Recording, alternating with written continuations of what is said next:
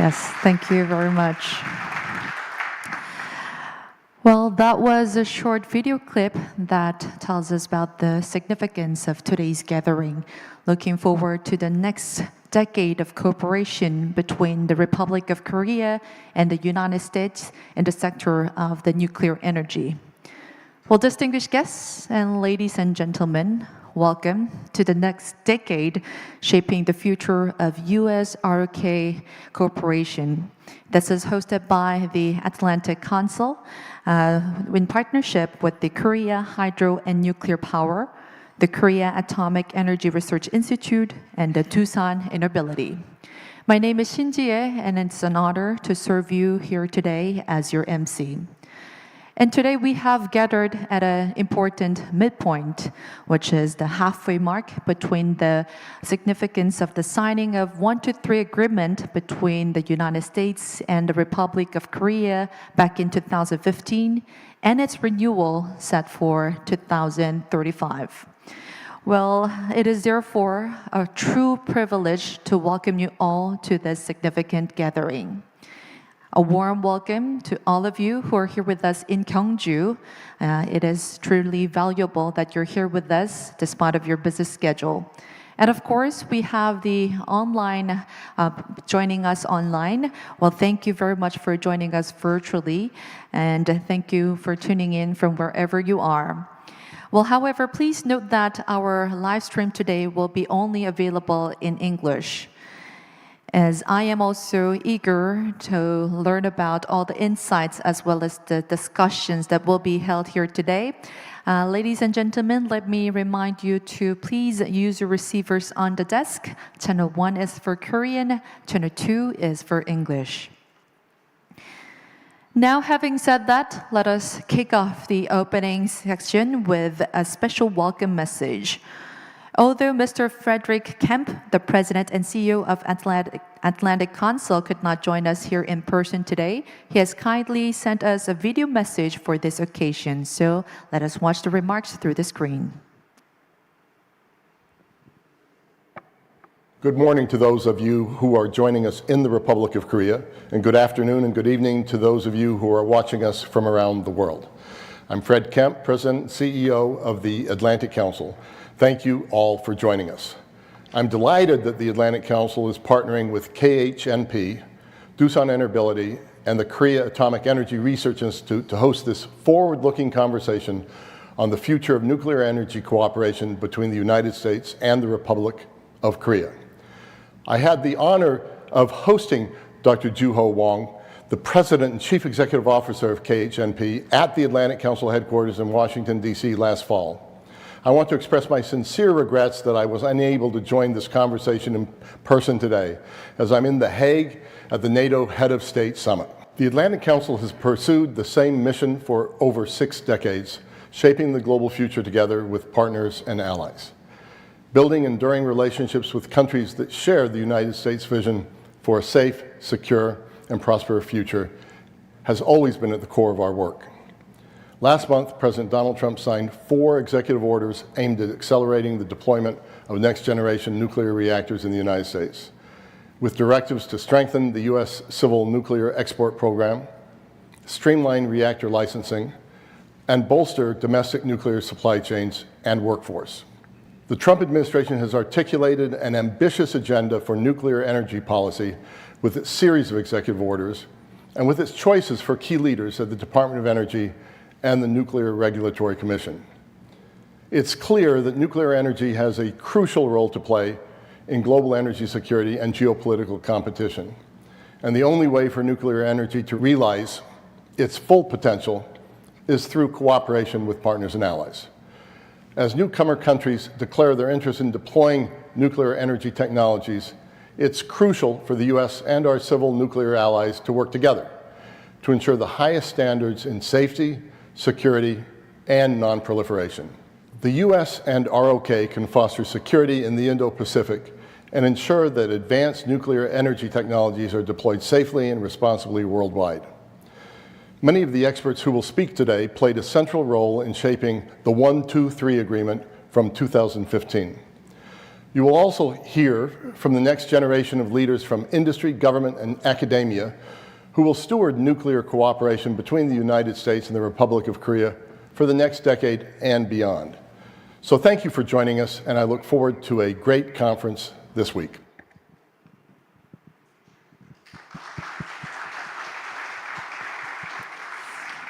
Yes, thank you very much, President and CEO of Atlantic Council, Mr. Frederick Kemp, for sending your message. As he have mentioned, we have been shaping the global future together, and with the nuclear energy being a very important role to play in the nuclear and the global energy security, let us use this opportunity to join hands together and shape the next decade together. And now I am very pleased to invite Dr. Joo Hwang, the President and CEO of Korea Hydro and Nuclear Power, for the welcome address.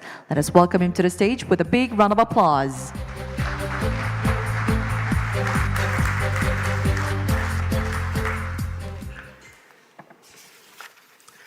Distinguished guests, ladies and gentlemen, good afternoon, good morning.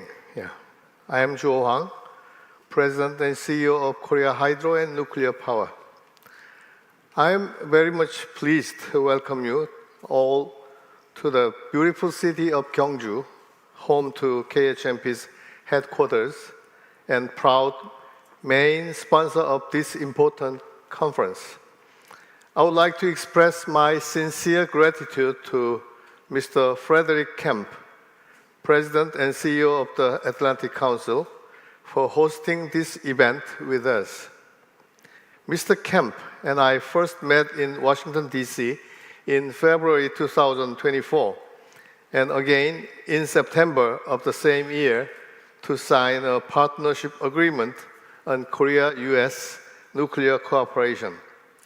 At that time, we shared our hope that the meeting would mark the beginning for tangible cooperation. It is especially meaningful that this hope is now bearing fruit through this very conference. I would also like to extend my heartfelt thanks to the distinguished guests joining us today, including Mr. Ho-Hyun Lee, Deputy Minister of Ministry of Trade, Industry and Energy, Ms. Jennifer Olin, Energy Attaché of the U.S. Embassy in Korea, and the Honorable Daniel Poneman, former U.S. Deputy Secretary of Energy, who traveled from the United States to join us today. My special thanks also go to Dr. Hangyu, President of Korea Atomic Energy Research Institute, for his sponsorship, and to President Kim Jong-do of Doosan Enability, who, although unable to be here in person, supported this event. Gyeongju was once the capital of the ancient Silla Kingdom, which flourished for 1,000 years. The name Silla means to widely spreading newness. 1,000 years ago, Silla was a center of openness and innovation, absorbing and advancing the cultures, technologies, and philosophies of East Asia. In that same spirit, I hope this conference serves as a starting point for opening a new horizon of collaboration. In early June, KHNP signed the final contract with ČEZ for the construction of 2 new nuclear power plant units in Dukovany in Czech Republic. With this achievement, Korea is further solidifying its status as a global nuclear exporter. Behind this growth lies the Korea-US Nuclear Alliance. Decades ago, Korea took its first step in the nuclear industry by receiving nuclear technology from the United States through a civil nuclear cooperation agreement. Since then, the two countries have continuously advanced their nuclear industries through ongoing cooperation and mutual trust. In this context, in 2015, Korea and the United States signed a revised agreement for cooperation concerning the peaceful uses of nuclear energy. That revision laid the foundation for stable nuclear fuel supply, export cooperation, joint research on the nuclear fuel cycle, and established high-level bilateral commission channels. Over the past 10 years, we have built on this foundation and expanded our cooperation across various fields, including technology, safety, non-proliferation, and advanced reactor development, which have driven the progress of our nuclear industries. KHNP has actively pursued various forms of cooperation with U.S. partners, such as technical collaboration with U.S. national laboratories, exchange of operational experience between utilities, development of next-generation reactors, and strategic partnerships with think tanks. We have also worked with U.S. firms in other countries, such as the United Arab Emirates, to provide reliable and economical nuclear energy solutions. Korea and the US have moved beyond the one-sided technology transfer relationship and now as equal and strategic partners in the nuclear energy sector. This two-day conference offers an opportunity to look back on our shared achievements as we shape the next decade of collaboration. The most urgent global challenges, energy security, carbon neutrality, and the climate crisis, demand that nuclear energy play a central role. I believe our nuclear industry is ready to lead that effort and that this role can be realized through the nuclear alliance between Korea and the United States. With open dialogue and shared insights from today's participants, I believe Korea and the US can make the next 10 years a decade of transformative cooperation in the nuclear sector. As we begin 2 full days of in-depth discussion, I look forward to your active engagement.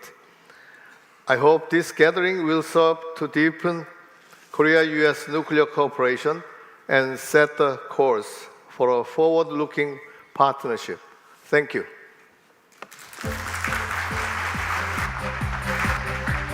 Thank you very much, Dr. Joo Hwang, the President and CEO of Korea Hydro and Nuclear Power, for your welcome address.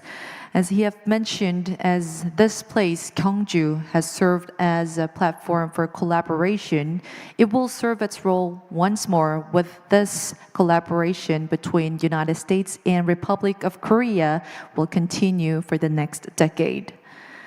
And now we are going to invite Mr. Ho Hyun Lee, the Deputy Minister for Energy Policy at Ministry of Trade, Industry and Energy at Republic of Korea, for the welcome remarks. Let us welcome him with a big round of applause.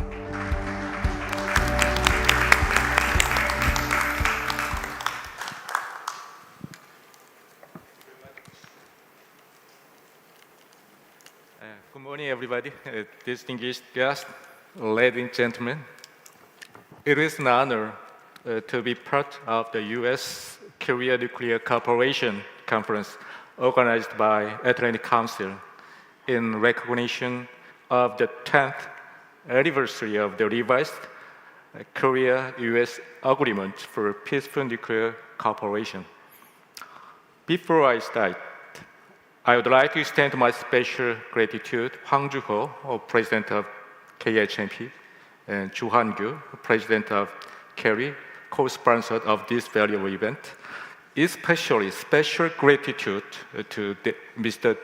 Daniel Poneman, former Deputy Secretary of the Energy, whose contributions have been instrumental in fostering the partnership between the United States and Korea in nuclear energy cooperation.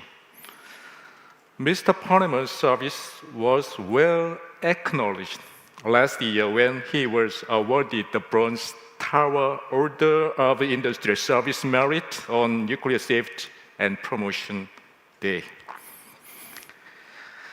The history of the nuclear cooperation between the United States and Korea spans over 70 years, originating in the aftermath of the Korean War. This enduring partnership began with the signing of the first ROK-US agreement for peaceful nuclear cooperation in 1956, establishing a foundation for bilateral cooperation in the nuclear sector. Following this agreement in 1957, Korea proudly became a founding member of the International Atomic Energy Agency, making a significant step we made toward the global stage.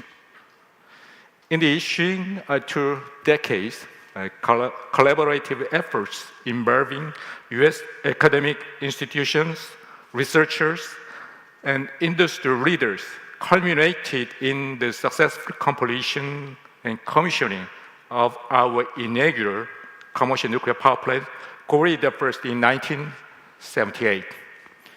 In the years that have followed, nuclear power has proven to be a reliable source of electricity and essential pillar of Korea's industrial growth. The multifaceted collaboration between the United States and Korea governments and their respective academic and industrial sector have consistently deepened. In 2015, the ROK-US agreement for peaceful nuclear cooperation was revised and took effect, providing an enhanced framework for advancing cooperation between our 2 countries. Most recently, in January of this year, both governments signed MOU on principles concerning nuclear exports and cooperation, which is anticipated to foster mutually beneficial partnership in the global marketplace. Distinguished, the global nuclear power market is experiencing a remarkable transformation drive by 2 pivotal developments. First, the rising demand for energy from emerging industries, particularly in artificial intelligence, underscores the importance of securing reliable energy resources. Second, recent technological advancements, particularly the emergence of smaller modular reactor, are reshaping the landscape of nuclear power sector. These changes reflect a competitive spirit among global stakeholders, eager to seize our new opportunities within the industry. In this context, President Trump's recent executive order to strengthen the nuclear industry's infrastructure exemplifies the robust commitment to advancing this sector. Moreover, the flourishing collaboration between the United States and nuclear companies with Korean companies, including Westinghouse, NuScale, X-Energy, TerraPower, and Oklo, embodies a spirit of innovation and partnership that benefits both nations and enriches the entire industry. I look forward to engaging in impactful discussion at this significant bilateral event organized by the Atlantic Council. To conclude my welcome remarks, I would like to share a few thoughts on Korea-US cooperation. It is crucial that our collaboration in nuclear power is anchored in a deep trust between our nations. This principle is exemplified by the United States establishing a bilateral nuclear cooperation agreements between embarking on any collaborative activities. Over the past 70 years, the enduring partnership between our two countries has been the foundation for mutual respect and trust. Moreover, our two countries are well positioned to engage in complementary cooperation that yields mutual benefit. This has been illustrated by the Memorandum of Understanding signed between our two governments in January, and by the fact that we maintain the highest level of bilateral business cooperation compared to any other nation. We look forward to witnessing further collaboration as our companies explore opportunities in the global marketplace together. Finally, I want to emphasize that nuclear power plants rely on a comprehensive and specialized supply chain that encompasses design, construction, equipment, fuel, and operation, and maintenance. Each of our nations boasts significant expertise and strength within this supply chain. And we firmly believe that by joining forces, we can unlock economies of scale that will elevate the value and competitiveness of our collaboration in the global marketplace. Thank you very much.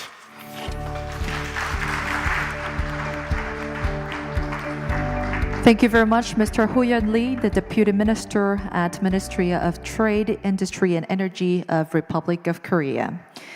Yes, with our history of collaboration, we are going to take our cooperation another level as strategic partners through this meeting. So we're very confident that amidst a lot of changes that are going on, we will be able to find our way forward through our 2 days of networking together.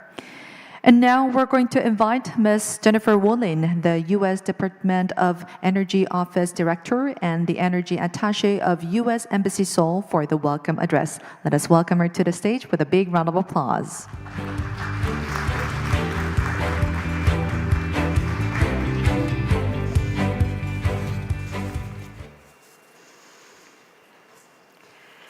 Ladies and gentlemen, distinguished guests and panelists, good morning, good afternoon, and good evening to everyone joining us here in Hangyu and around the world.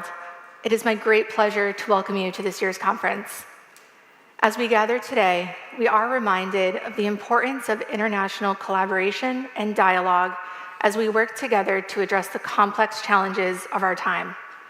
The United States and the Republic of Korea have enjoyed a fruitful partnership that has, for over 70 years, been defined by shared values, mutual respect, and commitment to peaceful nuclear cooperation.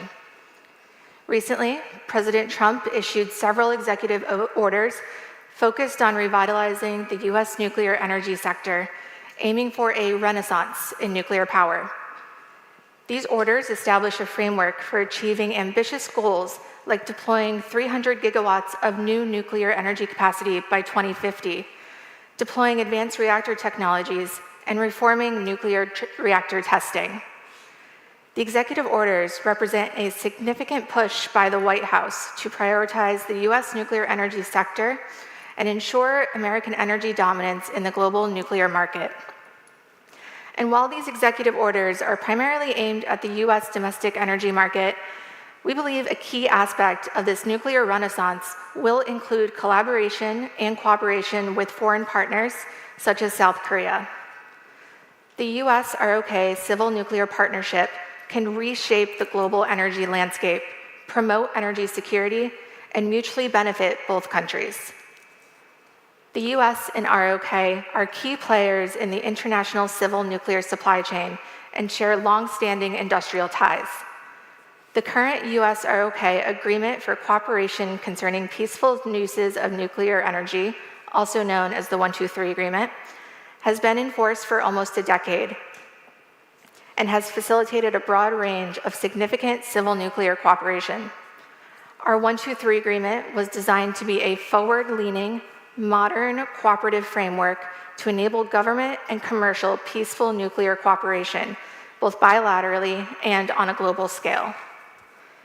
In January 2025, our countries further reaffirmed our commitment to cooperation through the signing of the Memorandum of Understanding on the Principles Concerning Nuclear Exports and Cooperation, signed between the U.S. Departments of Energy and State and the ROK's Ministry of Foreign Affairs and the Ministry of Trade, Industry, and Energy. This agreement expresses the intention of the governments to work together to encourage mutually beneficial cooperation to implement civil nuclear partnerships in third countries. Our civil nuclear partnership highlights the complementary strengths of the U.S. and ROK, and together we are moving closer to realizing major international projects. South Korea has demonstrated an exceptional capability in building and operating nuclear power plants efficiently and at cost. This offers the opportunity for synergies with U.S. industry, particularly in advanced reactor technologies and licensing processes. Together, we can build a future where U.S.-Korean cooperation thrives and expands around the world. Over the next decade, the landscape of nuclear energy will continue to evolve, presenting both opportunities and challenges. Recent global developments remind us that civil nuclear cooperation requires continued dialogue, trust, and transparency. Over the next 2 days, our distinguished speakers and panelists will share their insights on how we can leverage the US-ROK's nuclear cooperation to ensure it remains a cornerstone of our bilateral relationship and a driver of innovation, security, and stability. Finally, I would like to extend my heartfelt thanks to the Atlantic Council, as well as the Korea Hydro and Nuclear Power, Doosan Enerbility, and the Korea Atomic Energy Research Institute for organizing this event and inviting me to be a part of it. I look forward to hearing what the incredible lineup of experts and panelists have to say and engaging with our distinguished group of attendees. Thank you. Thank you very much, Ms. Jennifer Woolen, the U.S. Department of Energy Office Director and Energy Attaché of U.S. Embassy Seoul. Well, as the director have mentioned, at the center of our bilateral relationship, the nuclear sector will play a pivotal role. And throughout the 2 days, as all the distinguished guests are going to give their thoughts, we are pretty sure that we are going to seek mutual benefits together. And now we're going to move on to the keynote speeches, which will be delivered by the 3 distinguished speakers. First, we're going to warmly welcome the Honorable Daniel Poneman, the Distinguished Fellow of Global Energy Sector and Scowcroft Center for Strategy and Security at Atlantic Council and former Deputy Secretary of the U.S. Department of Energy. Ladies and gentlemen, let us welcome him to the stage with a big round of applause.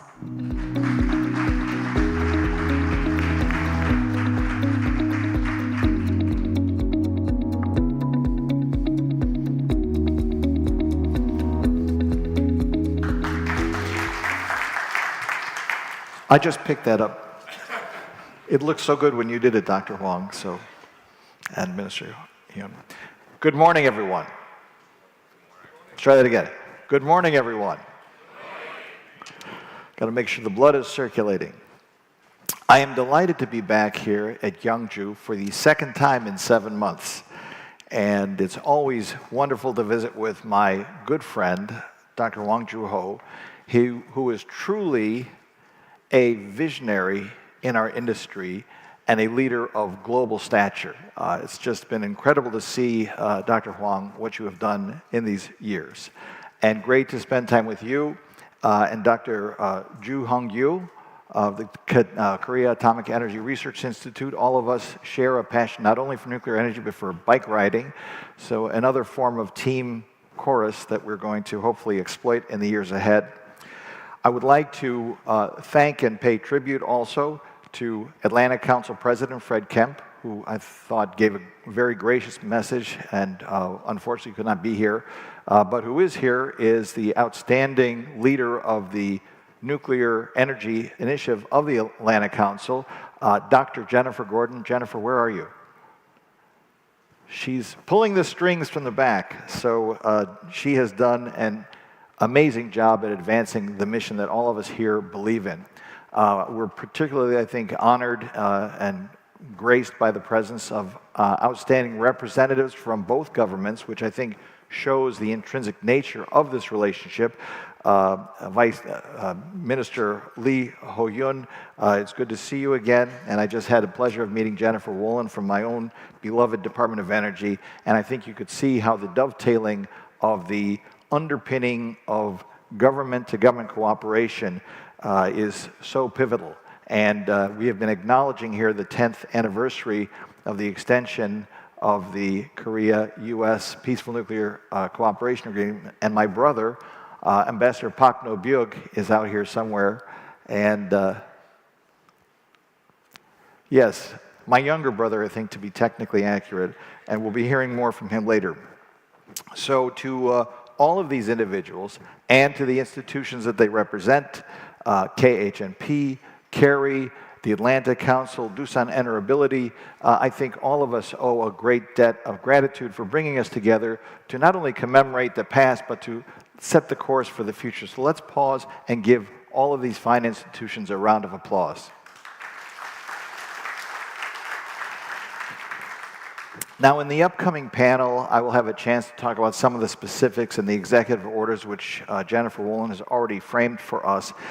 So I'd like to take the opportunity in these brief keynote remarks to talk about where we've come from in terms of our bilateral relationship and to talk about the deeper and wider historical context of US-ROK relations. To this day, many people believe that the speech by the United States Secretary of State, Dean Acheson at the time, at the National Press Club in Washington in January 1950, which included Japan and the Philippines in the U.S. defense perimeter, as he described it in the Pacific, but failed to mention South Korea, was a key contributor to the fateful decision of Kim Il-sung to launch his surprise attack just a few months later on January 25th, 1950. Now, historians still debate how much that speech compared to the aggressive intentions of the leaders of the Soviet Union and China and North Korea itself were the motivating factors for the war. But either way, we cannot forget that that tragic conflict cost over 36,000 American lives and over 415,000 South Korean lives. So the point to remember today is that the United States and the Republic of Korea fought shoulder to shoulder, shed blood together, defending the sovereignty and the independence of the Republic of Korea.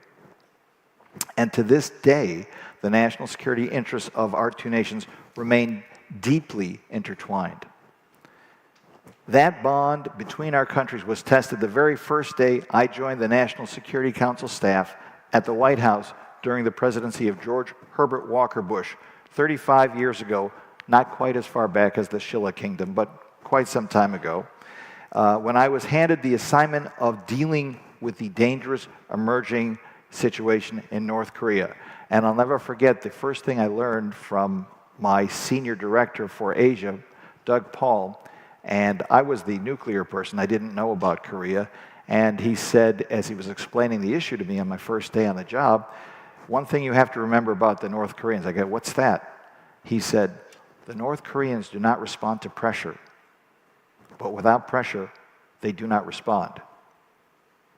Just think about that. It took me a while to figure it out too. We, at that time, had reason to believe, as people like to say, that North Korea had violated its international commitments and embarked on a secret, covert effort to extract and separate plutonium in the quest for a nuclear weapons capability.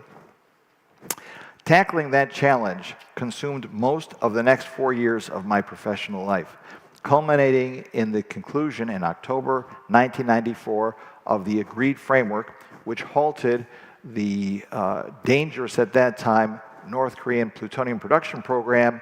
It contained 8,000 spent fuel rods in the cooling pond at Yongbyon. It put them under seal and under camera observation of IAEA safeguards, inspectors who were resident on the site, and was really, I think, a testimony to the ability of the United States and Korea working together to solve challenging and critical national security threats. During the crisis that was triggered by North Korea's announcement in March of 1993 that it was withdrawing from the Non-Proliferation Treaty, a number of our colleagues in the ROK government still could recall the horrors they had experienced as children at the time of the war in the peninsula, at that point 40 years earlier. Of course, we all know that unfortunately that agreement from 1994 to stop North Korea's plutonium production program unraveled several years later for reasons we do not have time to discuss in these short remarks. But the important point to remember is this, that at every point and phase of the critical challenge addressing the North Korean ambitions to develop a nuclear weapons program and the existential threat this posed, not only to the American and Korean people, but also to people around the world, Washington and Seoul worked very closely on a daily basis, including both diplomatic and military planning efforts, all in defense of our freedom and the deterrence of our adversaries. And when I look back on the decades I've spent on these issues, I never forget where we have come from together. To this day, we still face that mortal danger just a few miles away in the hostile regime north of the DMZ.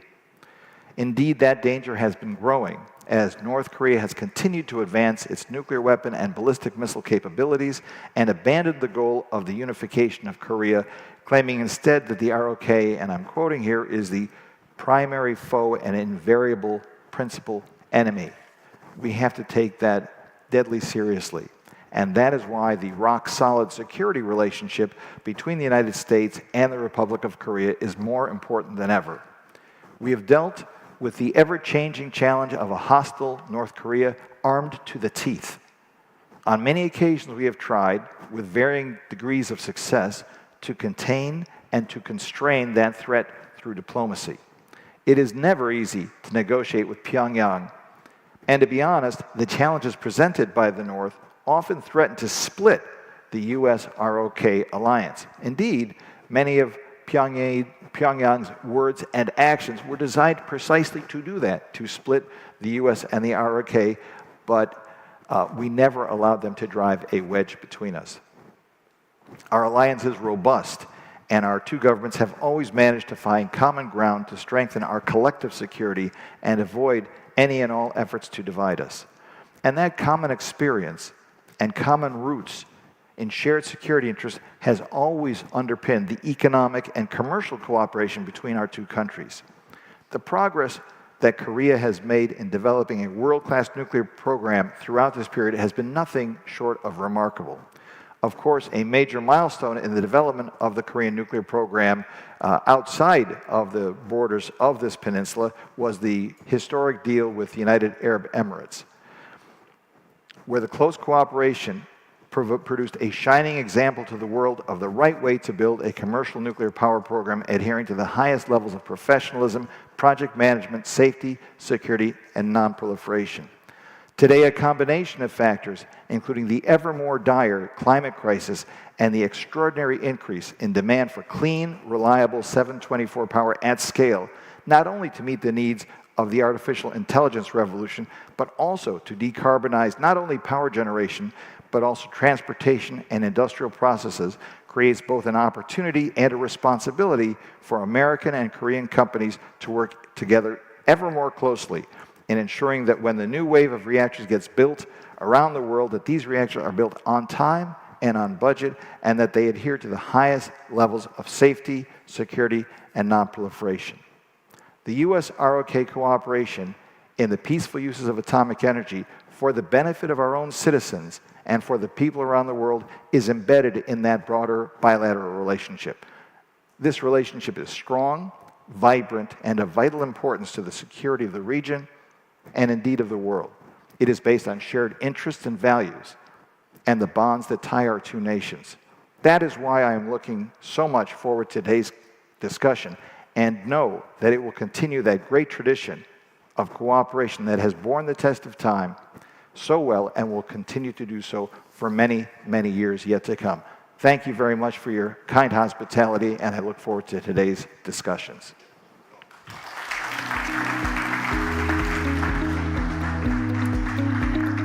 Yes, thank you very much, Honorable Daniel Poneman, for your insightful speech.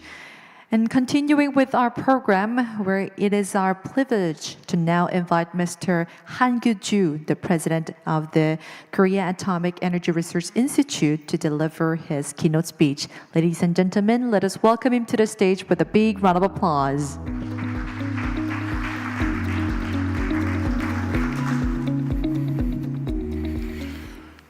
Good morning, distinguished guests and colleagues. It is my great pleasure to join you today at this very important conference that brings together the two long-lasting allies, the United States and Korea. We are under a shared vision shaping the next decades of nuclear energy cooperation. This meeting comes at a critical time as the global energy landscape is undergoing rapid transformation. The world is facing a new kind of energy crisis due to geopolitical instabilities and also AI-driven power demand. In this regard, the importance of nuclear energy has never been greater, and the need for Korea-US nuclear collaboration has never been clearer. That's why this conference matters. It is not just a meeting, it's a step forward toward the future of safer, more abundant, affordable energy. The recent concern on energy security has been driven by the Russia-Ukraine war and by the rapidly growing use of AI. The war has driven up electricity prices, not only in the neighboring countries, but also countries far away, including Korea. The exponential growth of AI-driven data centers is creating an unprecedented demand for stable and affordable carbon-free baseload power. According to a recent report issued last year by the International Energy Agency, global electricity demand for data centers is projected to increase by more than twofold in just 6 years to 2030. The increase would be 530 terawatt hours, which amounts to the annual electricity generation of 67 standard nuclear power plants. Clearly, it's not possible to meet the challenges of energy security and rapidly increasing electricity demand with renewable energy alone, because it would require an enormous capacity of expensive energy storage systems. Nuclear power must be part of the solution. These challenges underscore why Korea-US nuclear cooperation is not just timely, but essential. The need for the cooperation reminds me of a personal experience that demonstrated the effectiveness of such collaboration. On December 14, 1986, almost 40 years ago, a group of 44 CADI engineers arrived, including myself, who was a fresh young engineer, arrived at JFK Airport to participate in intensive training in nuclear power plant design at the combustion engineering's Windsor site in Connecticut. This was part of a technology transfer contract that included the manufacturing technologies for major nuclear components, such as reactor vessels and steam generators. As a young engineer, I witnessed firsthand the spirit of cooperation that laid the foundation for Korea's nuclear power program. The training transferred not just technology, but also trust and responsibility. This history reminds us that what we are building today does not start from scratch, but from a solid foundation of cooperation forged over decades. Currently, 26 nuclear power plants are in operation in Korea, and 4 units are under construction. Globally, we have completed the Baraka project, which involved the construction of the 4 APR 4300 units in the UAE. Recently, KHNP was awarded a contract to construct 2 APR 1000 units in the Czech Republic. What started as a technology transfer from the US has grown into a mature strategic partnership. Korea is now a global player, not only in large-scale plants, but also in next-generation technologies such as SMRs and Generation 4 reactors. As we look toward global leadership, we also see strengthened effort and ambition from the United States. The United States remains the global leader in nuclear energy. Recently, Vogtle Units 3 and 4 entered commercial operation. The US is leading in advanced reactor development with the largest number of advanced reactors under development, 19 in total. And demonstrations of many advanced reactors are already underway, with some currently under construction, such as TerraPower's Natrium reactor in Wyoming and X-Energy's XE100 in Texas. In addition, there is a growing political momentum supporting a broader nuclear renaissance. A clear example is the Bipartisan Advance Act of 2024, which marks a major turning point for US energy security. Building on this, the 4 executive orders on nuclear energy signed by President Trump last month further reinforces the momentum. These orders include ambitious goals, such as increasing the US nuclear capacity to 400 gigawatts by 2050, accelerating the deployment of SMRs and microreactors, and strengthening the nuclear fuel cycle supply chain. In this regard, the strategies of the United States and Korea are aligned, creating clear opportunities for collaboration. As we all know, scaling advanced nuclear technologies require more than just legislation. It demands real capacity, engineering, manufacturing, project execution, and sustained collaboration. This is where Korea brings strategic value.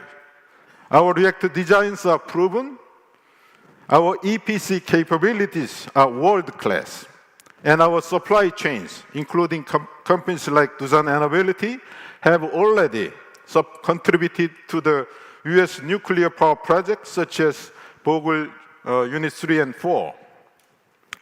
Last April, CARI, in partnership with Hyundai Engineering and also MPR Associates, was awarded a contract of design studies of the next generation Missouri University Research Reactor.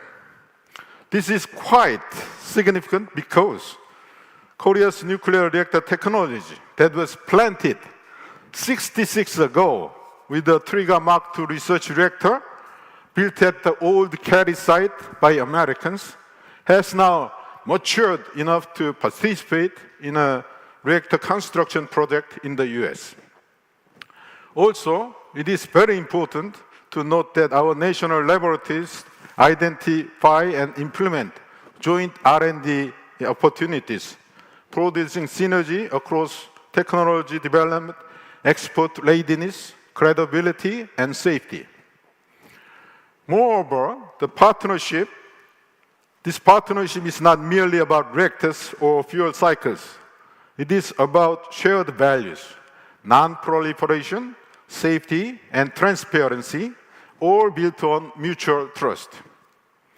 As Russia and China expand their influence in global energy export, a strong US-Korea alliance is no longer just beneficial. It is strategically imperative. Friends and colleagues, let us not underestimate what we can accomplish together. What began as a training program in Connecticut 39 years ago has evolved into a strategic alliance for global nuclear leadership. We now stand at a turning point. Let us choose to lead. Let us choose to act. The decisions we make in the next decades will shape the energy future for generations to come. Let us walk through this path together to make nuclear energy safer, more reliable, and more affordable for all. Thank you for your attention.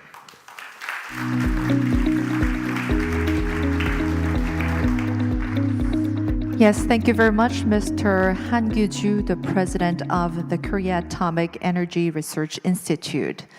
And now we're going to welcome to the stage Mr. John Kotek, the Senior Vice President of Policy Development and Public Affairs at the Nuclear Energy Institute, who will be delivering the speech on behalf of Maria Korsnick. Let us welcome him with a big round of applause. Good morning, everyone, and thank you for the opportunity to be here. I really want to start, as other speakers have, with sincere thanks to Deputy Minister Lee, to President Wang, President Joo, and to our colleagues at the Atlantic Council. I want to thank all of the other government and private sector partners from South Korea for the outstanding arrangements and hospitality. As was mentioned, I'm here for this session representing Maria Korsnick, our CEO, who's engaged in another event, and want to present a little perspective from the Nuclear Energy Institute.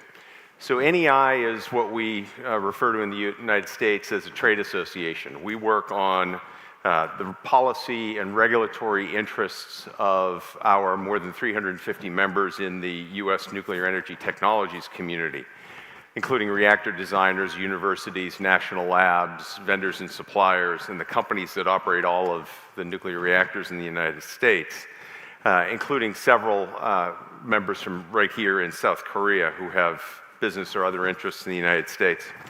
Now, I've only been with NEI a little over 8 years. Prior to that, spent most of my time in the Department of Energy and National Lab community. But just in that short time, I've seen the outlook for nuclear energy in the United States go from abysmal to amazing.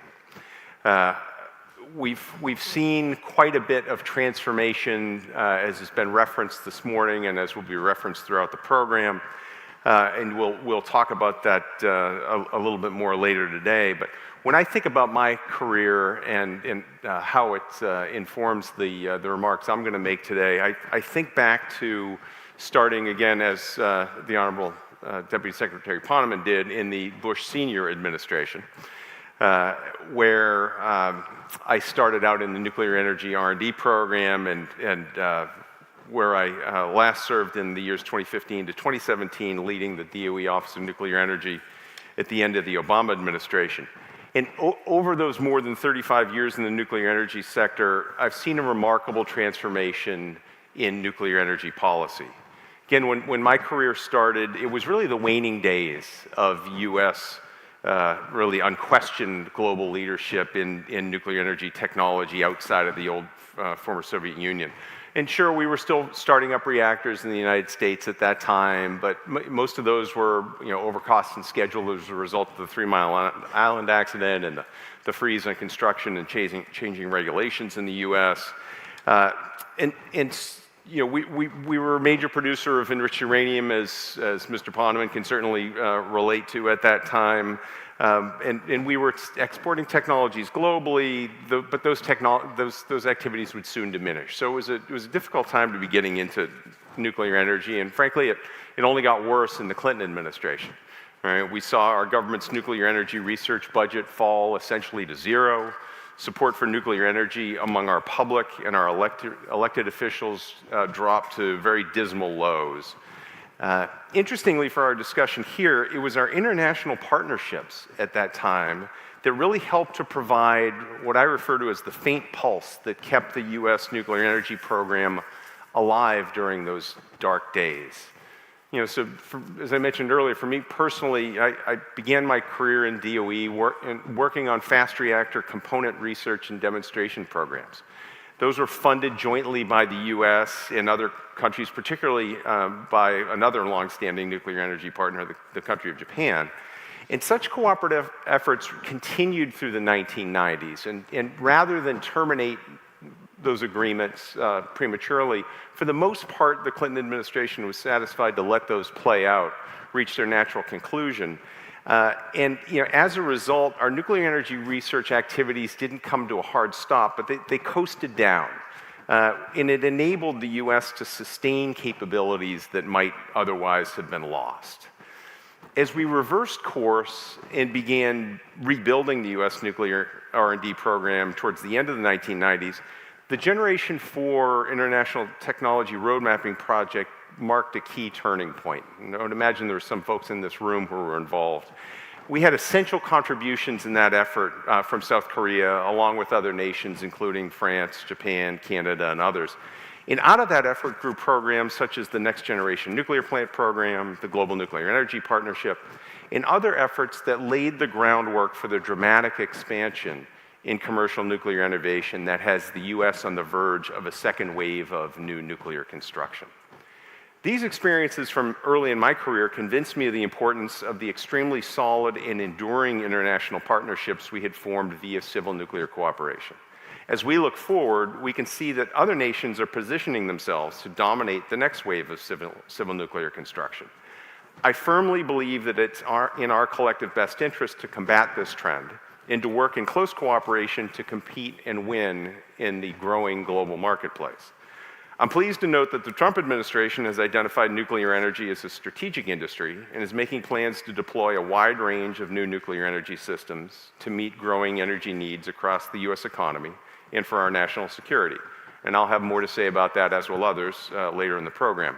But the key point to underscore at the outset is that opportunities abound for increased commercial cooperation that could lead to our two nations and other like-minded partners to band together to lead the next wave of new nuclear construction across the globe. I look forward to strengthening our relationships over the next 2 days to help lay the groundwork for decades of robust US-Korean nuclear energy cooperation. So with that, I want to thank you for your kind attention.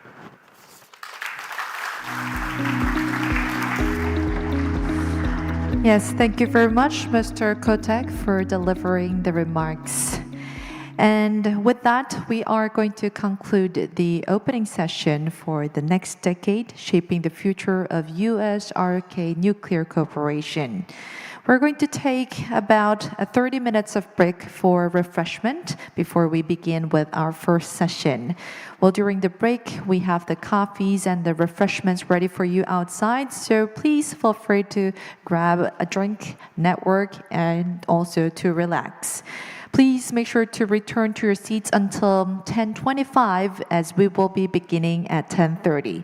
So with that, we're going to see you very soon. Thank you very much. And of course, now I would like to invite all the speakers of the first session and also the opening session speakers and our pre-notified VIPs to take on the stage as we are to join you for a photo session. And also for the speakers of the first session, we kindly ask you to stay in the venue and come up to the stage for your mic setup right after the group photo. After we take the group photo, we're going to welcome the first session speakers to join us at the right side of the podium so that we will be having you ready for your mic setups. For the time being, we're going to take some group photo together with the speakers of the opening session as well as the pre-notified distinguished guests to join us for the photo. I think you will be able to find your name on each floor so we know where each participant should be standing. And as we are to look forward to the next decade of the cooperation together, we're going to have this time to take a photo together. So, with the distinguished guests who has been pre-notified and the speakers of the opening session, we're going to take a photo. So let us see if we have a balance in the photo.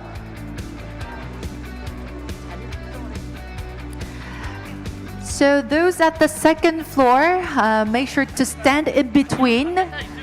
Stand in between so that all the participants to be seen. Yes, let's see if we have a balance.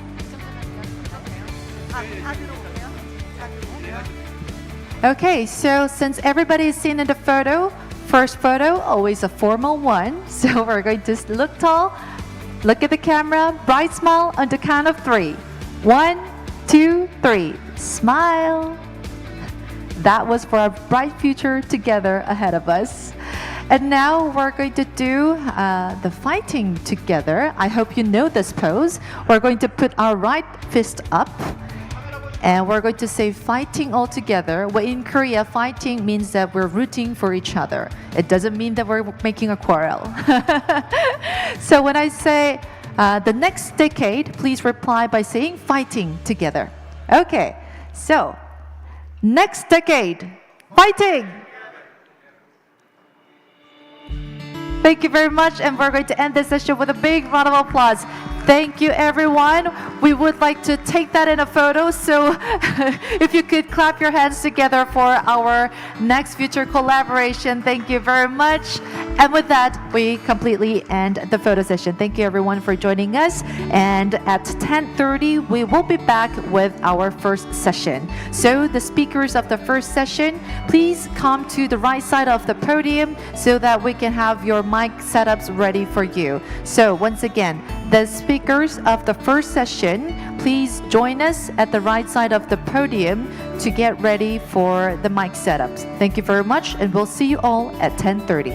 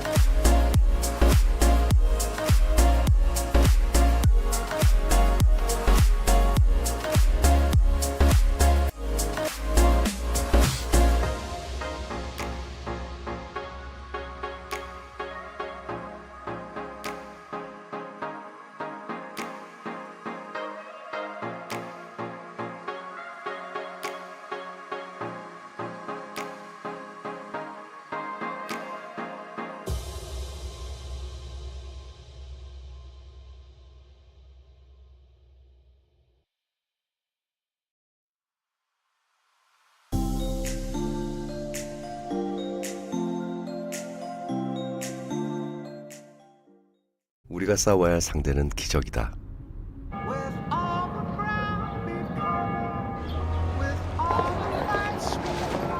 체코 원전 수출하는 간절함은 맨 땅에 헤딩을 불렀고 열정 하나만으로 무모한 도전을 시작했다. 전쟁 같은 날들 한 장 한 장 26조 원의 무게가 걸린 보고서를 쓰고 고쳤었다. 치열하고도 험난한 예선전을 거쳤고 조그만 씨앗이 꽃을 피우듯 희망은 조금씩 전진. 한국 수력 원자력이 체코 원전 수주에 성공하였습니다. 9번의 봄을 버텨내고 우리는 에너지 수출이라는 길에 도착했다. 기적은 체코에서 만들어지는 것이 아니다. 우리의 가슴 속 간절함이 만드는 것이다.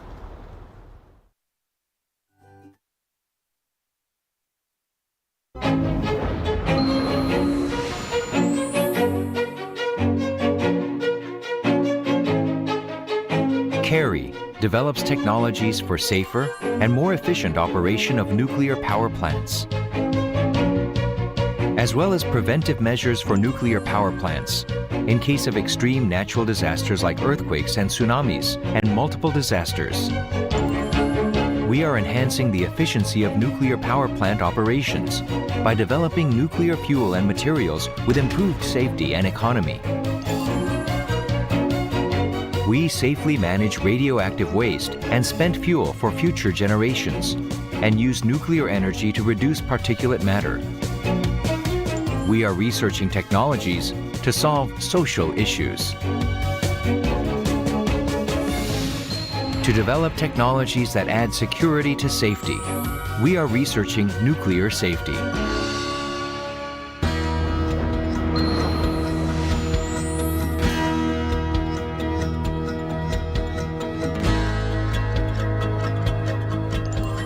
We are using the research reactor Hanaro to conduct various basic scientific research and develop technologies to promote national industries and improve the welfare of mankind.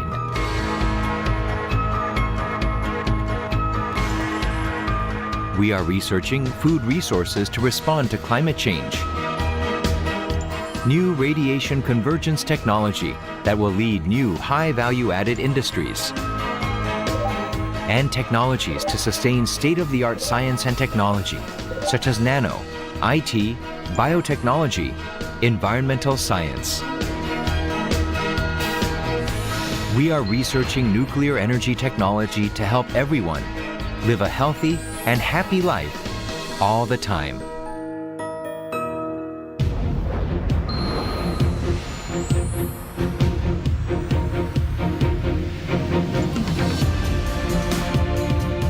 We are further enhancing technology to anticipate the global markets for nuclear power plant, research reactor, and small-sized reactor which are made with our own technology.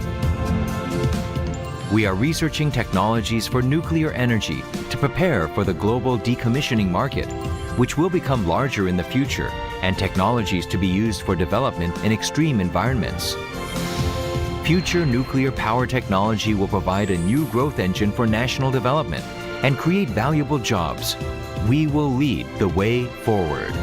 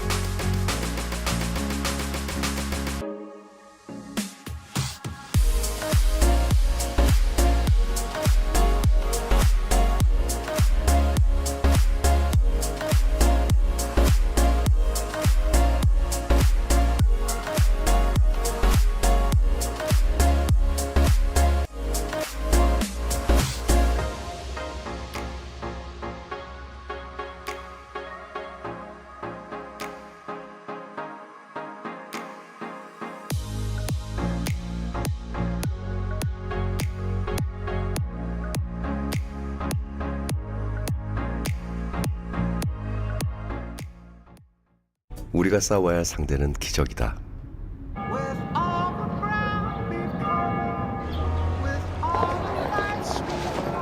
체코 원전 수출하는 간절함은 맨 땅에 헤딩을 불렀고 열정 하나만으로 무모한 도전을 시작했다. 전쟁 같은 날들 한 장 한 장 26조 원의 무게가 걸린 보고서를 쓰고 고쳤었다. 치열하고도 험난한 예선전을 거쳤고 조그만 씨앗이 꽃을 피우듯 희망은 조금씩 전진. 한국 수력 원자력이 체코 원전 수주에 성공하였습니다. 9번의 봄을 버텨내고 우리는 에너지 수출이라는 길에 도착했다. 기적은 체코에서 만들어지는 것이 아니다. 우리의 가슴 속 간절함이 만드는 것이다.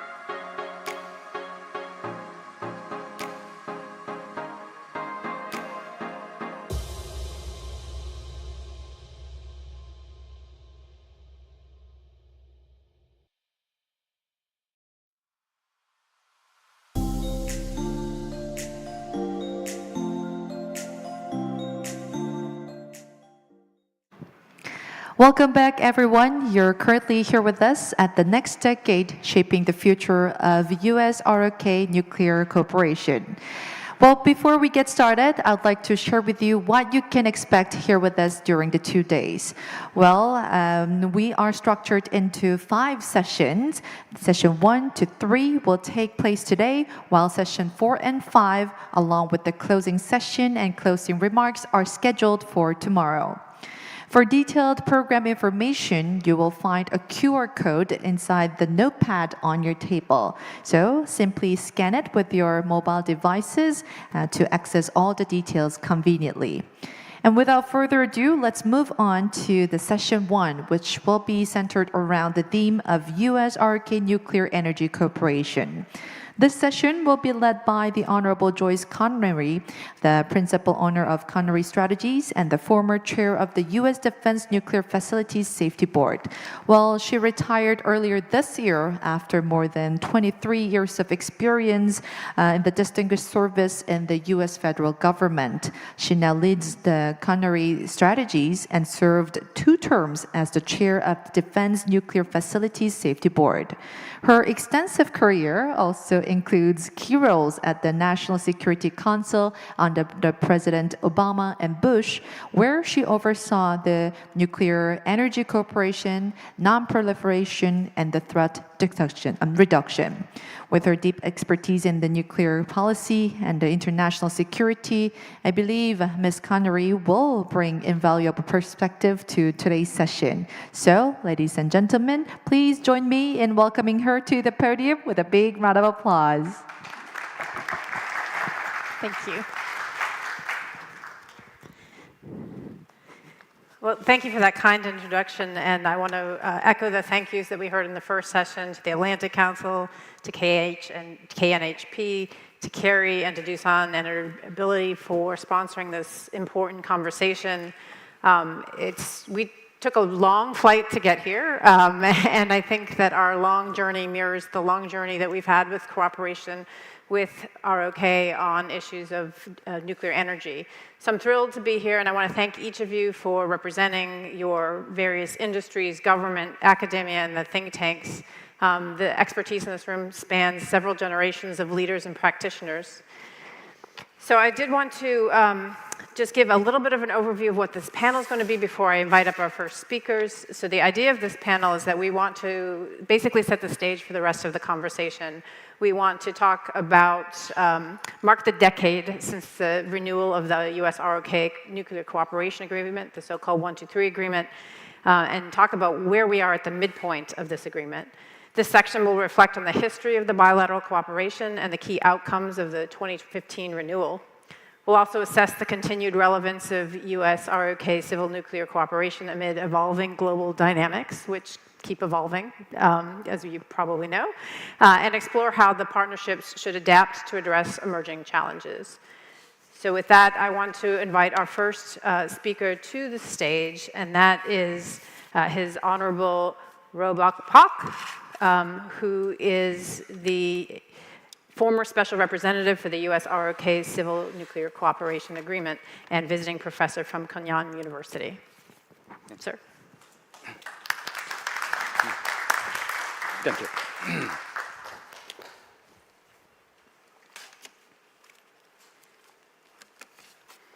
Well, just a minute. Well, good morning, everybody. I think President KHMP Joo Hwang, this morning he gave an excellent opening remarks, and President Kerry Hangyu, and my big brother Daniel Poneman, and distinguished guest, and all the new friends. First of all, I wish to thank to KHMP, Atlantic Council, and Doosan, as well as Kerry, for excellently organizing this beautiful and historic gatherings. I particularly warmly welcome the American colleagues who traveled far away to share their insight and expertise today. In this panel, I am going to touch on the 3 fundamental questions that will shape our shared future. First, the important area of our civil nuclear cooperation between us and the challenging geopolitical dynamics which many people touched on. And finally, the key issues and strategic paths toward our partnership. But before first, let me reflect on the profound significance of our cooperation agreement, which was revised 1 decade ago. How many of you have actually read the full text of 60 pages of agreement? I think for those still battling jet lag, I strongly recommend, I can promise, it's a perfectly effective bedtime reading. This comprehensive document, full of and dense with the technical terminologies and legal complexities, established 4 major cornerstones for our strategic partners.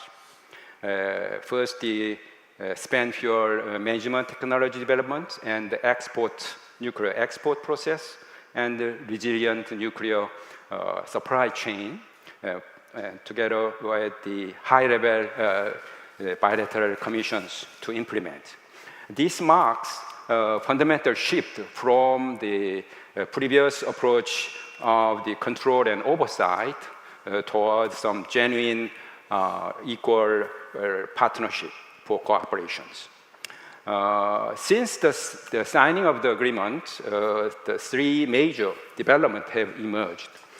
First one is our joint fuel study on the pilot processing technology for advanced spent fuel management has advanced steadily over 1 decade.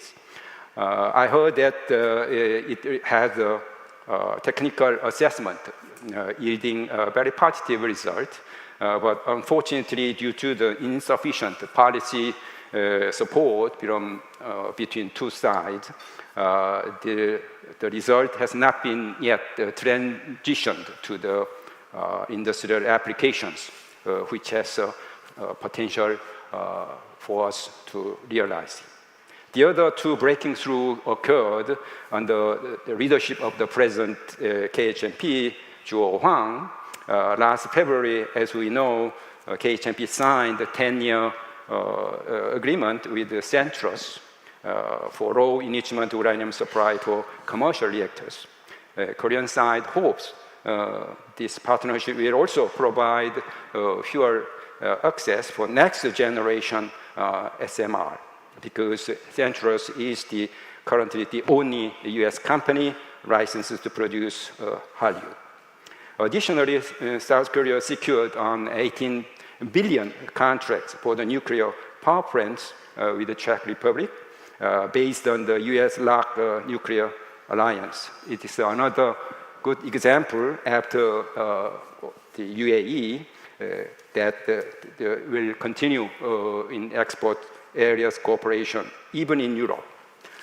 So today, the world differs dramatically from that of the 2015, fundamentally challenged by the Russia's war in Ukraine, as well as Chinese intensifying strategic competition with the United States, particularly in Indo-Pacific. So some people say it is time to determine whether the US will remain the hegemonic power, or I'm sure that the US will overcome such challenges when and if it goes with allies like Korea. Particularly, we have to identify alternative way to the Russia's enrichment service, and also we have to counter the Asian challengers' aggressive nuclear export overall. So critical question for the United States is whether America would like to independently revitalize the nuclear infrastructure as part of a broad effort to reinvigorate manufacturing and maintaining the competitive advantage over the challenging countries. I think the current realities demand unprecedented coordinations with allies on an effective, particularly nuclear strategies. I believe that both countries will be able to cooperate in the 3 areas which I mentioned earlier in the agreement revision, which envisions moving forward. The fundamental question becomes, again, how will US engage allies like South Korea in a meaningful and transformative cooperations? I think not only my solution, but also our answer to this question is very simple. Let us help each other exactly where our needs are great. So building on our solid 1-2-3 agreement foundations, our nuclear industry, as well as R&D institutions, must dramatically intensify cooperation in three critical areas.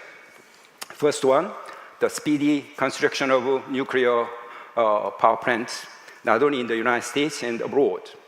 To be frank with you, the US DOE projects that the nuclear capacity must increase by 13 gigawatt annually to achieve the ambitious goal of tripling capacity by 2050.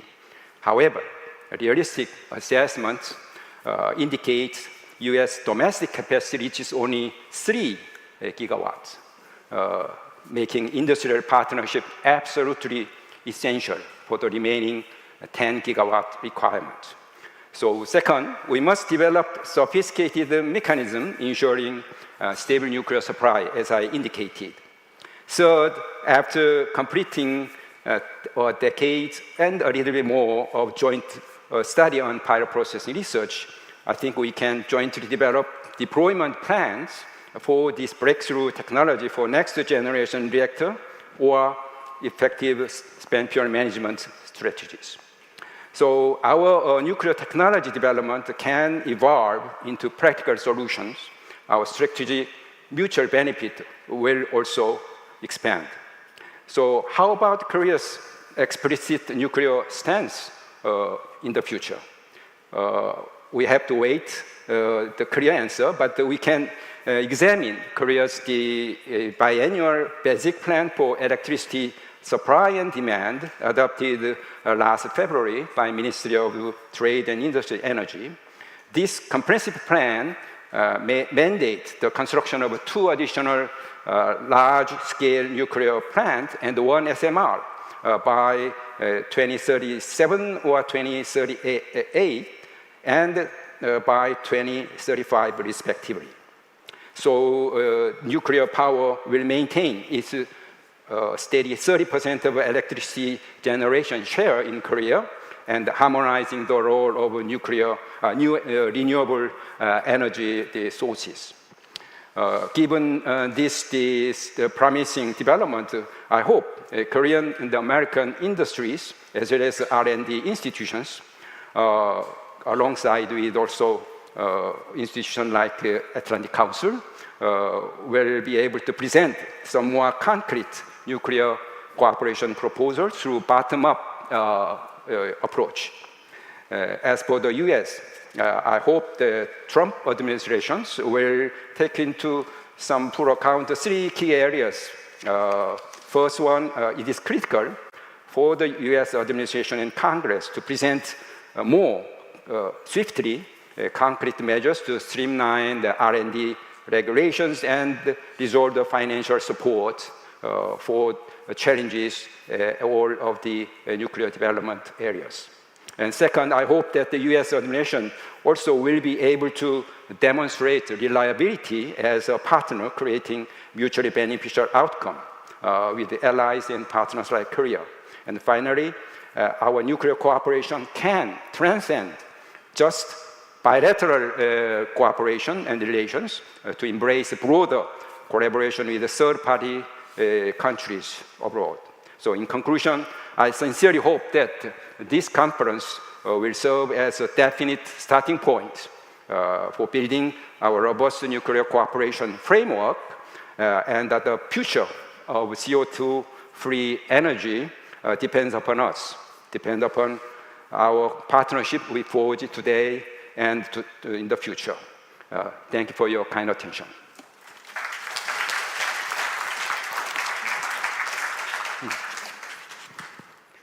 Thank you. So I'm mindful of time. Our speakers have 8 minutes to present their thoughts, and we appreciate the thoughts that we just heard from His Honorable Pak. And I would like to now bring up the Honorable Dan Poneman, the older brother of the 123 negotiations. He is Distinguished Fellow at the Global Center and Scowcroft Center for Strategy and Security at the Atlantic Council. As you know, former Deputy Secretary at the U.S. Department of Energy and former CEO of Centrus, which I think is relevant to this conversation. So the floor is yours, Mr. Poneman. Thank you, Joyce.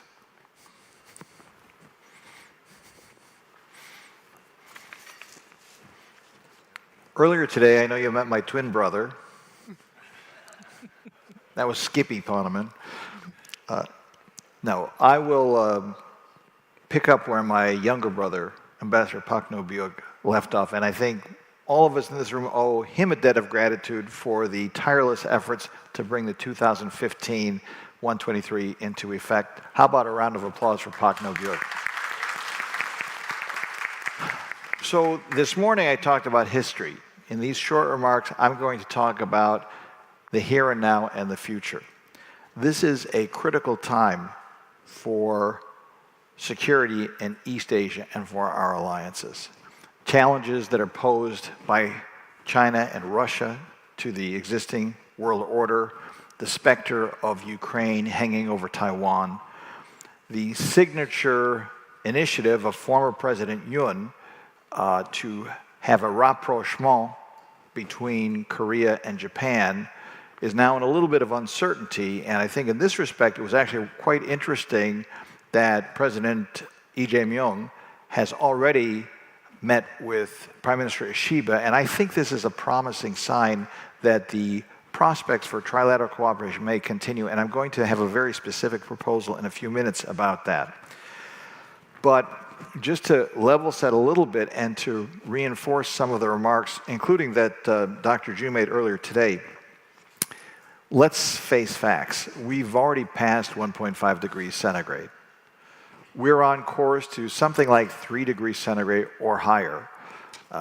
My personal observation, having gone scuba diving about 3 weeks ago, is this is not like a scientific study. The reefs are falling apart. There are hardly any fish left.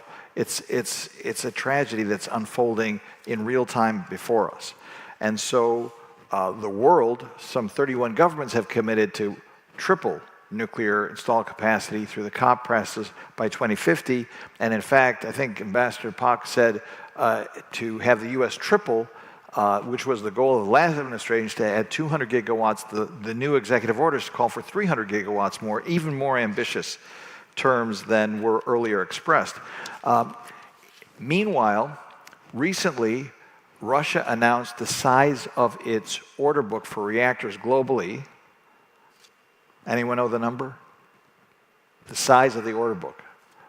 He's got it, $200 billion. $200 billion. And as we all like to say, each one of those reactors is a 100-year strategic relationship. And the United States and Korea cannot view this as in their individual or mutual best long-term interest. We have aspirations, and congratulations to Team Korea for both the Baraka deal and now the Czech deal, but this is just early innings, to use a baseball metaphor. We need to do much more.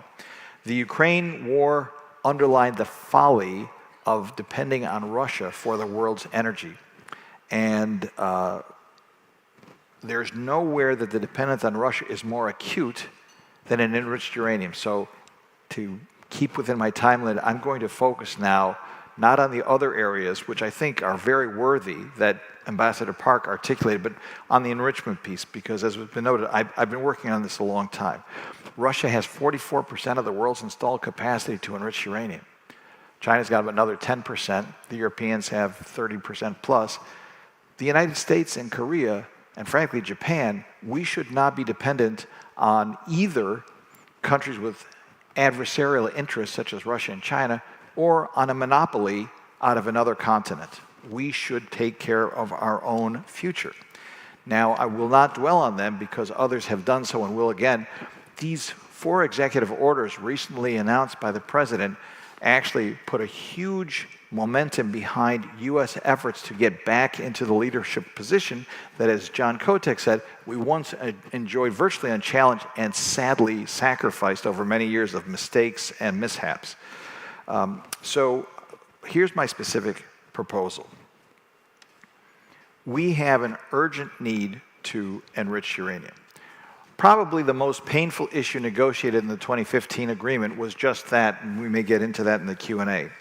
But I think there's an opportunity now based on what was called the spirit of Camp David that began in the Trilateral Initiative a few years ago, and I'm hoping will somehow continue with President Jae-myung and Prime Minister Shiba and the Trump administration to put together a joint effort to enrich uranium.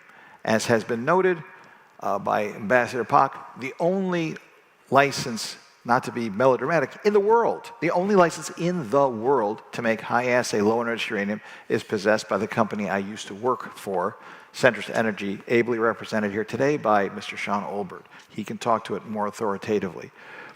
There is in Piketon, Ohio, and many of you have visited, a building the size of a Pentagon, which has a capacity to house thousands of centrifuges.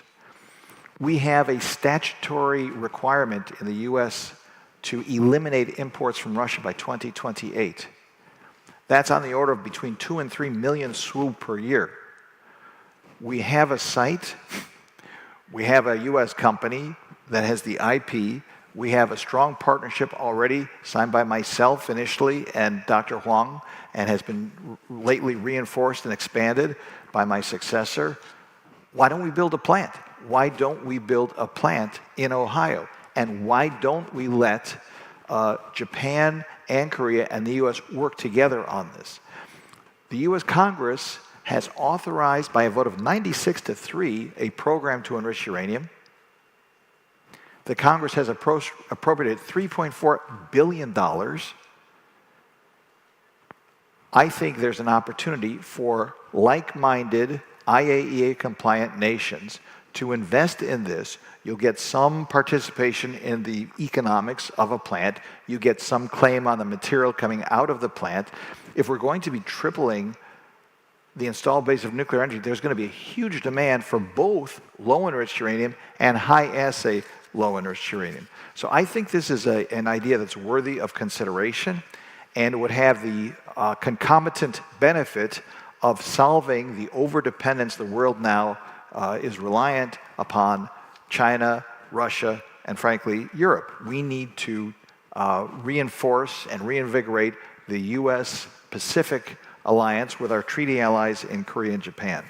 If we did this, it would allow us to do something which people who know me will not be surprised to hear me mention, a proposal going back to 2004 by then Professor, later Secretary Moniz, and myself and 2 colleagues to put together an advanced nuclear fuel security initiative so that all the nations of the world who want to follow President Eisenhower's vision for peaceful use of atomic energy to meet humanity's needs, agricultural needs, energy needs, medical needs, can do so without spreading this dangerous bomb-making technology known as uranium enrichment. So I think this is a good starting place. I think it's a good follow-on to the 1-2-3 agreement that has been negotiated 10 years ago between the US and the ROK. And I hope that some of the conversations here today will help enhance this discussion and maybe find a path forward. So thank you for your kind attention. And once again, thank you to Kerry, to KHNP, to Doosan Enerbility, and to the Atlantic Council.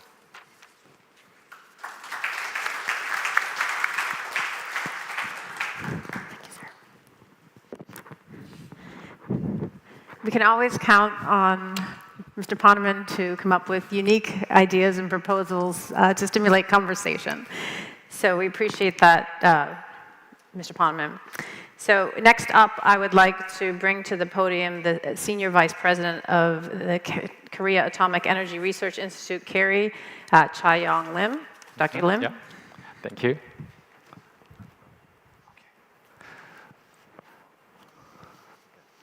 So good morning, distinguished guests and ladies and gentlemen.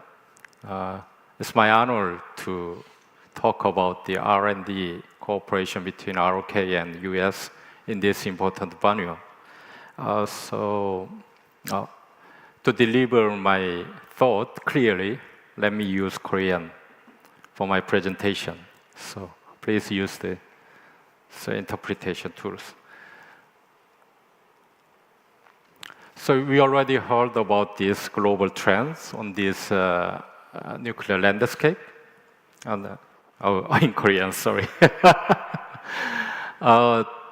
보시다시피 지금 2050년까지 원자력을 As 3배로 you 늘리겠다는 saw, 나라들이 there are 31 countries to declare that they will triple the nuclear energy by 2050, and 32 countries will start the nuclear program. So without a doubt, we will have a nuclear renaissance. In this situation, we have a common challenges, and just to think about them. First,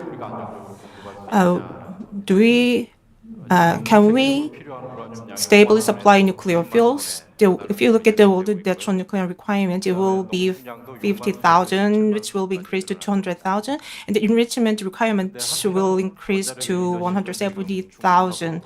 But the leadership is in the Russia and China in this regard. And if we have more large-scale plants and SMRs, so we will have more complex problems. We will have more inventory and more various forms of the fuel. So in addition to LWR forms, we will have other forms like oxide, tracer, molten salt, and metals. So the problems will get more complicated, and that will be the common challenge ahead of us.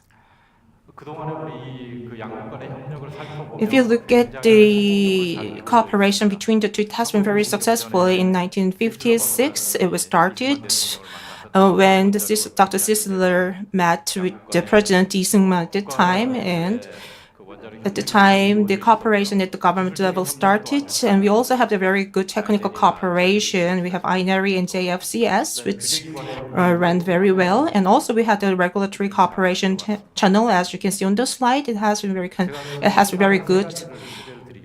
I will explain 3 success cases. First, in 1962, we introduced Trigger Mark II from General Atomics, and we started research with that reactor. And we developed the technology and built Hangyu Reactor. And eventually, these technologies led to the Pro-X project with the US and next generation MURR design project in the US. So this cooperation between the two led to the win-win situation. And the second case is similar. We made the research reactor fuels in the past. The fuels this reactor uses 90% enriched fuels, so we tried to reduce the enrichment to 20%. And the key here is that while we reduce the enrichment level, still it has to be efficient. An important technology there is the centrifugal atomization. So we evenly make the uranium powders. And Kerry developed the technology.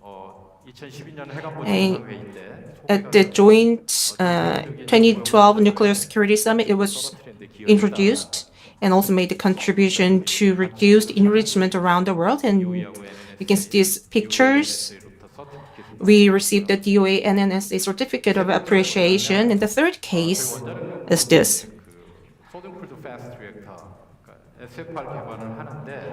We developed a sodium-cooled fast reactor, and we worked together with the US a lot, together in collaboration with the Argonne National Lab. And as we developed this, we made the Stella loop, test loop called Stella.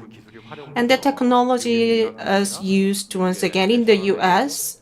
So we are preparing or doing collaboration with the US National Labs and other organizations.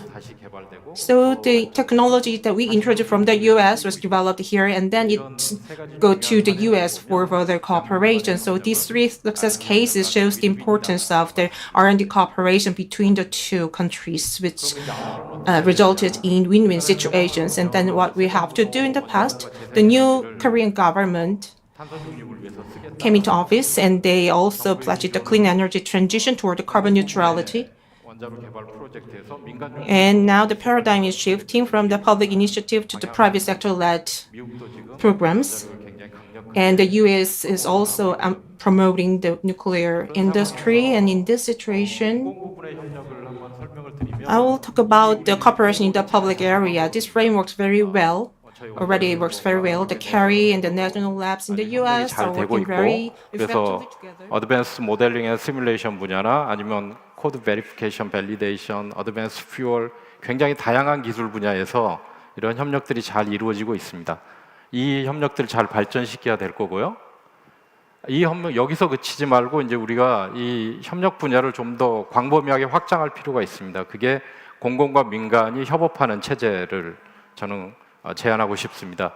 여기를 보시면 내셔널 랩 그리고 규제자, 대학, 그다음에 해결료 공급자, 뉴클리어 밴더 이런 사람들과 공공하고 민간이 합쳐서 실험 설비를 공유하거나 결과를 공유하고 공동으로 뭔가를 개발하고 하는 게 반드시 필요하고 그리고 아주 효과적이다라는 말씀을 드리고 싶습니다. 그래서 그 2022년에 한국하고 미국이 이른바 글로벌 컴프레hensive 스트래티직 얼라이언스라는 글로벌 포괄적 전략 동맹이라는 걸 맺었습니다. 이게 그 양국 간의 외교 관계에서 가장 높은 수준의 동맹이고요. 저는 원자력 분야도 우리의 동맹의 수준을 이 수준으로 끌어올려야 된다라고 말씀드리고 싶습니다. 그래서 안정적인 해결료 공급, 그리고 사용 해결료 관리, 그리고 글로벌 마켓에서 리더십, 그리고 또 플러스 알파, 뭐가 될지 모르지만 그런 것들을 하려면 우리의 협력 수준을 더 끌어올려야 된다. 이게 제가 드리고 싶은 말씀입니다. 마지막으로 양국 간의 협력은 반드시 양국만을 위한 것은 아닙니다. 양국 간의 협력을 통해서 우리가 전 세계를 위한 전 세계의 탄소 중립과 에너지 안보 그리고 인류의 번영을 위해서 우리가 크게 기여할 수 있다 이렇게 생각합니다. 네, 경청해 주셔서 감사합니다.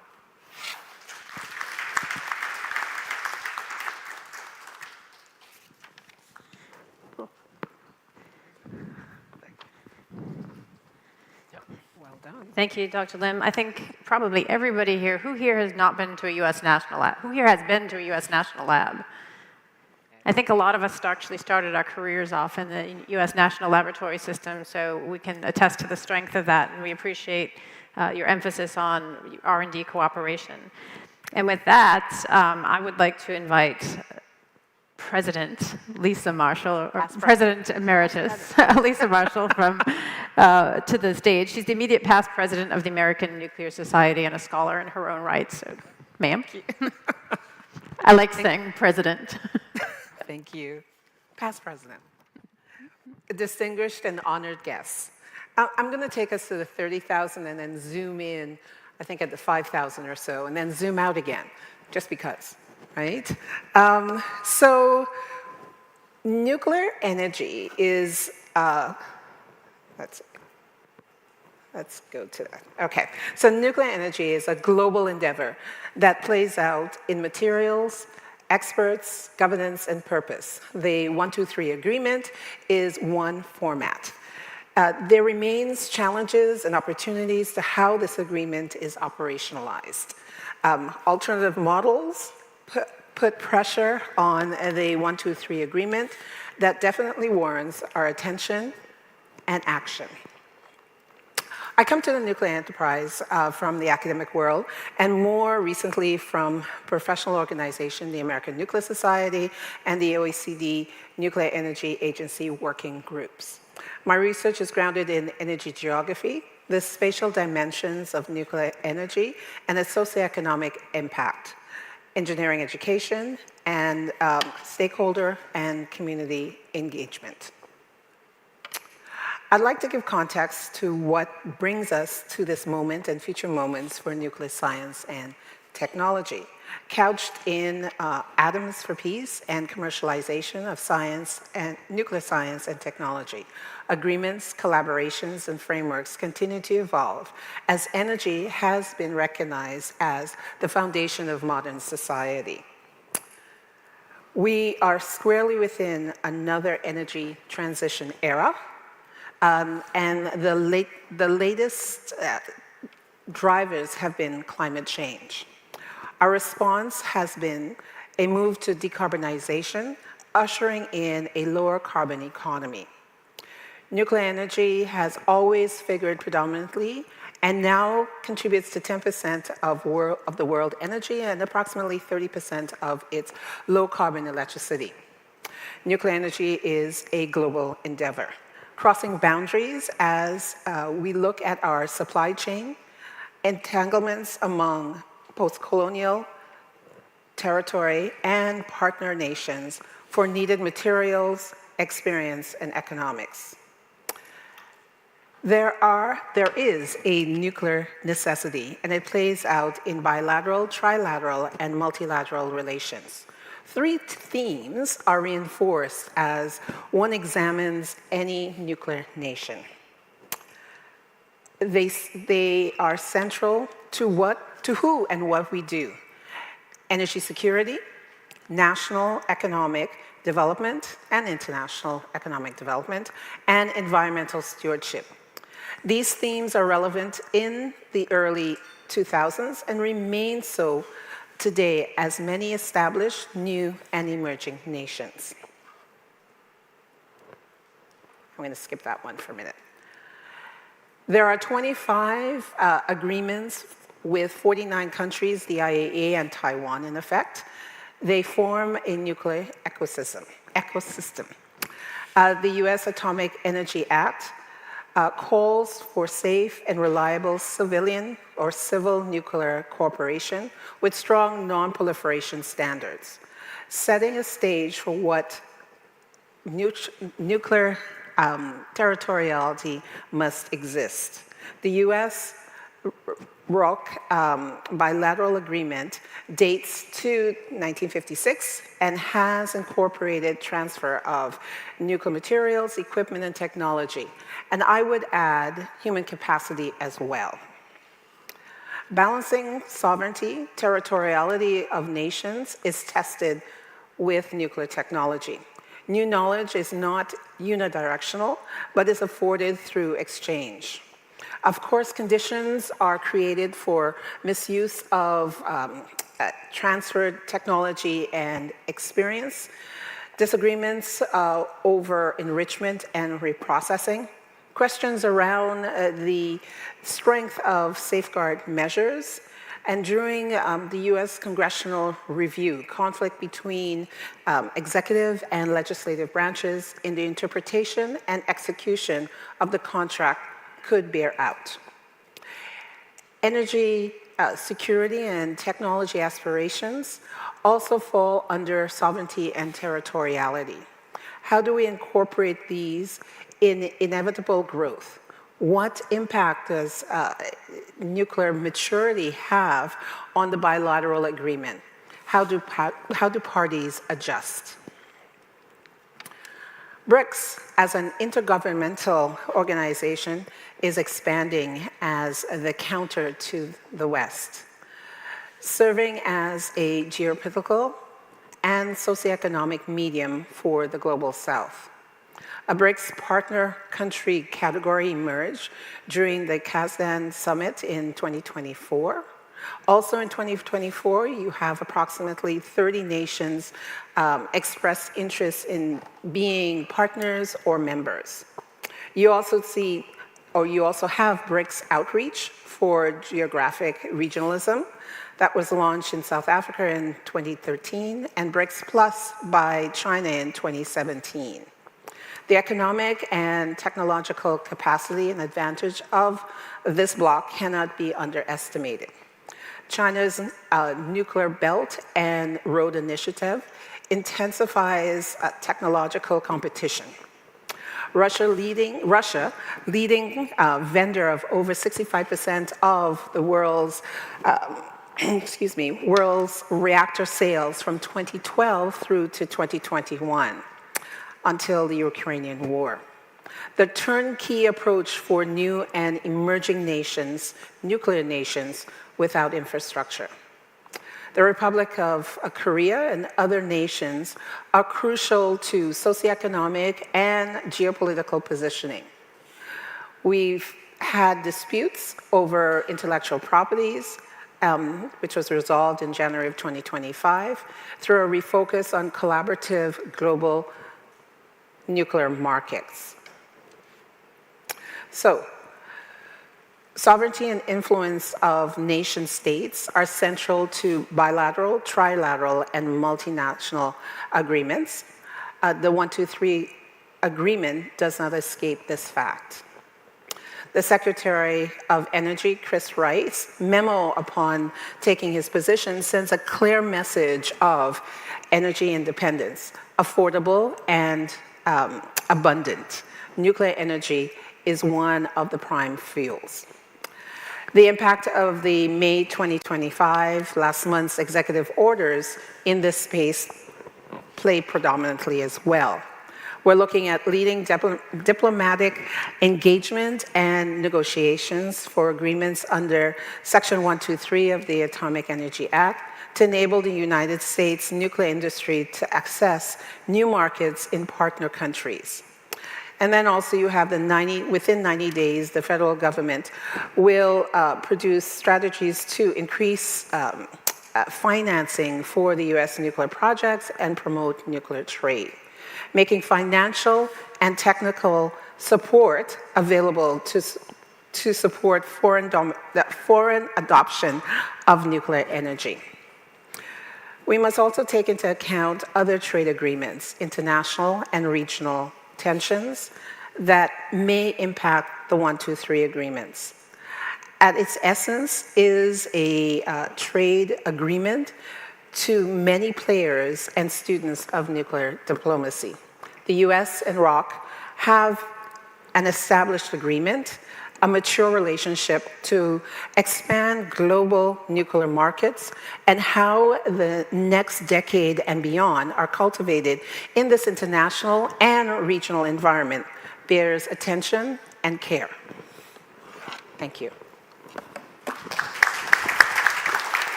Thank you, Lisa.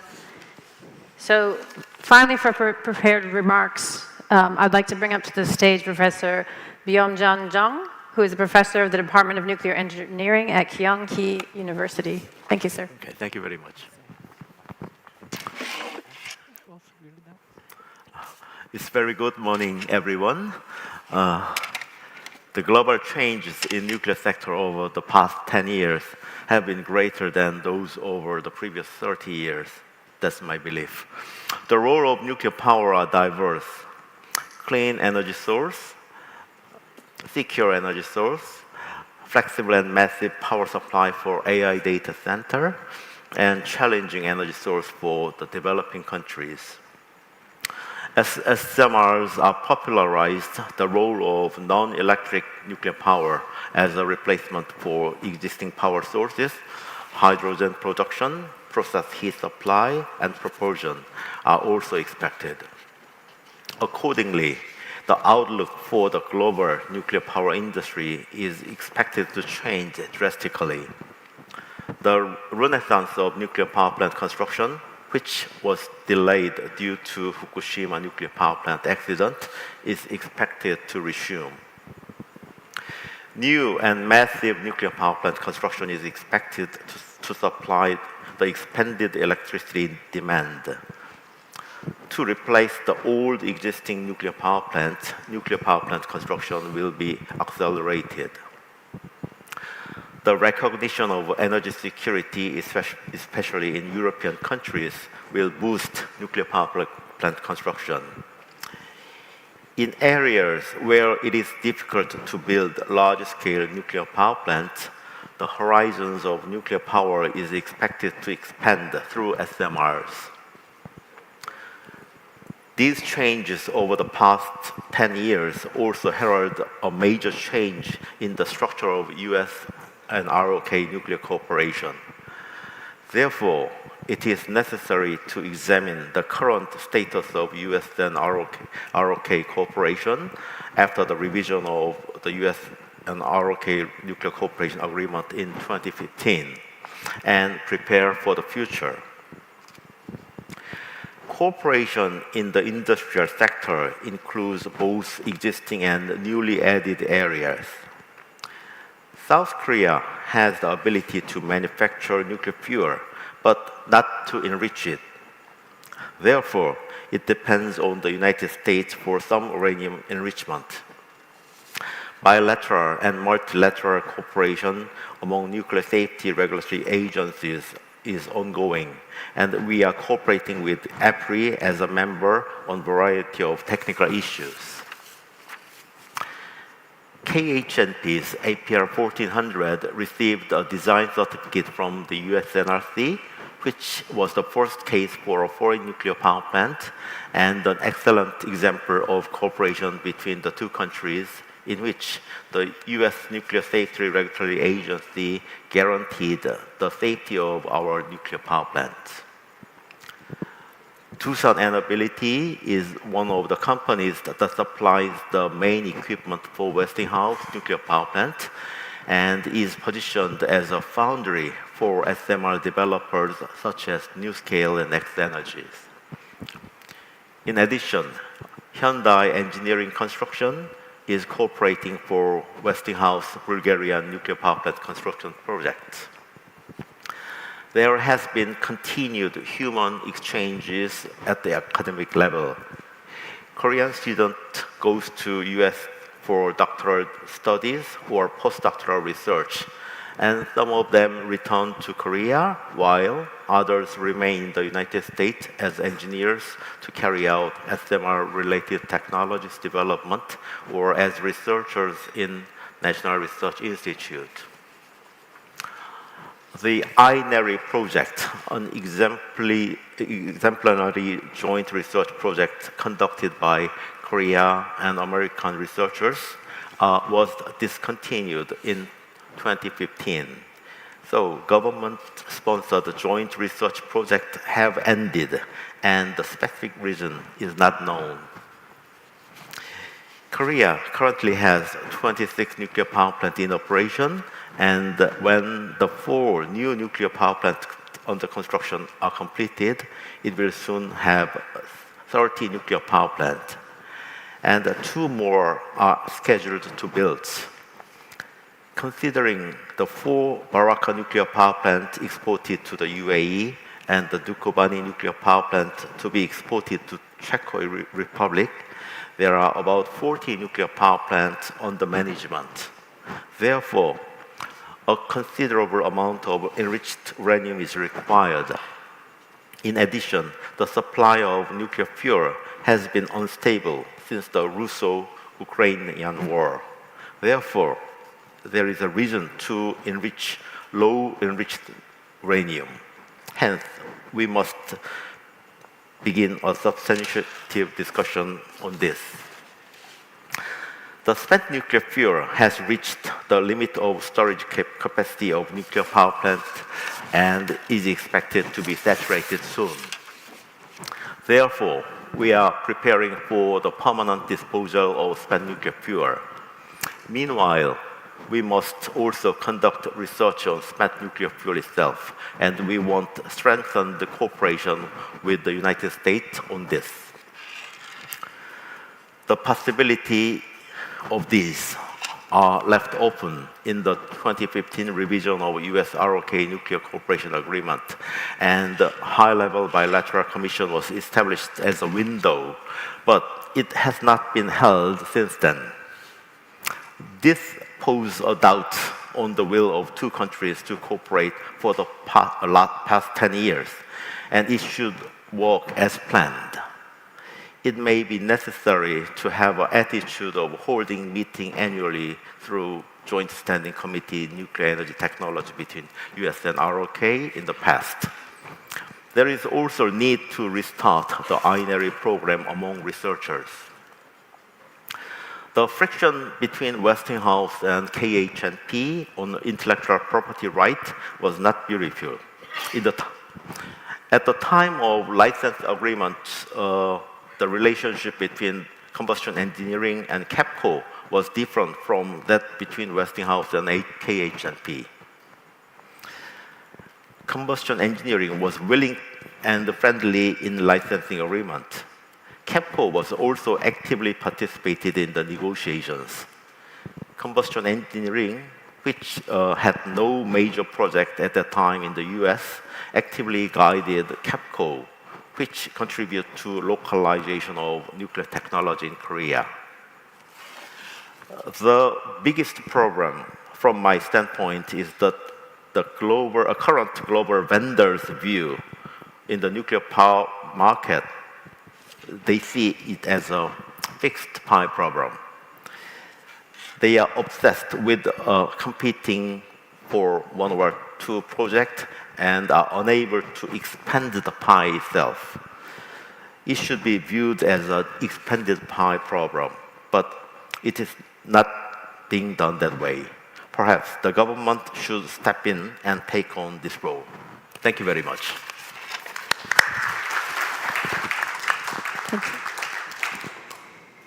So we need more pie. That's where I'm going to come down on that one.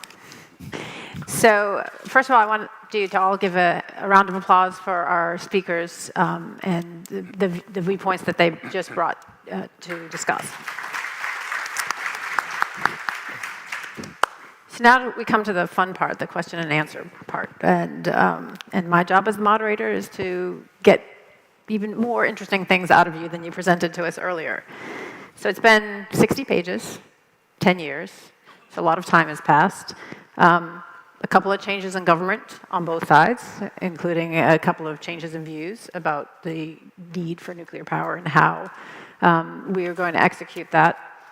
And within those 10 years, lots of other things happened. We've had tariff issues, we've had sanctions issues, we've had a global pandemic, we've had pressures on the supply chain, we've had pressures on human capital. So what hasn't changed is the urgency of the problem. As you noted, Dan, the planet is warming, and the pressure for new energy sources is increasing, and we need to solve that problem. So I want to start with a question for His Excellency Mr. Park and for you, Secretary Poneman. I want you to take a little trip back into time, not too far back, but a little trip back in time to when you were doing the negotiations for the 123 agreement in 2015. And the context, again, has changed over time, but I want, from your perspectives, to tell me, when you were engaging in those discussions, what was going on domestically and internationally that impacted those conversations and made it perhaps a little more challenging to have a balancing act when we came out to a conclusion? You can start if you would. Well, thank you for kind questions. I would rather deal with that questions within 2 decades of frame, as my brother already touched on 7-decade frameworks. As we mentioned, there are 3 positive developments when we negotiate this agreement. The first one is Korea's success in the UAE project in 2009. That was a driving force for both sides to set up the more solid foundation for nuclear export cooperation, because Korean industry already have been supplying the nuclear key component to nuclear power plant in the United States also. And second one is Korea's diplomatic the hosting of the Nuclear Security Summit 2012, replacing the Moscow. So it is the motivation for us to show Korea is ready for the trusted partnership in non-proliferation. And the third one is the technological one, is R&D side. Our carry worked very hard to develop at the time, the breakthrough innovative pyroprocessing technology to deal with the accumulated the amount of the spent fuel issues. But anyhow, this positive development translated into the wording text. So it is very hard for me how we can make this action into the technical terms. That's why it took 4 years. But now the context is very changed, as you said, the China and Russia, etc. So I think it's the right time and the quite right measure for President Trump to take a signing of this the executive order. But our answer to deal with the change in the context is that working together in the industry as well as the R&D institutions to make breakthrough.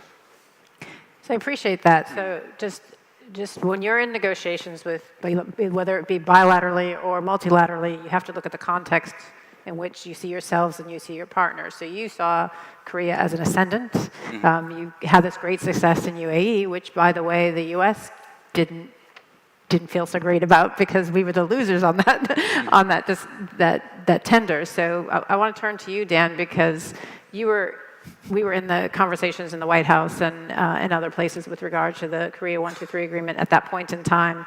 And we had a very different context that we were looking at domestically that caused some friction, I think, in the conversation. And I don't want to relive this in order to cause pain points, but in order to demonstrate how these negotiations happened back then and how we perhaps haven't fulfilled all of the promises that that agreement came. I don't want to go too far back, but I think if we go back to the kingdom of Shilla. Now, I was listening to my younger brother, Ambassador Park No-byuk, and I'll just make 3 points about the context. First, remember one of the first, maybe the first major address by President Barack Obama was in Prague. And I was part of the review. There was a very robust policy to reduce all nuclear threats, not just at the strategic level in arms control terms, I see Professor Huang remembers, but on the non-proliferation side, it was a more bullish approach to non-proliferation. I think more aggressive perhaps than the Bush 43 administration, without disrespect, because that was also very focused. But there was really a very concerted effort to ramp it up. I can't help but recall my most vivid memory of those negotiations was my good friend No-byuk coming over to the Energy Department saying, "Can't you overrule the State Department?" I go like, "Hey, I don't think I can." So that was very much part of the context. And don't forget, and I helped negotiate this, full disclosure, we have the North-South Denuclearization Declaration of 1991. Now, I know the view in Seoul is that may not be valid since North Korea cheated, but that was not the view of our government. And therefore, you had genuine non-proliferation concerns, and then you had legal constraints. So this enrichment issue was really quite challenging, quite problematic. So that's the non-pro piece. The second piece is the market, because we were hurting from having lost this very vigorous competition against the ROK for the Baraka project. But in addition, don't forget that after Fukushima, the market for uranium enrichment plummeted. The price went from $160 per SWU, ultimately down to $35 on a pretty straight line over all those years. And therefore, you had a market issue which made it less than compelling, let's say, for the ROK to become a new entrant in an already glutted, oversaturated market. And so I think that may have, in retrospect, played a role. But the other thing is the third piece, which is a little bit of an untold story, but it's been mentioned here this morning, was technology. So the technology cooperation, even when we had these challenges on a political nature, on a proliferation basis, and on market competition basis, the technology piece continued. And I was proud, frankly, when I was Deputy Secretary, to approve the cooperation with Idaho National Laboratory and the Republic of Korea on the pyroprocessing project. And in fact, he's still very active at the Office of Nuclear Energy. Mike Goff, the first time I met him, was briefing me on this project. So I think even in those days in which the commercial and non-proliferation pressures were negative, perhaps, on allowing the level of cooperation perhaps that the ROK counterparts would have desired, still the technical cooperation between our establishments, the national laboratories, was able to continue. And I guess the most relevant thing is now, that's, as we say, that's water over the dam. Here we have now a completely different situation. You have a completely different approach to nuclear energy, as expressed so many times already this morning in these 4 executive orders. You have a screaming need for energy, not only for climate change, but to meet this incredible increase. I'll end with one little statistic. We heard earlier statistics, I think from Dr. Joo this morning, about the demand for data center electricity. In the United States, in 2024, the electricity demand for data centers alone was 21 gigawatts. And estimates now say that by 2030, the demand is going to be 70 gigawatts. That's like 50 Vogels in 5 years. It's not going to happen. But it just shows you the level of both challenge but opportunity. Thank you. Thank you. I want to turn to Dr. Lim for a moment, because your presentation was focused on R&D, which I thought was helpful, and it dovetails with what Mr. Poneman just said about the work that we were doing in Idaho on pyroprocessing and maybe some of the pressures with regards to pyroprocessing as reprocessing versus spent fuel management. One of the outcomes of the 2015 agreement was that we were going to have this high-level bilateral commission, and it would have different parts to it, including the R&D part. So I just was hoping that you could comment on how we're doing. 10 years later, what's the report card and where should we put the emphasis in the next 10 years? 예, 감사합니다. 저는 HLBC가 2015년에 맺어진 한미 원자력 협정에서 제일 중요한 성과 중에 하나라고 생각을 합니다. 왜냐하면 HLBC는 다른 양자간 협정에선 보기 어려운 구조이기도 하고요. 그다음에 양국이 이렇게 변화하고 있는 환경 속에서 핵심 현안들을 직접 논의할 수 있는 아주 특별한 전략적인 대화의 플랫폼이다라고 생각을 하기 때문입니다. 특히 HLBC를 의미 있게 만드는 요소 중에 하나가 그 산하에 있는 워킹 그룹인데요. 그 4개의 워킹 그룹이 있습니다. 그래서 좀 구체적으로 말씀드리면 사용 해결료 관리에 관한 거, 그 다음에 해관보에 관한 거, 원자력 수출이나 수출 통제에 관한 협력, 그리고 안정적인 연료 공급 이런 분야들입니다. 그래서 이런 것들이 사실은 각 분야에서 양국의 협력 수요를 식별해내고 이걸 공동 활동으로 구체화하는 역할들을 할 거기 때문에, 그리고 일부 그런 성과들도 있었고요. 그래서 이게 굉장히 의미 있는 일이라고 생각을 하는데, 안타깝게도 2018년에 제2차 전체 회의가 열린 이후에 2020년에 비대면 회의가 딱 한 번 열렸고요. 아직 HLBC 전체 회의는 열리지 않고 있는 상황입니다. 물론 지난 정상회담을 할 때도 양국 정부에서는 HLBC 개최에 대해서 지지를 표명하긴 했었지만 아직 그게 실행에 옮겨지지 못하고 있거든요. 그래서 이제 중요한 거는 앞으로 이거를 어떻게 다시 재활성화하고 전략적 대화를 재개하느냐 하는 게 저는 가장 중요하다고 생각합니다. 그래서 이런 고위급 전략적 대화가 반드시 필요하고요.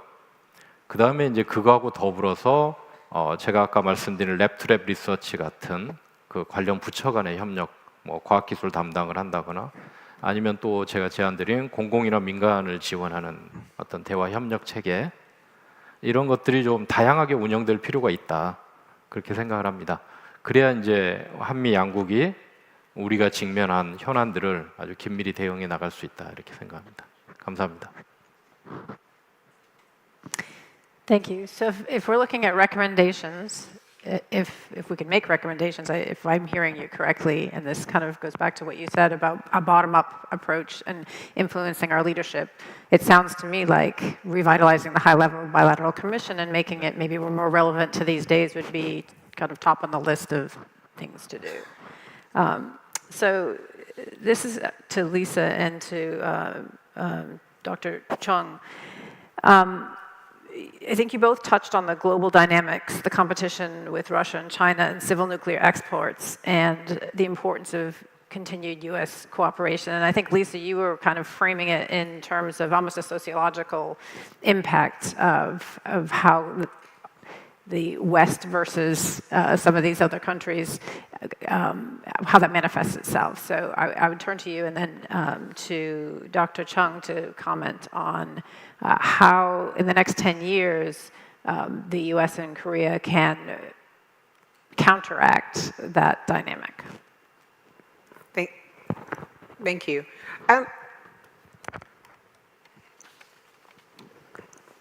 It's about, for me, territoriality, right? And then who belongs to the ecosystem. And in enlarging that ecosystem, I didn't show one of my slides. I slipped over one of them. But that was looking at your Sustainable Development Goals and how energy, in particular, how nuclear energy factors therein. Whether we're talking about our established or our established nations or others that are coming into this nuclear family, so to speak.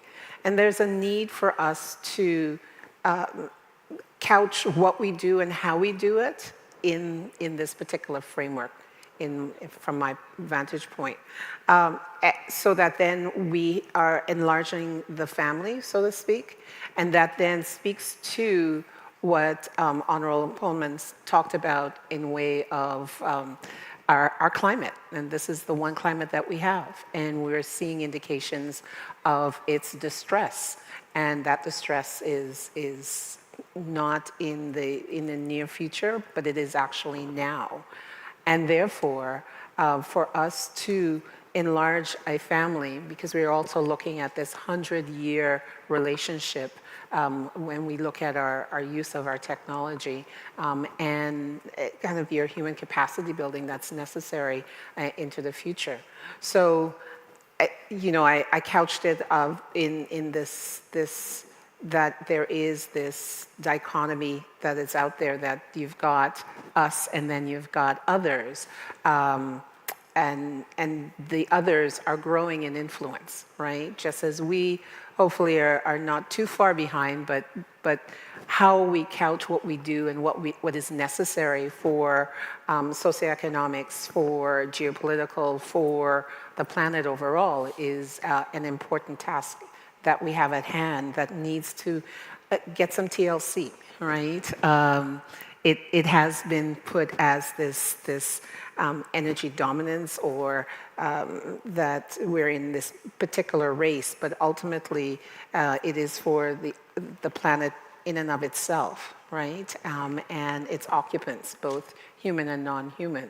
So when I look at this particular bilateral agreement and new and emerging nations that are also wanting to become nuclear nations, there's some lessons learned from our relationship that can expand accordingly. So for me, it's the ecosystem, right? And what does that look like, and how healthy can we make it with the use of nuclear science and technology, in particular looking at energy sources. So we can expand the pie, is what I'm hearing. Yeah. We are expecting nuclear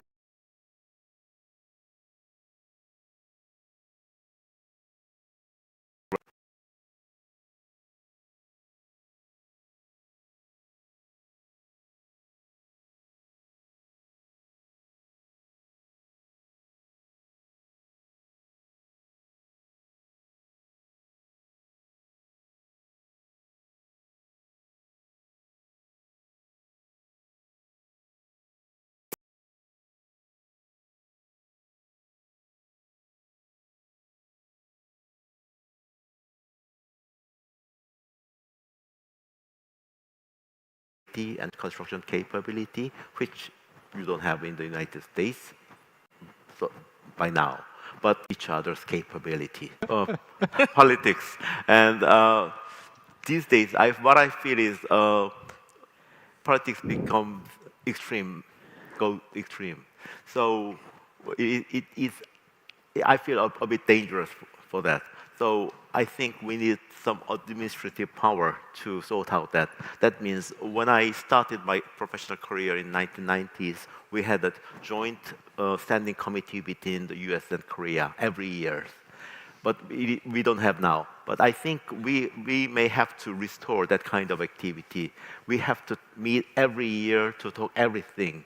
So I think that can be a starting point for the expanded cooperation between the United States and Korea, regardless of politics matters. Okay? Right. So we have a mature relationship that is in existence today. When I look at the beginnings of our bilateral arrangement, and then I'm looking at today and going into the future, there needs to be a redefining of what that relationship looks like. And I think that goes to what Honorable Poneman had to say about signing some agreements and working on the enrichment side and the reprocessing side, right? So looking at the complete fuel cycle and having a stake for both nations in that process. New knowledge comes from that, right? New ideas come from that.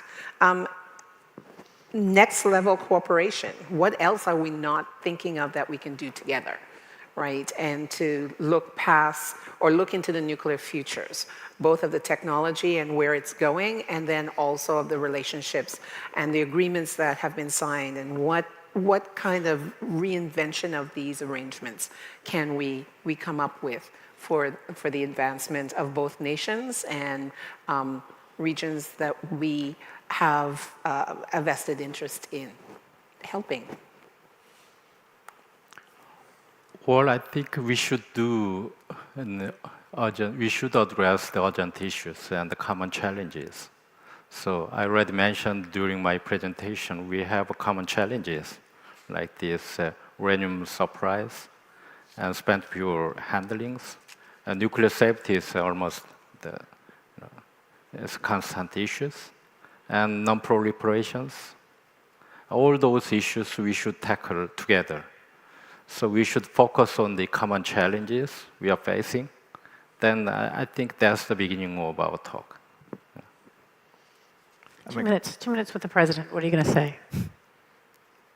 We'll say 8 minutes. I'd say, let me give 4 things. One is we haven't really talked about it, but the increasing nuclear weapons threat from North Korea is something that has to consume presidential attention, point 1. Point 2, I would say we've talked a lot about the fuel cycle. Let's continue talking about reactors, and I would say America is open for business. And we've already seen significant investments from SK Group, for example, and KHNP. Let's work together on those advanced generation reactors, not just the big ones. We should do that too. We should combine our fuel chains and the capacity that each country has, like you all have here in the ROK on large forgings and EPCs that are excellent and so forth. And then the third thing is I would do this fuel cycle thing. I would absolutely try to achieve an agreement like now on this enrichment thing, because 2028 is like tomorrow. We got to get going on building a big plant to replace all of this lost SWU that we're going to lose, hopefully, very soon from Russia. And the fourth piece we've already discussed, which is we now have a new approach in our country on the back end of the fuel cycle. Let's take the deep residential expertise here in Kerry and pyroprocessing and bring it to bear in a conversation to see what exactly comes out of that executive order. Well, nuclear cooperation involves multiple layers of the partnerships, industrial sectors and R&D sectors, and the diplomatic cooperations. So we have accumulated a lot of the good examples of success story between our two countries' cooperation. So let us renew our commitment, political commitment to reviving these practical cooperations. We have a superb 1, 2, 3 agreement. So we should not remain as a nuclear cooperation archaeologist, just dust up the forgotten promises, but we should change into some leading roles in reviving our cooperation in nuclear sectors for our mutual benefit, not one-sided benefit, as well as the global world. Thank you. Thank you. So I think I'm going to paraphrase what Lisa said. We're going to level up. That's the conclusion that I have from all of our panelists. So please join me in thanking our panelists for this first session. I think we've set ourselves up for this afternoon. Thank you. Thank you very much. That was indeed a very insightful discussion. With that, we are going to conclude it this morning, and we'll see you all once again at 1 p.m. Korean Standard Time. Session 2 will start at 1 p.m., and your lunch will be prepared in the Cherry Room, which is on the basement floor in Hilton, Gyeongju. So please follow the signage and our guidance of the staff members, and we'll see you all in the Cherry Room. And please be back before we start our afternoon session at 1 o'clock. Thank you very much.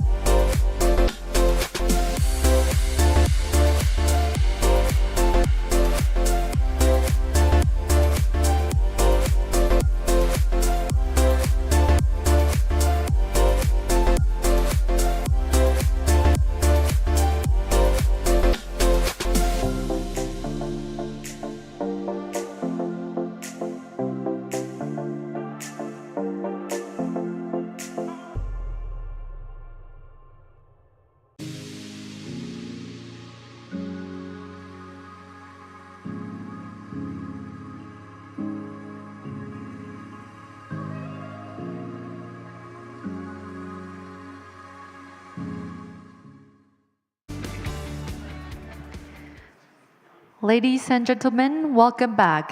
I am pleased to resume the next decade shaping the future of US-ROK nuclear cooperation. Let us now move on to session 2 with the theme of US-ROK nuclear industry cooperation, exports, construction, and supply chain. Well, we are very honored to have Dr. Young-Soo Hwang, the Professor for Special Affairs at KEPCO International Nuclear Graduate School, as the moderator for this session. Well, Dr. Hwang previously served as the president of the Korea Institute of the Nuclear Non-Proliferation and Control and as the senior vice president of the Korea Atomic Energy Research Institute. His distinguished career includes the advisory roles to the Korea Nuclear Safety and Security Commissions, as well as the membership in the IAEA's Multilateral Nuclear Agreement Expert Group to address the Iranian nuclear issue. Additionally, Dr. Hwang was also a visiting fellow at the U.S. Center for Strategic and International Studies during the US-ROK 123 agreement negotiations. And with that, we're going to welcome Dr. Hwang to the podium with a big round of applause.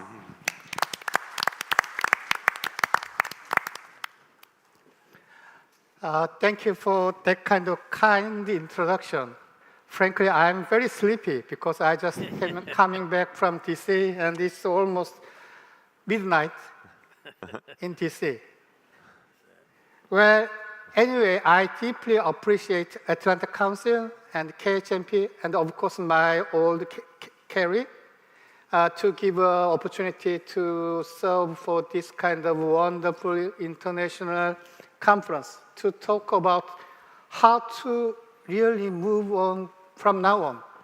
So in this session, we are talking about not the research, but the real implementation of nuclear energy to deliver all the electrons to the community in the United States and South Korea and the rest of the world. So we will talk a lot about how we can move on as a one team. So they claim that I am the inventor of the slogan, Team Nuclear Chorus. And frankly, I do not know how to move on. So today, I'd like to have my best expert in my session how to find a way to have a real success for the mutual collaboration between United States and South Korea.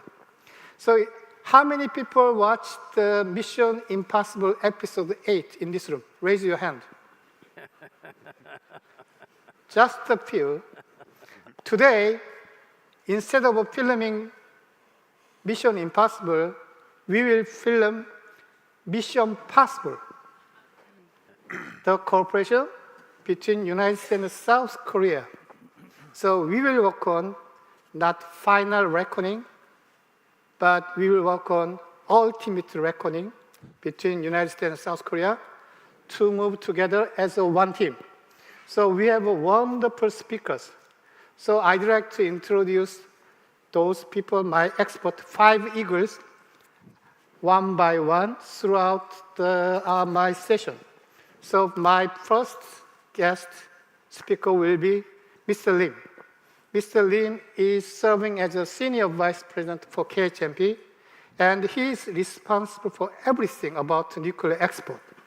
So we will listen to all the pros and cons about the KHNP strengths to simulate the big cooperation between United States and South Korea. So let's give him a big hands, okay?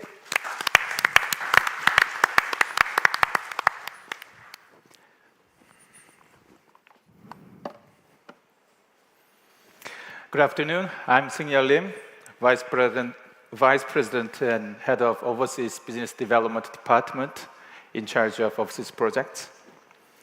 It is a great pleasure to speak with you today about the growing collaboration between the United States and Korea in the nuclear industry.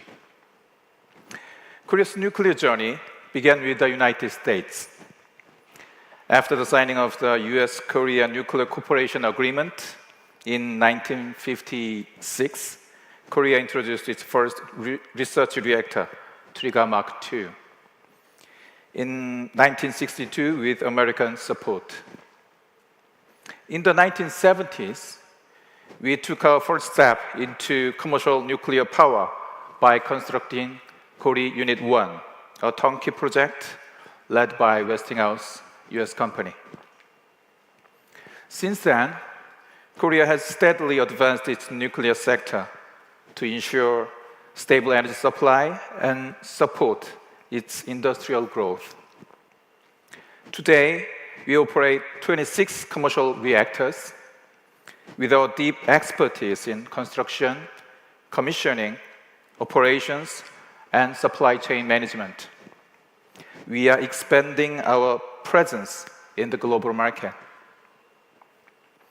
A key example is the Baraka nuclear power plant in the UAE. Korea led the entire project as a prime contractor, and many US companies participated as key partners. This demonstrated what real industrial cooperation between our two countries can look alike.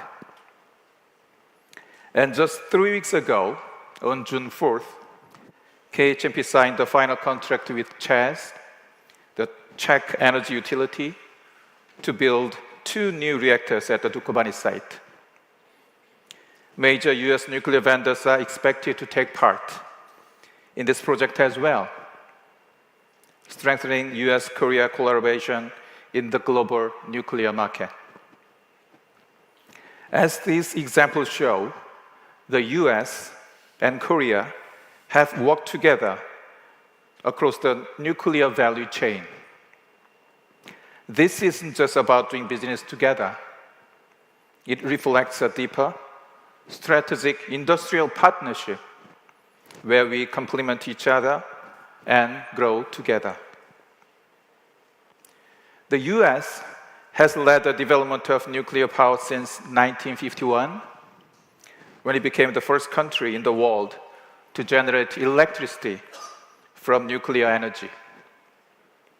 Even today, the US maintains global leadership in advanced technologies, fuel development, and regulatory systems. In fact, the standards set by the US NRC are widely regarded as the global benchmark, making this regulatory leadership one of America's most valuable strategic assets. At the same time, due to limited new build in the US over the past decades, some parts of the industry, like supply chain, project management, and workforce development, have faced challenges. Encouragingly, we are now seeing stronger policy support from the US federal government.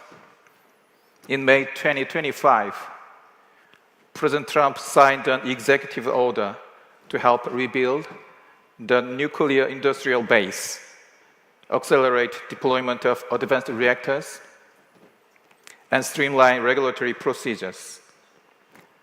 These efforts are beginning to revitalize the US nuclear sector.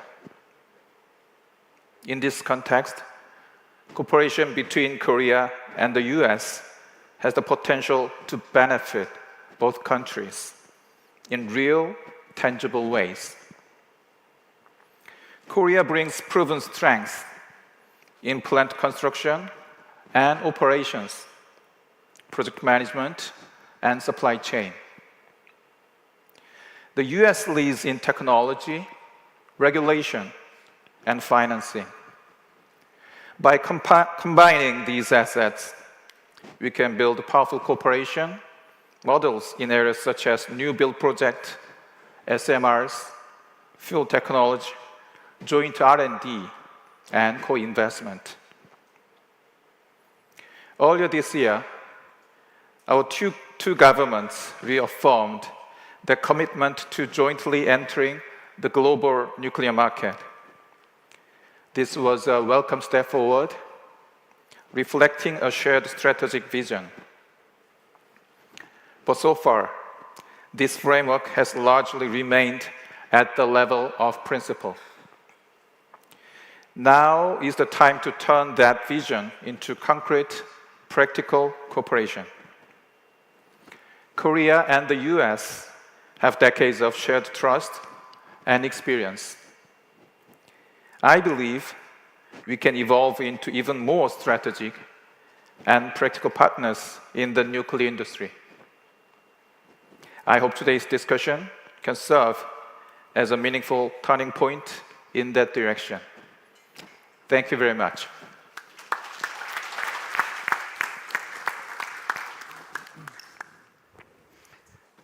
So I'd like to say thank you for Mr. Lim for his kind introduction. So after we listen to the remark from you and John later on, then we can find a real way how to communicate with each other between United States and South Korea. Now I'd like to introduce my old friend, Jack Adel.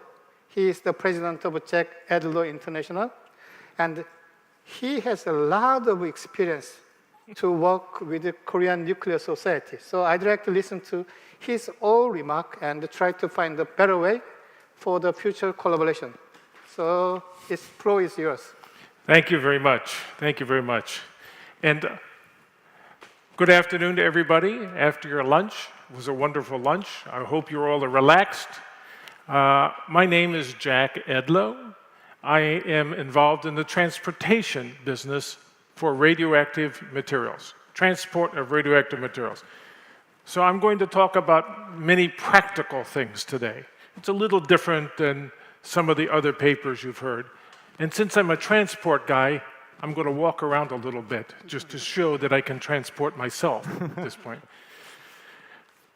Today, I only have 7 minutes left, so I'm going to talk about two things only two things. The first thing is we have to talk a little bit about transportation because that's my business, right? And secondly, I want to talk about the future of the industry for the US, like John Kotek will talk about, and the industry for Korea and for others, where we're going to go. But first, a word about transportation. I'm very fortunate. I've worked 56 years. 56 years. That's almost as long as you've worked, I think. But but the answer is that we work in 100 countries. We move anything that's radioactive, from medical isotopes, industrial isotopes, fuel cycle materials, everything you could want. And I will say that there's a problem here in Korea which you're going to have to face sooner or later. You are the only major company or country in the world that does not have liner service. All your materials moving in and out by sea have to go by charter. You do not have liner service. Hanjin went bankrupt, and Hyundai wants some incredible indemnification, and so you're stuck using charters. This cannot last long for you. So you have to consider how to do this. I've worked with KHMP materials coming in and going out, and I've worked with Kerry. Kerry is more fortunate because most of their materials are going by air, and you have good air service in and out. But the ocean service is something you have to look at for the future in order to be more cost-effective and have the flexibilities. By the way, Kerry is a world-class laboratory system, as you probably know. The United States relies on Kerry to produce, who discovered and have produced a high-density moly fuel used in research reactors around the world, including in the United States. So their fuel system is very important and has been very useful. In fact, part of the reason they now have won the new reactor at University of Missouri. So the very important aspect for our industry. Now let me talk about the future a little bit. We've heard about KHMP's major successes in the business of selling reactors for electricity. Very important, and will continue into the future in many countries, like in Czech, and in other countries who will demand this as well. But ladies and gentlemen, I will predict that more reactors will be built in the future for non-electricity purposes. For non-electricity.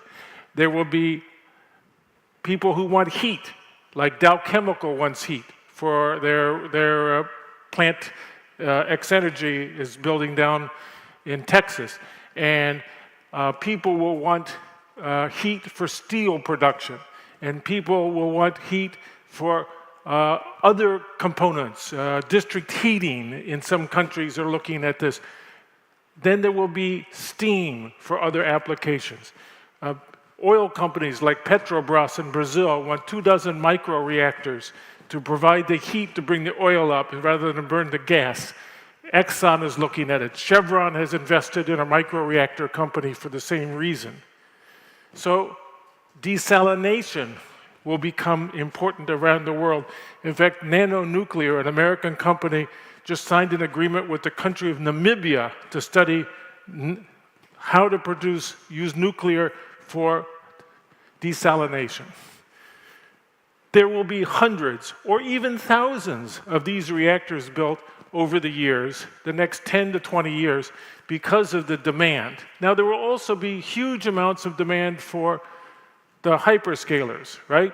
Amazon has invested in also X Energy, and Microsoft is buying a reactor, and Meta just decided to buy a reactor as well. So we are seeing different companies with different needs coming to this industry because they need energy, not power, not electricity, but energy.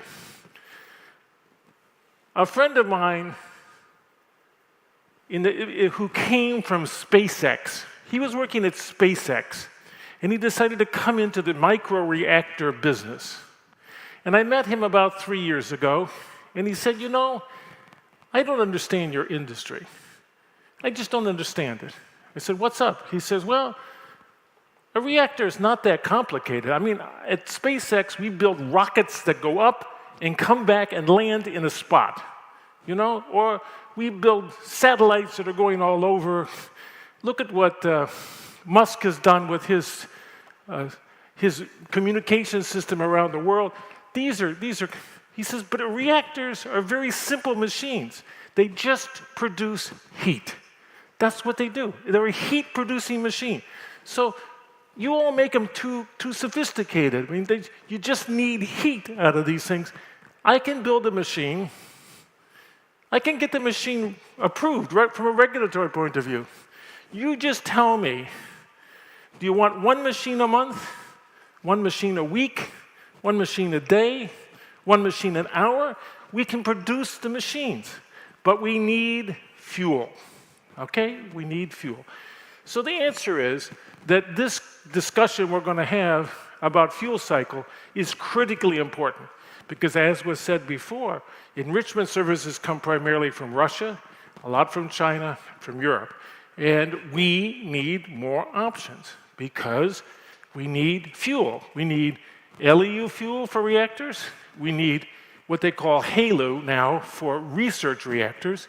But we also need LEU to produce HALEU for the future reactors of the world, like the micros and the SMRs that we're going to run on new fuel types. So think about the future. The past has been wonderful. I applaud the past. Lots of reactors.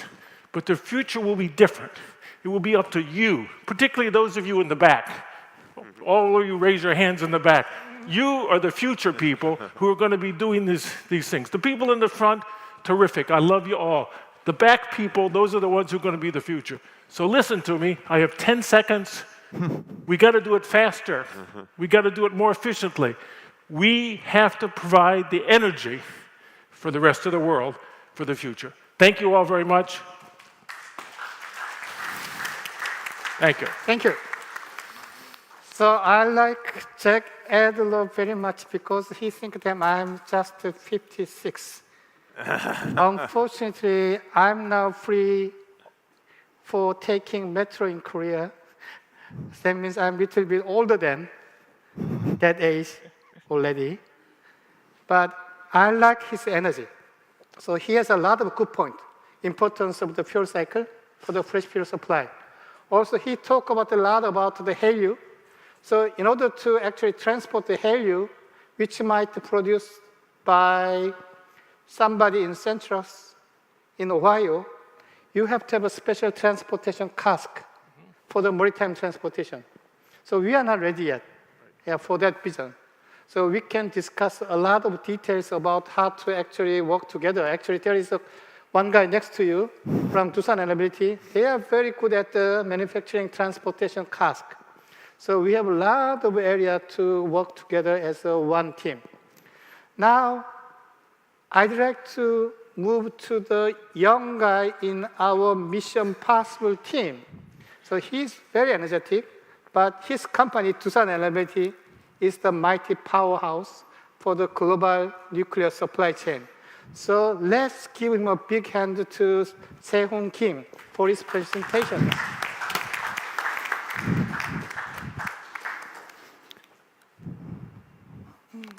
Good afternoon, distinguished guests. I'm Syang Kim, the Director of the SMI Business Development at Doosan Enerbility. I'm very honored to be here, and I'm very delighted to present our company and our supply chains and our relationship with the US company. So let's start with the introduction to our company, Doosan Enerbility. So Doosan Enerbility is a big conglomerate in Doosan, and actually I'm not that young, but the Doosan Enerbility is the oldest company in Korea. So the Doosan Enerbility is the main company for the energy sector in Doosan Group, and there are many companies under Doosan Group. So this is our drivers. So we have many existing drivers, like the large nuclear power plant and water, thermal, and construction. And on top of these strengths, we are building up our capability on the next generation nuclear and gas turbine and hydrogen turbine and many carbon dioxide removal solutions. We have 3 business groups at Doosan Enerbility. One is nuclear, and another is EPC and power service. We do nuclear, which means that we manufacture the nuclear heavy component, and we do the nuclear construction. So this is the bird's eye view of our company. So as you can see, it's huge, right? So we have every factory to manufacture the nuclear heavy component, which means that we have the forging shop, that we are making the ingot and steel and everything for the raw materials for the nuclear components.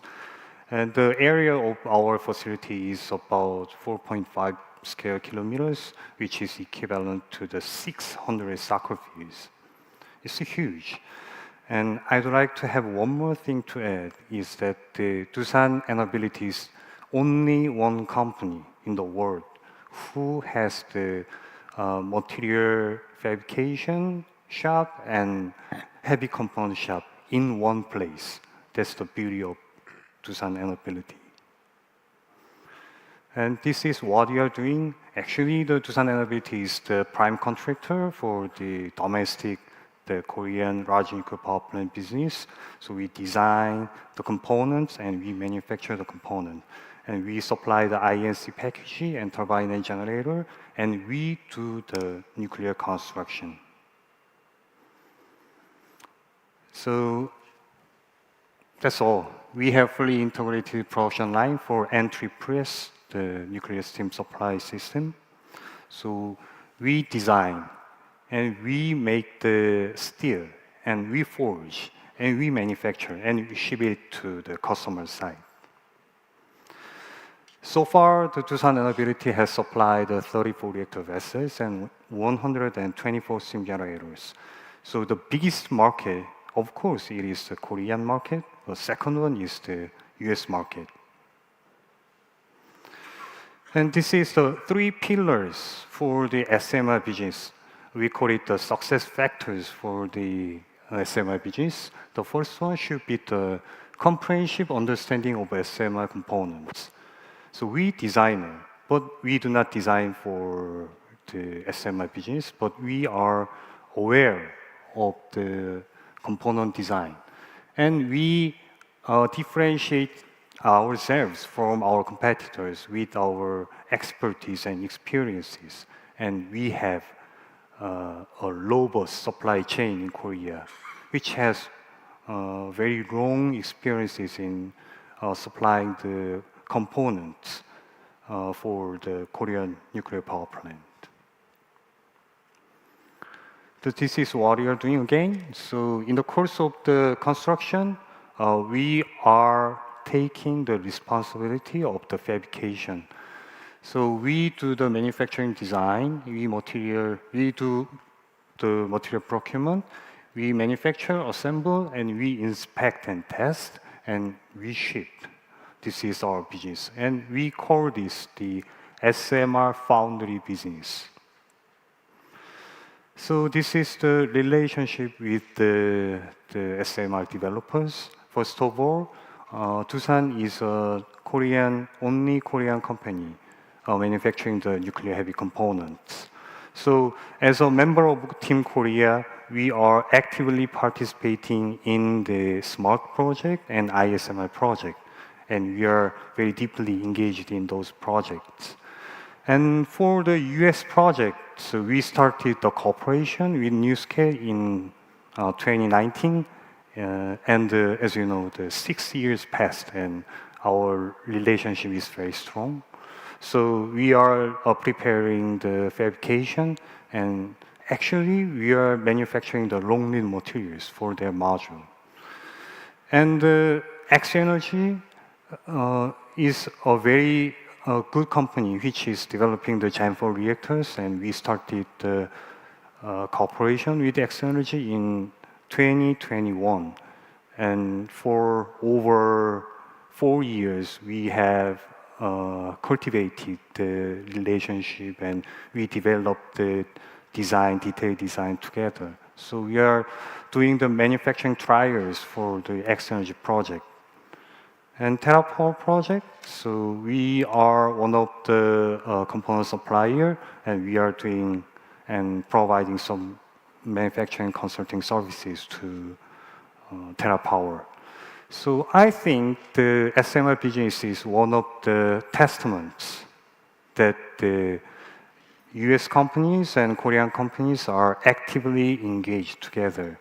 So I think this is the best example for the mutual cooperation between two companies, and I hope the Doosan's SMR foundry business is the cornerstone for the future cooperation between two companies. Thank you so much.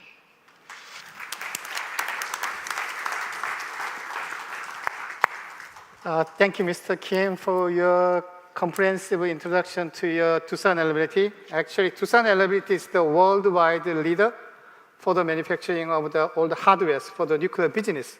So they are very good at the testing and the forging for the nuclear energy. Fortunately, I should say fortunately, they are not so good at the professional baseball.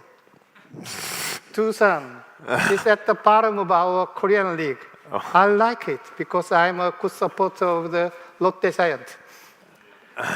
So, but we should have a very close workshop relationship with the Doosan Reliability. Without them, we cannot go any further. So I know that there are a lot of people in this room from X Energy and all kinds of US industry. So it's very good to have a very good open discussion throughout this kind of good opportunities. Now we'd like to have Mr. John Kotek. And I knew him when he was serving for the Blue Ribbon Commission. Yes. Yes, long time ago. So we'd like to listen to his real view, how to cooperate together. Very good. Hello again, everyone. I'm going to walk you through a couple of slides to help set the stage for today's discussion, give you a sense of the current state of play in the U.S. There we go. Oh, bear with me. Okay, so over the last few years, as you've heard a few times today, we've begun seeing increasing interest from the U.S. utility industry in new nuclear power plant construction. And this had already started a few years ago, as you may have seen. You know, we were already seeing increasing demand for low-carbon electricity. We were seeing increased interest in nuclear as a source of job creation, economic activity. But what's happened in the last couple of years is we've seen rapidly rising projections for electricity demand, driven in major part by increased projections for electricity consumption from data centers and from artificial intelligence applications. So it's kind of hard to see this slide. What it's showing you is that on the left-hand side, that little yellow bar, that was the year 2022. There was an anticipation that we would need to add about 23 gigawatts of new generating capacity in the US over the next 5 years. Fast forward just 2 years later, that number was up to about 128 gigawatts. So more than 5 times as much. Now, I don't expect to see all of that demand actually come into being, but it gives you a sense of the scale of applications that are coming into our grid operators and our utilities for new power. Right, so that's driving a lot of interest in nuclear power, and frankly, it wasn't that long ago that some of these companies that are interested in new nuclear, particularly these big tech firms, they didn't want anything to do with nuclear power. Right? They were worried about the reputational hit that would be associated with embracing nuclear power as a source of the electricity that they need. But these days, investors have come to realize the tremendous value that nuclear energy has to offer in an affordable, reliable, and increasingly clean energy system. As a result, that's really cleared the way for technology firms and for other big energy consumers in the US to embrace nuclear power, both in terms of purchasing power from existing reactors, but also investing in new companies and in new projects to bring advanced nuclear reactors to the market. So to give you a picture of what this increased demand for nuclear in the US might look like, let me share with you the results of a survey that NEI did roughly a year ago. And this is us surveying our utility members. And what that survey found was that just about every currently operating nuclear power plant in the US is expected to pursue what we call subsequent license renewal. So that's going from 60-year operating licenses that just about all of our reactors already have out to 80 years.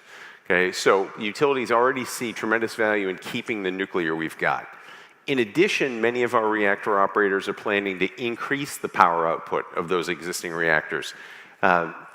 There's something what we call power up rates. Some are also looking at extending operating cycles from the current 18 out to 24-month cycles.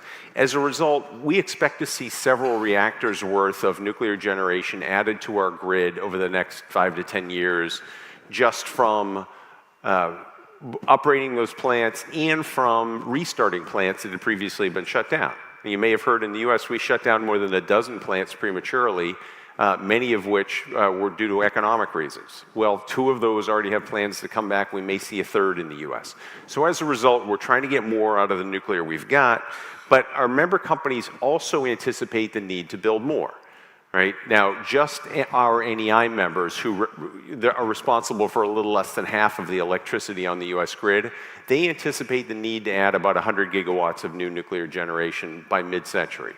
Right? That's roughly a doubling of the nuclear we have.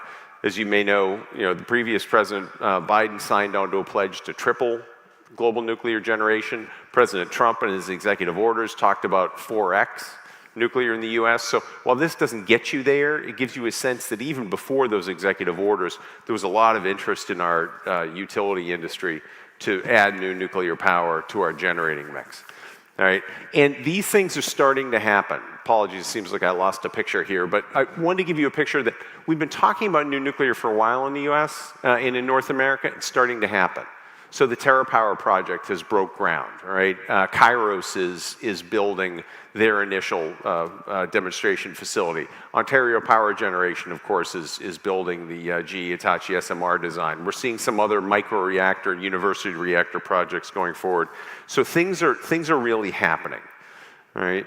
And to these executive orders, I just want to talk a little bit about what these mean, right? So the prospect for the projects that I just pointed to and for building the new generation that I mentioned, the prospects were really bolstered by the executive orders signed by President Trump. The orders direct our Departments of Defense and Energy to make plans to host or otherwise enable construction of multiple reactors to meet national security energy needs. The executive orders, if they're accompanied by the necessary federal funding, and that's a big if, will accelerate the formation of what we call order books for new nuclear technology. So not one-offs, right? But the sorts of sustained program of new build that frankly allowed South Korea to get so good at building reactors in recent decades, right? So we think that's coming, and we think that's really a key step in getting to what we call nth-of-a-kind cost and schedule in increasing the financial viability of new nuclear in the US. So these new projects should also help bolster international confidence in US designs, should create further opportunities for the US and Korea to work together to capture a larger share of global markets, and to ensure our nations are at the lead of the next wave of global nuclear plant construction. To that end, there's been a lot of talk about how to actually make some of this cooperation, how to turn these opportunities into something concrete. I would just say that if you listen to President Trump and listen to the people on the National Energy Dominance Council, it's pretty clear what they want. The president wants ribbon cuttings, right? Or if he can't get a ribbon cutting, he at least wants a groundbreaking, right? He wants projects. He wants to see U.S. job creation. He wants to see direct foreign investment in the United States. He certainly would love to see us out-competing China in an industry like this, and he wants to win the AI race. Right? All of those things combine to create an opportunity for our companies to develop plans, bring them to our government, to the US government, and say, if but for this support from the US government, we could get this project started. Right? That's the sort of opportunity that exists now. Our government isn't really great at picking individual projects and marrying up companies to go work together. They've set a broad framework that's very encouraging of the sort of thing that we all want to do together. Now's the time for companies to come together to develop concrete proposals for new nuclear, I would say particularly in the US. And I think with proposals for concrete projects, we can get the government support we need to compete and win. So with that, I want to thank you all for the opportunity.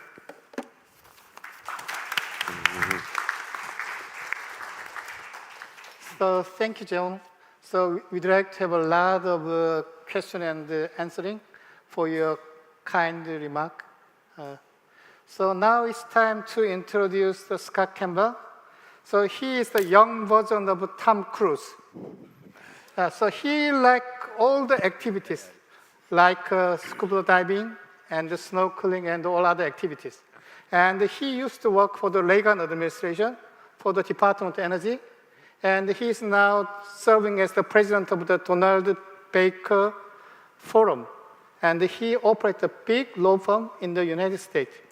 So it's your turn. Thank you. Thank you, Professor, for that kind introduction and for all the lessons you've been giving me since I met you. I appreciate it very much. You're a wonderful professor. And congratulations, too, to KHMP for sponsoring this impressive program, and to, of course, the Atlantic Council to organizing it, to Jennifer Gordon. Fantastic job, as always. Well, the opening title of this conference is The Next Decade of US-ROK Cooperation. And by 2035, the US will have been painfully experiencing extremely high electric power demand, and quite possibly experiencing energy shortages and even energy shocks with the kind of economic turmoil and recessionary pressure we saw in the oil shocks of the 1970s. The reason is that US electricity demand will skyrocket, driven by thousands of new data centers and rapidly expanding AI technologies and applications. The challenge, I see, is not whether the US can provide sufficient power for proliferation of data centers, but whether it can do so in time to avoid shortages and supply interruptions. There are essentially two paths to get this done. One is energy independence, and the other is energy interdependence. And President Trump, at least for now, is pushing the path of energy independence, including nuclear energy. On May 23rd, this month, as many have mentioned, President Trump issued 4 executive orders seeking to implement an aggregate and an aggressive nuclear energy policy. The 4 executive orders almost entirely focus on rebuilding domestic capacity in nuclear reactor manufacture and export from start to finish and all onshore. President Trump's executive orders make it clear that he wants to rebuild U.S. nuclear energy manufacturing infrastructure from the ground up as part of an overall drive for his vision for American energy dominance. So carefully read, Trump's executive orders on nuclear power do not encourage foreign collaboration.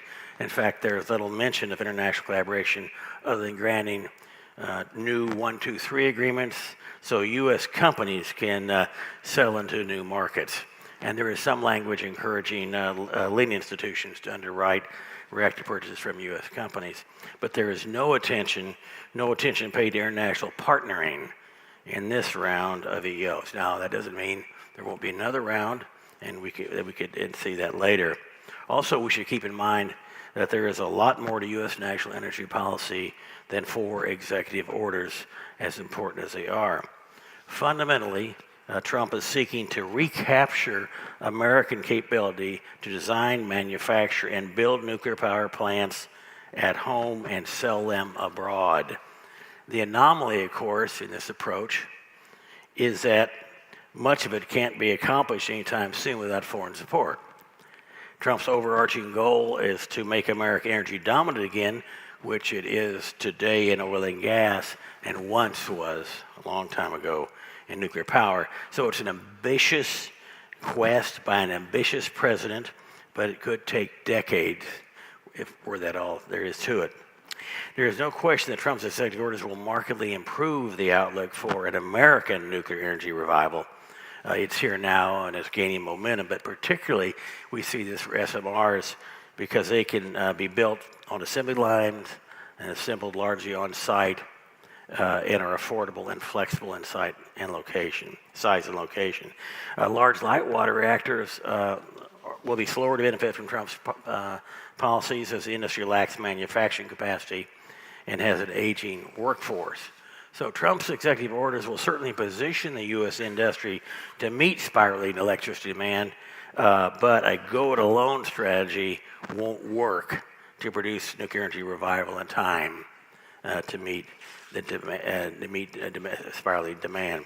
We should remember that not only does the U.S. lack the capability to build large reactors alone, but we lack grid capacity and grid resilience to carry that much new power from a major new fleet of light water reactors.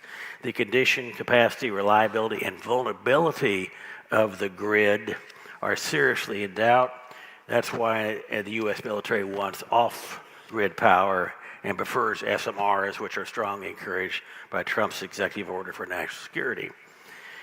This, too, is why companies like Amazon and Microsoft are looking for SMRs, which are site-dedicated and off-grid.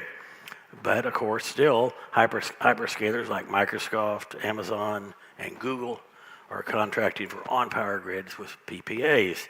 So hyperscalers are investing billions and trying all options, and that's the way it should be. They consider themselves in an existential race with their competitors, with a race they can't afford to lose. Constellation, Next Era Energy, Holtec, they plan to restart 3 retired nuclear power plants, the Palisades in Maryland, 3 Mile Island, Unit 1 in Pennsylvania, and Duane Arnold in California. But these may be the only ones that restart. There are others, but the process can be very expensive, as they will find out. Upgrades, as mentioned earlier, are planned to reach a tripling of U.S. nuclear power capacity as projected, but the tripling is projected for 2050. So the options for increasing nuclear power are numerous, but could be too late to avoid demand-forced disruptions. And then there's another problem, another reason hyperscalers and co-locators are looking at SMRs, and that is that the Chinese have surreptitiously penetrated our grid with spyware that allows Beijing to seriously compromise and possibly shut down portions of the U.S. electric power grid in the event of a war. The government has ordered that the rogue equipment be replaced, but it's prolific, and the replacement is going to take years. For example, 450 Chinese transformers and 170 million inverters have been installed since 2002. And many of them have cellular radios and batteries to go with it. The bottom line is that timing is central to seeing an American nuclear revival that can meet raging electricity demand. U.S. electricity demand is projected to grow by 25% by 2030, 78% by 2050. U.S. electricity demand for data centers is 4.5% and will triple to over 12% by 2028. That's less than 3 years away.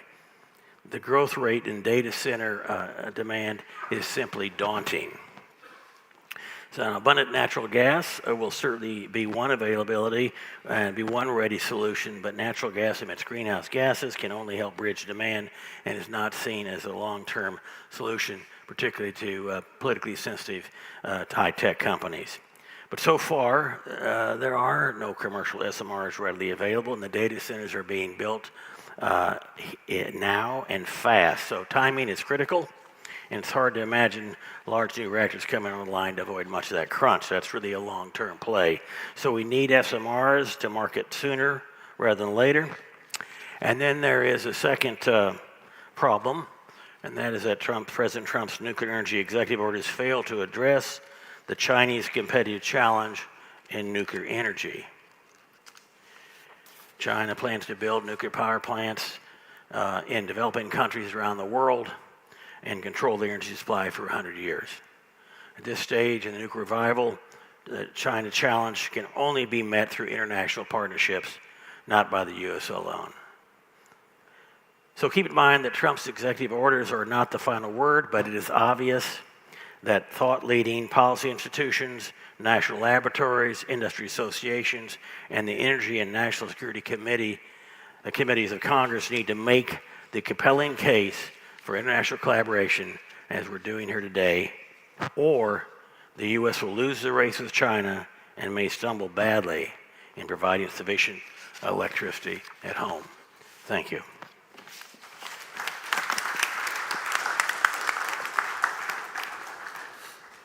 Thank you, Scott. Actually, he is the co-founder of X Energy, the SFR company. And also, he is the former president of the Metro Club. So if you do not know about the Metro Club, in order to enter that restaurant, that club, you should wear tie and dress shoes. Then you can have a lunch together with Scott. So he's a real man, actually, to enhance the cooperation between the United States and Japan for many key industrial aspects. Now he's trying to broaden his opportunity to work together with South Korea also. So he is trying to develop so-called AI forum among Japan, United States, and South Korea as a one team. So we will ask some questions to him later on. Now we will have a final speaker, Florence Lee. Actually, she used to work for the not Team Nuclear Chorus, but Team Chorus around 15 years ago to have a contract of a free trade agreement between United States and South Korea. So she is a real expert to move the South Korea and the United States as a one team. Now, floor is yours, Florence.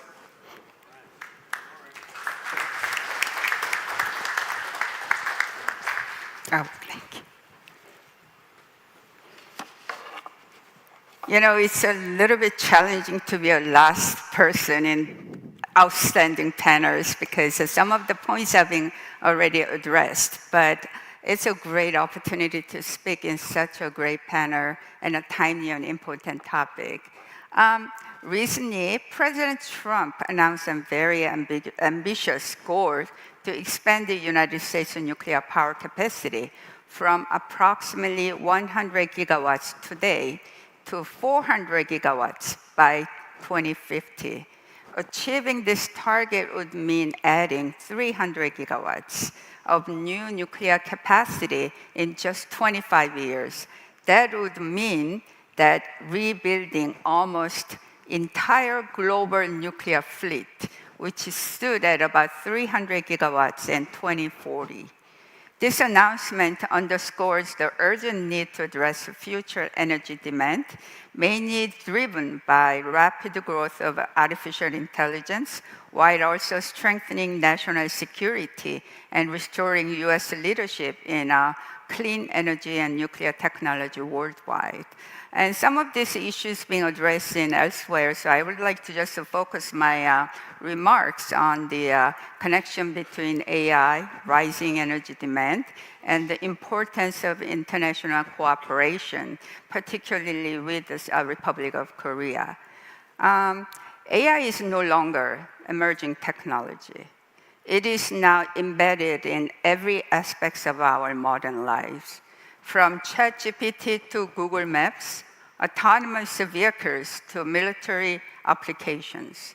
AI is transforming every sectors and every industries. But what is often overlooked is how much more energy is needed to run these systems, not just for the computing, but also for the cooling of the systems that keeps this these systems running. As AI continue to power search engines and digital platforms, its energy consumption is expected to double every few years.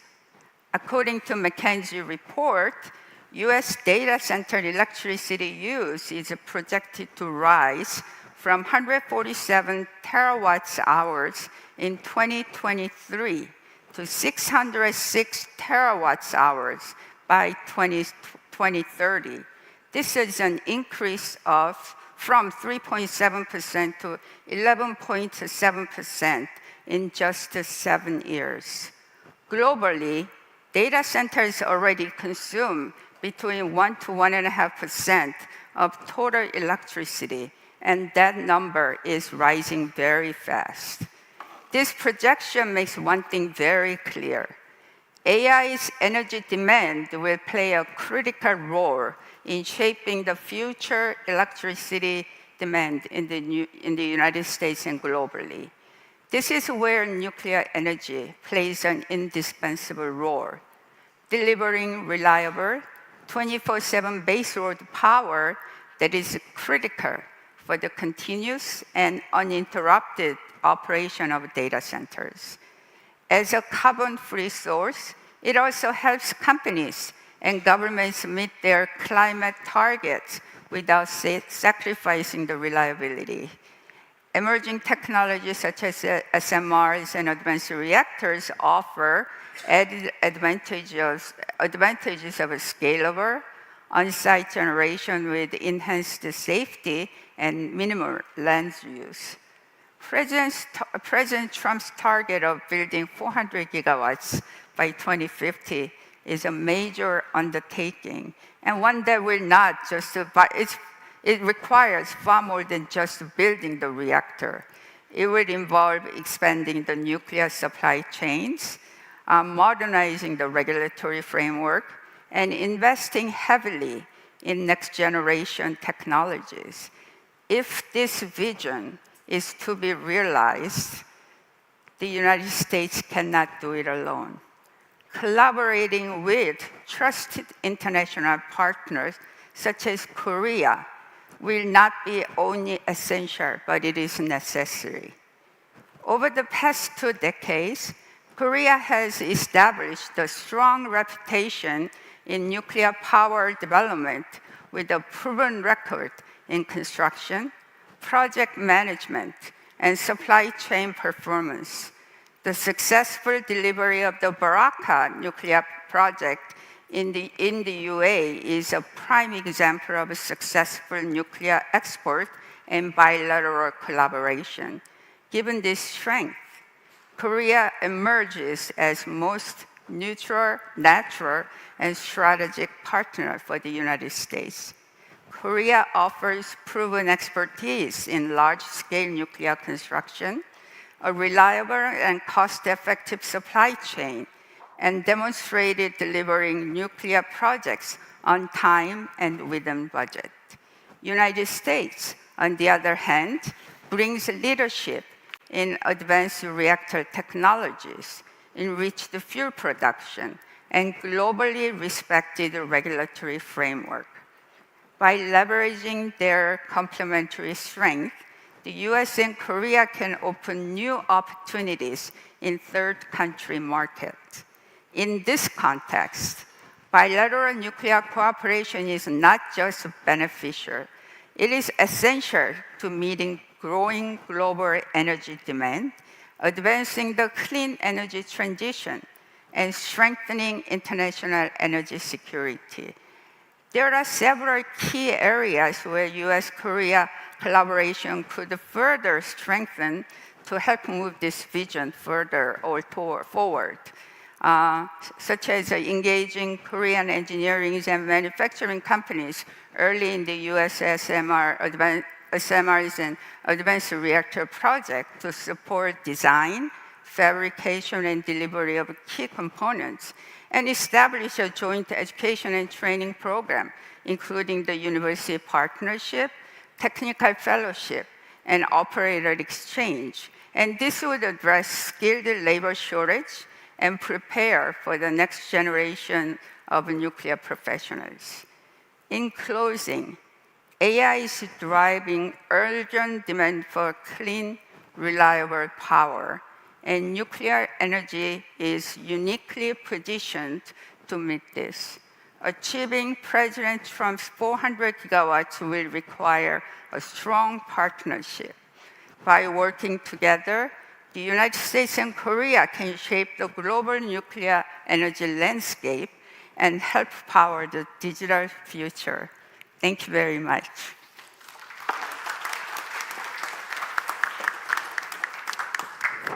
Thank you, Florence, for your kind explanation about the role of AI.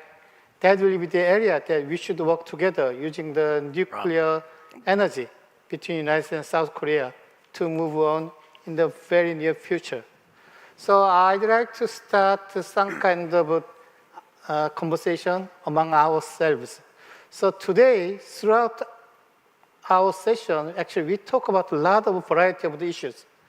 Issues about the AI, and issues about geopolitical issues that Scott mentioned, actually. As you know, the Iranian parliament claimed that they might close the Strait of Hormuz pretty soon, once they got a final approval from the supreme leaders. And those kind of geopolitical uncertainty is one of the critical issues that we should work together as a team. As mentioned by Scott, we have some key adversaries, such as the Russian Federation and China, probably. And how to compete with them in the global market is the critical issue for all of us. And for that mission, we have to have good teamwork for the commercial industry, but also we have to support the strong framework for the security and the non-proliferation as a one team. So that's the critical thing that we should discuss throughout our conversations. So to begin our conversation, I'd like to visit Mr. Lim. So you mentioned that there is a very strong supply chain under the framework of the KHNP. So to me, the nuclear energy is like to operate the orchestra. So the KHNP is very good to conduct all the music for the orchestra. So as a real orchestra, like the very famous Herbert von Karajan, so you can say that what's the real strength of the Korean supply chain teamed with the KHNP? Could you elaborate a little bit? Okay, maybe there are some reasons. One reason that we are repeatedly saying is that since 1971, we first started the construction of the Korea Unit 1. We continuously building nuclear power plants without any serious interruption. And on that journey, we orchestrated all the music by ourselves, KHNP. And there was a government policy to flourish the industrial capability of Doosan Enerbility and mid-size industries. So we have that harmony and coordination and commitment to the building of the nuclear power plant inside Korea and outside Korea. And so I think we are very much ready to utilize this nuclear renaissance. As somebody may know, Doosan Enerbility's market cap doubled during recent 3 months.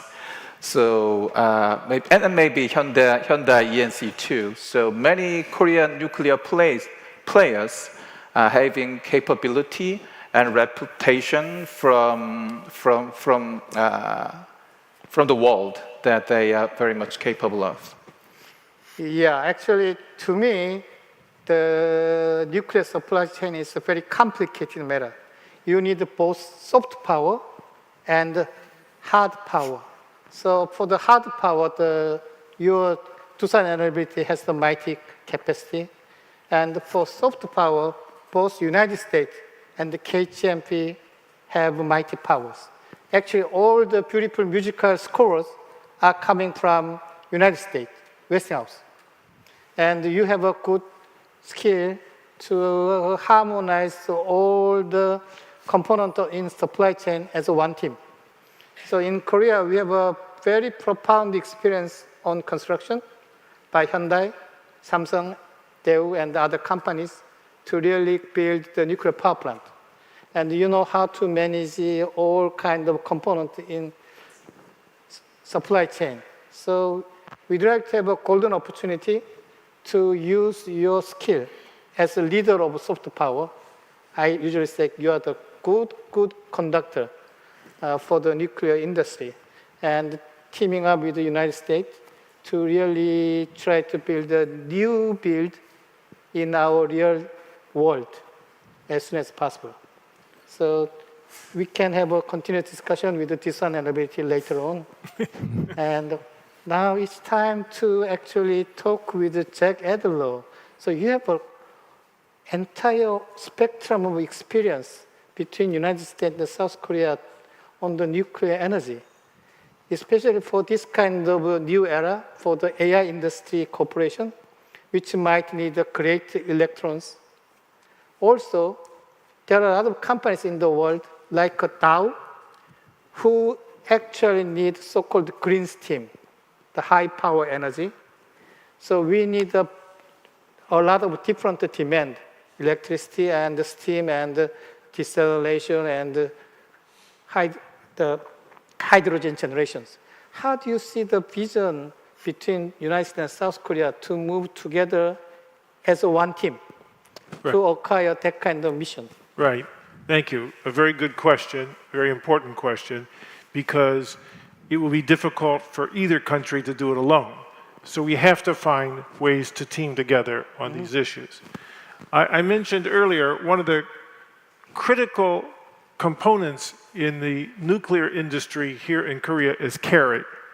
Carry is very important because not only do they do research, but now they are providing a lot of fuel for research reactors around the world. In fact, they're one of the top fuel providers, and they design fuels for reactors which do not have, up to now, the capacity to lower their enrichments to 19%. Even in the United States, we're now relying on carry fuels to bring the enrichment levels down and for more fuel for more reactors. Why are research reactors so important? They are the training tools of the future engineers.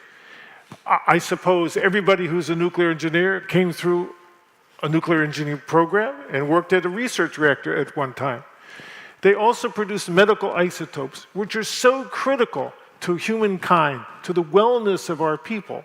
And, of course, they also are used for industrial applications, like doping of silicon and other aspects as well. And, of course, research on materials. The fact that carry is such an important tool here in Korea is critical for the United States as well. So that's why I support this organization in so much that we do.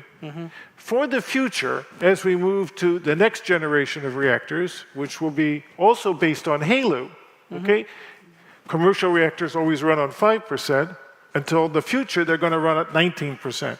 And so a lot of the experience that we've gained in working with HALEU transportation for the research reactors will come over to this. And that's a critical role that Kerry can also play in development of packages and other methodologies to supply for your future reactors as well. So it's a critical item, and that's a good way that we have cooperated so far between the US and Kerry. And I think continued cooperation with Kerry is the point of the spear for the two countries to work more together. So thank you very much. Thank you. So actually, yeah, there is a big applause from Dr. Hangyu Joo, who happened to be the president of Kerry. So actually, the real cooperation to further develop fuel is also a critical component for our prosperity in nuclear energy. So we will have a session 3 following our session to discuss further about that kind of collaboration. So you will be the speaker for that session also? Okay. Now I'd like to move to my attention to Doosan and ability. So whenever I talk with somebody in the United States about nuclear cooperation, they always praise the Doosan and ability very highly, because they have a mighty power for the hardware. So today you talk about the so-called TSMC for the nuclear energy.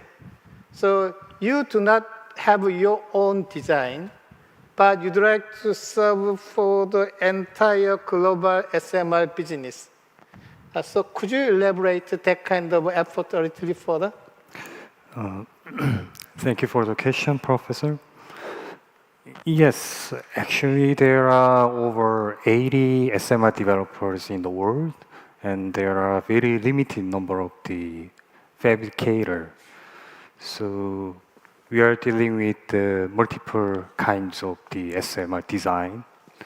But the problem is that the SMR fabrication is not simple, because the size of steam generator for the large nuclear power plant is 4 meters diameter and 23 meters long. It's huge. But for SMR, it's almost the same size. And it is more complicated to manufacture because it is modularized. So it is very challenging. But the SMR developers are very specialized in SMR design. But they are families, which means they do not own the fabrication facilities, and they are lack of the experiences in component fabrication. So in this situation, we suggest that let's do what each company is do best, right? They can design and we can manufacture. We were highly impressed by TSMC in Taiwan for the semiconductor business. So they do not design and they do not compete with their customers, and they just fabricate the semiconductors. And they are contributing to the worldwide deployment of semiconductors. The same. So Doosan do not design, but our customers design and we manufacture, and we provide the manufacturing services for them, our customer, to complete their design. We strongly believe that this way is the best way how Doosan could work for this industry, and how we can contribute to the worldwide deployment of the SMR.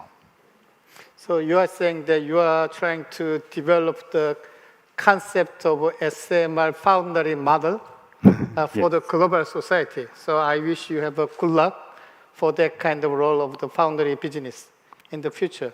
And I have another question to you. Actually, Doosan has a long history to supply all the key critical components of reactor vessels and actually everything for the large-scale reactors. and you are now just trying to study the new venture, the SMR business. How do you incorporate those two kinds of efforts? Could you elaborate your strengths of the conventional supply chain for the SMR and also the PWRs? Yes, I think this is a very nice question because we have a very robust and solid supply chain, which is composed of more than 800 our partner subcontractors in Korea for large nuclear power plant. And for example, we utilize the 400 our partner companies for one large nuclear power plant projects. And we strongly believe that we will do the same for the SMR component fabrication. I mean the new upcoming SMR era will not be replacing the existing supply chain. Rather than building the whole new supply chain for SMR business, the SMR business will enhance and expand the capacity and capability of the existing supply chain. If there are multiple and very large number of the order books, the supplier will increase their capacity by investing in their facility. And they will try to reduce the manufacturing lead time to manufacture more components to earn money, right? And we think this kind of the change will make the existing Korean supply chain ecosystem evolving into the next phase. That's our belief. Yes, so you have a very key comment for all of us in order to activate the real partnership between United States and South Korea. Because as you already mentioned, there are more than a couple of hundred supply chain members under your control. So in order to build that kind of chain in a day is impossible. So I usually say Rome was not built in a day. So that's the area that we should work together. So we have to maximally use and torture, I should say, the Doosan ability to work for us, actually. So without your support, we cannot go any further, not just for the PWR, but also for the future SMRs. So we'd like to have a continuous collaboration with you, actually to create a real partnership between United States and South Korea. So let's give them, the Doosan LBT, big hand, actually. So that actually they are the pioneer to manufacture the real thing for the real society. Now I'd like to move to Mr. John Kotek. And you actually proposed a lot of interesting things for us today. And you mentioned one very interesting to us. So you mentioned that during the 90s, that there was some kind of a test reactor development, another nuclear renaissance, but it was evaporated. So actually it was not in the middle of 1994. Actually, it was killed at the later part of 1980s, actually. And it continued for the final phase out. So there are a lot of golden opportunity throughout our lifetime, not only for the IFR combined with the TrueX, but also at the beginning of this century, there was a big movement under the name of the GNAP. So, but we feel that times are changing now, and we feel some difference between the previous time and the current time, especially after the announcement of the 4 executive orders. So how do you see the real opportunity to move on using the current framework developed by Trump administration and the AI industry? Yeah, So, yeah, I do think there are important differences. And if you look back, you know, we did have, for example, the so-called nuclear renaissance in the U.S., 15 or so years ago. The short answer is, when a lot of those reactor projects were proposed, natural gas in the US cost about $8 a million BTU, right? With the advent of fracking, it dropped down to somewhere in the 2s or 3s. The economics of the plants just weren't there anymore, right? So you had a big change. What's happening in the US now is there are more companies that care about low carbon. There are a lot more companies and a lot more policymakers that care about the firm attribute of nuclear power. There's also, I thought Jack made an excellent point earlier regarding the opportunities for nuclear in heat production. Yes. And whether it's for oil, gas, chemical, some folks are looking at hydrogen production, steel manufacturing, you name it. I do think there's a tremendous opportunity there. Interestingly, even in some of our states that are more conservative, controlled by Republicans, you're hearing about policymakers wanting to bring new nuclear to market to serve some of these oil, gas, chemical companies to help them clean up their power supply because they know they need to bring lower life cycle carbon products to market if they're going to compete, for example, in Europe with the carbon border adjustment mechanism, right? So those sorts of things, I think, have us in a very different place now. The other thing that to me is meaningfully different is the last time we were talking about new nuclear build in the US, it was largely about the utilities. And again, this kind of goes back to what we were just talking about. Now you've got whether it's the oil, gas, chemical companies, the hyperscalers, a lot of others. In particular, these big tech firms, they've gone from, I don't want anything to do with nuclear, to, all right, maybe I'll sign a long-term power purchase agreement, to, I think I'll invest. Right? Now, maybe they're not as far along. We'd love to see them take on some of the risk associated with these projects, but I think we're headed very much in the right direction.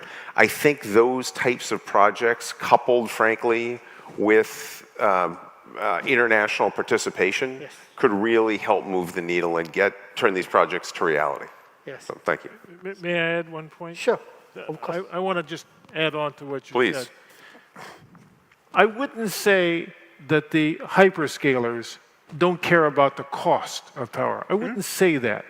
But they are less interested in the cost than the availability of power. Without the availability, AI can't exist. And since it's a big race, they want the power. And they'll spend what they have to get now, even if it means buying all the power in the United States for AI and leaving the consumers with no power.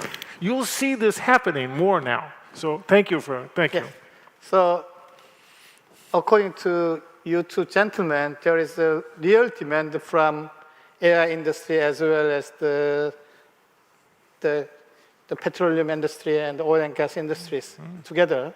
So we have to prepare to supply either green steam or electrons to them on time and within budget.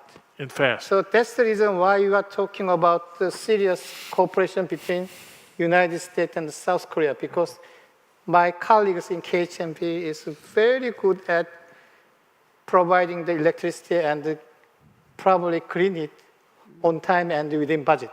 So that's the area that we should focus on to have a real cooperation between United States and South Korea. For that one, I'd like to have one additional question to John. So we have some good idea how to cooperate between United States and South Korea.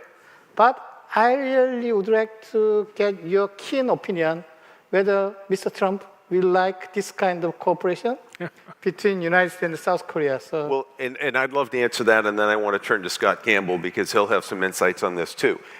I touched on this a little bit at the end of my remarks. I think if you're talking about a project that can result in a groundbreaking, U.S. job creation, big power production to help us win the AI race, I think those are the sorts of things where you can take an argument, frankly, to the administration, to the Energy Dominance Council, and say, look, we can't do this alone. If we want to do it on the schedule that you need it done, then we're going to need help, all right? And South Korea, and I'd put Japan in this category too, those are two of the companies or countries that can really help make this happen. And I think there's an argument that you can take to this administration that will help you get the support you need. But Scott may have a different point of view. Well, just to add to that, I mean, the only thing we've had any kind of consensus on in Washington for some time is China. and the threat that they pose to the United States. So why wouldn't we take to this administration the case is that we're going to be outcompeted. We're going to be beaten by the Chinese unless we work with the Koreans or with the Japanese or both, and get small modular and larger reactors out into the developing world, or we're going to lose the battle completely. And so I think it's a very convincing case. I think John's right. You can take this into, I know because I've done some of this myself, you can take it into the White House because the Energy Department is still getting constructed, right, with appointments and all of that. And I think the Assistant Secretary for Nuclear Energy hasn't even hadn't been voted on yet, but he will be, and he'll make it, but there's no one to talk to is a bit of the problem. I actually talked to the Japanese ambassador, had lunch with him one day, and I said, I understand you all to be first in the queue to negotiate these deals with us, tariff deals. He says, I don't know. He said if they want to change they want reciprocity, it's going to take us years. If they want a deal, we can do it in 6 months because they know that the administration wants to create jobs. They want to beat the Chinese, and they want to grow this industry as fast as they possibly can. And remember, Trump's got a 2 or 3 year clock running anyway, so he wants to get as much done as he possibly can. So all those factors contribute to going in with companies going in together and talking to the White House and later to the Energy Department to get something like this done. Yeah, it's very critical suggestion actually from both of you actually.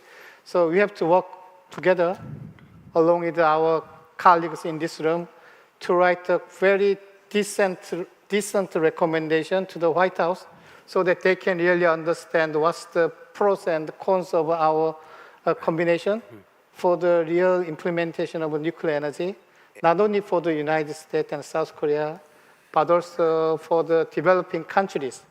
There are still around 700 million people who cannot enjoy the electrons at this moment.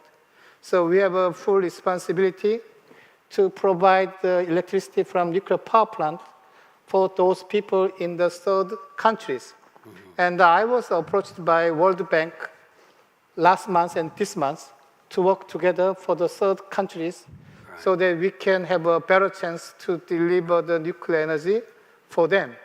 So as already mentioned by many of us, we need a team effort, not just to promote the construction of the nuclear facility, but also to cultivate the culture for the third developing countries, so then we can enjoy and share the nuclear energy as together for the future generations. So I have another question for Scott. So you are the real expert on the SMR development. You operate the ARC technology, and as you mentioned throughout your comment, you see the bright future for the SMR compared with PWR, which might be a little bit different from my opinion, but I'd like to listen to your statement, why you love to enhance the SMR business. Well, I start off with, I think the future is terrific for large light water reactors. But in terms of our needs and the urgency of it, that's going to be a longer term play. In the shorter term, it's SMRs. And they can transform our competition with the Chinese. They can transform our own economy, where we have data centers that need them drastically. And the reason is it's cost. You can get a 100 megawatt reactor with a 20-year fuel package for $500 million versus making a decision as a utility for a $12 billion unit. There are 3,000 electric utilities in the United States and 51 state utility commissions. It's hard for those companies. Only a few of them have ever been able to make a decision in recent times, to make that kind of commitment to a large water reactor. But I do believe that LWRs have a long-term future, maybe even mid-term future, but SMRs, looking at what the president's asked for in national security, he wants the military to have them. He wants to have them fast because he wants to get them off the grid. It was about 5 years ago that a large Chinese transformer on its way to the Southwestern utility was intercepted by the U.S. government and examined, and it was full of spyware of all kinds. they begin to realize that the whole system was polluted by these sort of things. And the utilities have been ordered to change it, but the answer is it's going to take years and billions of dollars. So we're in a bad position. That's why SMRs are going to be particularly popular for large companies, for the Amazons and Microsofts. They're going to want to have security of their electric supply, and the only way they're going to be get it in our system, if you know what the background is on the Chinese, is to it's an older system too, and it's got its own set of problems. But the only way you're going to be guaranteed is to build your own small reactor, put it on site, dedicate it to your facility. So. Yeah, it's a good remark to promote our continuous effort for the SMR development. So if you are really trying to enhance the so-called CHP, combined heat and electricity produced, then we should go for the development of the SMR generation 4. So in that sense, I really like your comment. So I'd like to raise the final question to my Florence. So I think you have some magic wonder to interlink the AI business with the nuclear power generating companies. So could you talk about your magic, how to interlink those two businesses together? Well, there's no magic one, but these are high-tech companies, Googles and Amazons. They have already became more than just using this nuclear power as an energy source. They have become partners of these nuclear companies. As John had already mentioned, the Amazon has been invested in X Energies and Google's, the Kairos, and Meta just signed a 20-year purchase agreement with the Constellation. And their investment, and this gives confidence to these nuclear companies. And this also funding these companies to build more nuclear power plants, especially in their data center areas. And by choosing this nuclear power, and it's sending us strong signals to the market, and sending them strong signal that nuclear energy is energy for the future. And hopefully that sends a message that the other companies and governments take nuclear more seriously. And then that creates more demand for nuclear. As well as these hyperscalers are large and they're influential. They could help shape the public policy if they can say, we need clean, reliable energy, and nuclear is a key to this kind of energy. Maybe policymakers will listen, and they maybe change the programs and the rules so that the nuclear can become more popular for the next future energy source. So that's the magic. Good one. So to me, that's the part of magic. There is another part of the magic. So she was talking about the demand from the civilian AI data center. There is another AI data center for the defense in the United States.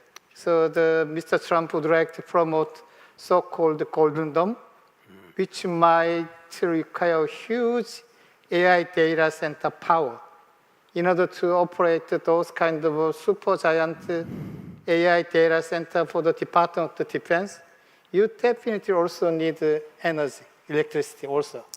So there are a lot of big demand to match the demand from the data center with the nuclear power. As already mentioned by Florence, we need real 24/7, 365 continuous supply of electrons for the AI business. Without them, we cannot compete with China. China has a mighty potential to move forward. So as a team, we should work together to further develop the concrete foundation for the further collaboration.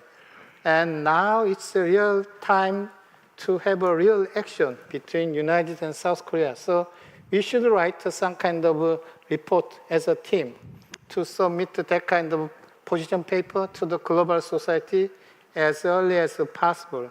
So times are almost running up. So that's my final remark. John, do you have any remark?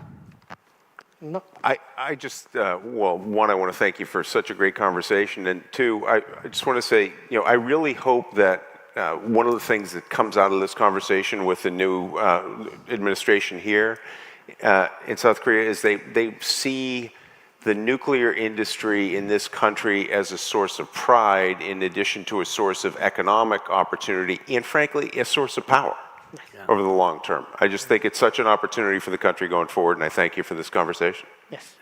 Thank you. So this is the final end of our session 2. So we will stop at this moment, and we will have the next session, session 3, right now, or After 30 minutes. after 30 minutes. Okay, so we will have a coffee break.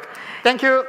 Yes, please give a big round of applause to the team Mission Possible. Thank you very much for giving us your insights today.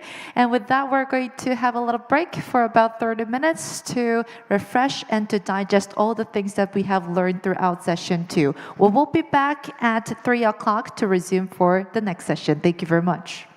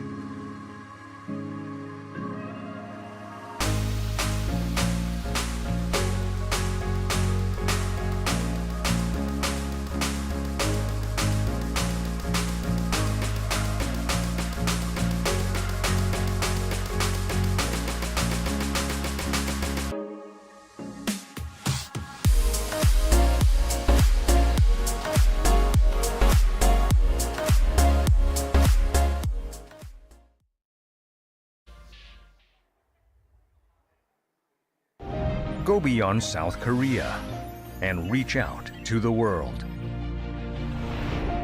Our expertise and technologies are expanding globally, starting with the UAE nuclear power plant, which is operated by the nuclear fuel that we designed, manufactured, recognized for its stability. We lead the global nuclear fuel market by exporting core components to various countries around the world. We were able to keep going because we were not alone, but together. Through collaboration with overseas companies, we expand opportunities, not only diversifying our business, but also increasing the efficiency of power plant operation and to create synergy. To create a future where nature, people, and technology coexist. We open the era of eco-friendly green energy, which drives forward carbon neutrality.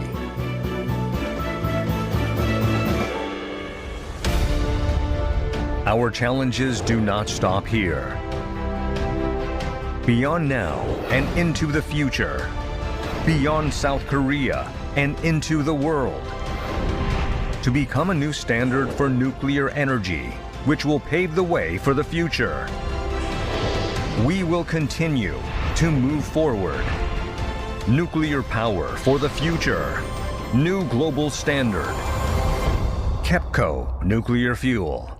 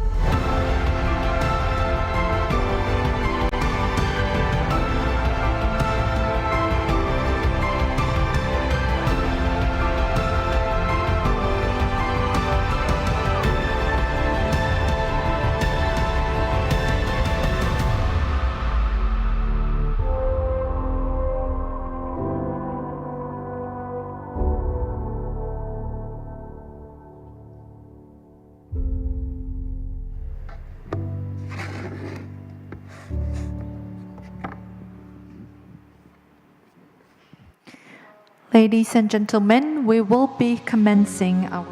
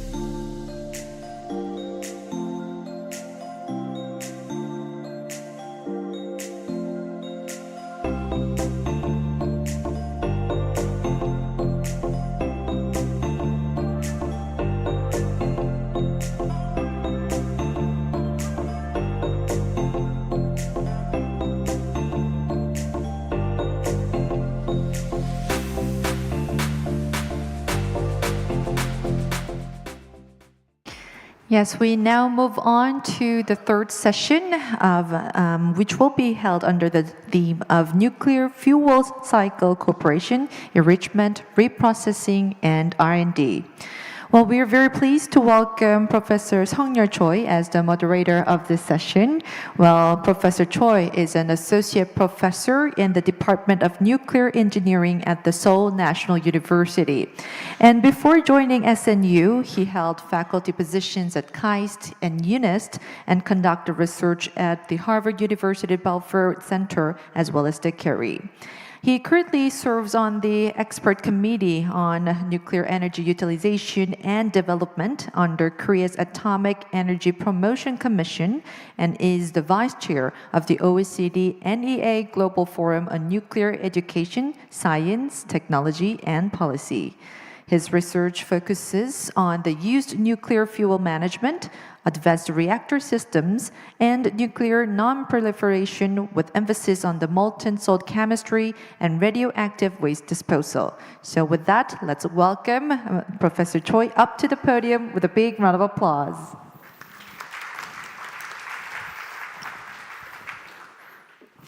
So thank you for your kind introductions. And good afternoon, everyone. Welcome to the session 3 of our conference. This session focuses on nuclear fuel cycle cooperation, enrichment, reprocessing, and research and development. I must say it is a difficult task moderating sessions after looking at the Professor Yong-Soo Hwang's the remarkable moderating skill and also his dedication to baseball. So for the last decade, the global nuclear community has been through the significant change, the COVID-19 influencing our lifestyle and also political landscape, and also beginning of the artificial intelligence era, and the Russian-Ukraine war, and also the rise of small modular reactors with the new market opportunity for nuclear reactor and then nuclear energy, and also growing nuclear market in overseas so that the nuclear export competition is become significant. And also the new government in US and in Korea, and both starting this year. And the most recently, the President Trump's executive order, which I believe they're reclaiming the US ability to control the full nuclear fuel cycle capability as a strategic asset. I believe the shaping the next decade of nuclear future will start by carefully looking at the changes to adjust the direction of our cooperation between the two countries. So with that, our goal today is to explore how recent change and shift in the global nuclear landscape are influencing fuel cycle policies, and it is also to explore how US and Korea can effectively collaborate to ensure stable, secure nuclear fuel supply and drive continued innovation in both countries. It is a significant topic, but definitely not an easy one. However, fortunately, we have an outstanding panel of experts with us today who will share their unique perspective on this critical issue. To begin, it is my pleasure to introduce our first speaker, Mr. Paul Dingman, President of the World Council of Isotopes. Paul has over 35 years of experience including the Argonne National Laboratory as Senior Polish Fellow, and also experience in a Nuclear Regulatory Commission, and also Department of Energy, NNSA. He is covering the wide topics like nuclear energy, fuel cycle, and also national security. So Paul, floor is yours. Thank you. Please welcome me with a big hand. Thank you. Well, first of all, thanks everybody, the organizers, for this. But I have to say that earlier today, I received a text message from my wife saying that while I may be in Korea for this, BTS Army has now got it together because all members of the BTS have completed their service. So that was much more important to her than what I'm going to be talking about. All right, so let me start off by saying that I'm going to start off by talking really about the current fuel cycle in the United States. So I served on a National Academy of Sciences committee that that we worked for 2.5 years looking at the entire advanced reactor fuel cycle. And this particular diagram is one which we use to try to explain to people in Congress as to what parts of the fuel cycle the US does not have and what it does have. And as you can see from this, the parts that are in light gray are the parts of the fuel cycle that we currently have in the US. The ones that are kind of grayed out are the ones which we only have some partial capability, and then the ones that are completely grayed out are the ones for which we have no capability in. So as this is for the once through a fuel cycle. And you can see that each one of those elements there is an extensive infrastructure that has to be developed. Now, when you go to something like the advanced fuel cycle where recycling is involved, then it becomes even much more complicated because we lack many more facilities. So the conclusion after 2.5 years and 80 meetings that we had, and we interviewed thousands of or hundreds of companies and individuals, we came to these two conclusions. One is that the current US policy, which is a once-through fuel cycle, should be continued, and that we need to focus in on closing it by developing a disposal system.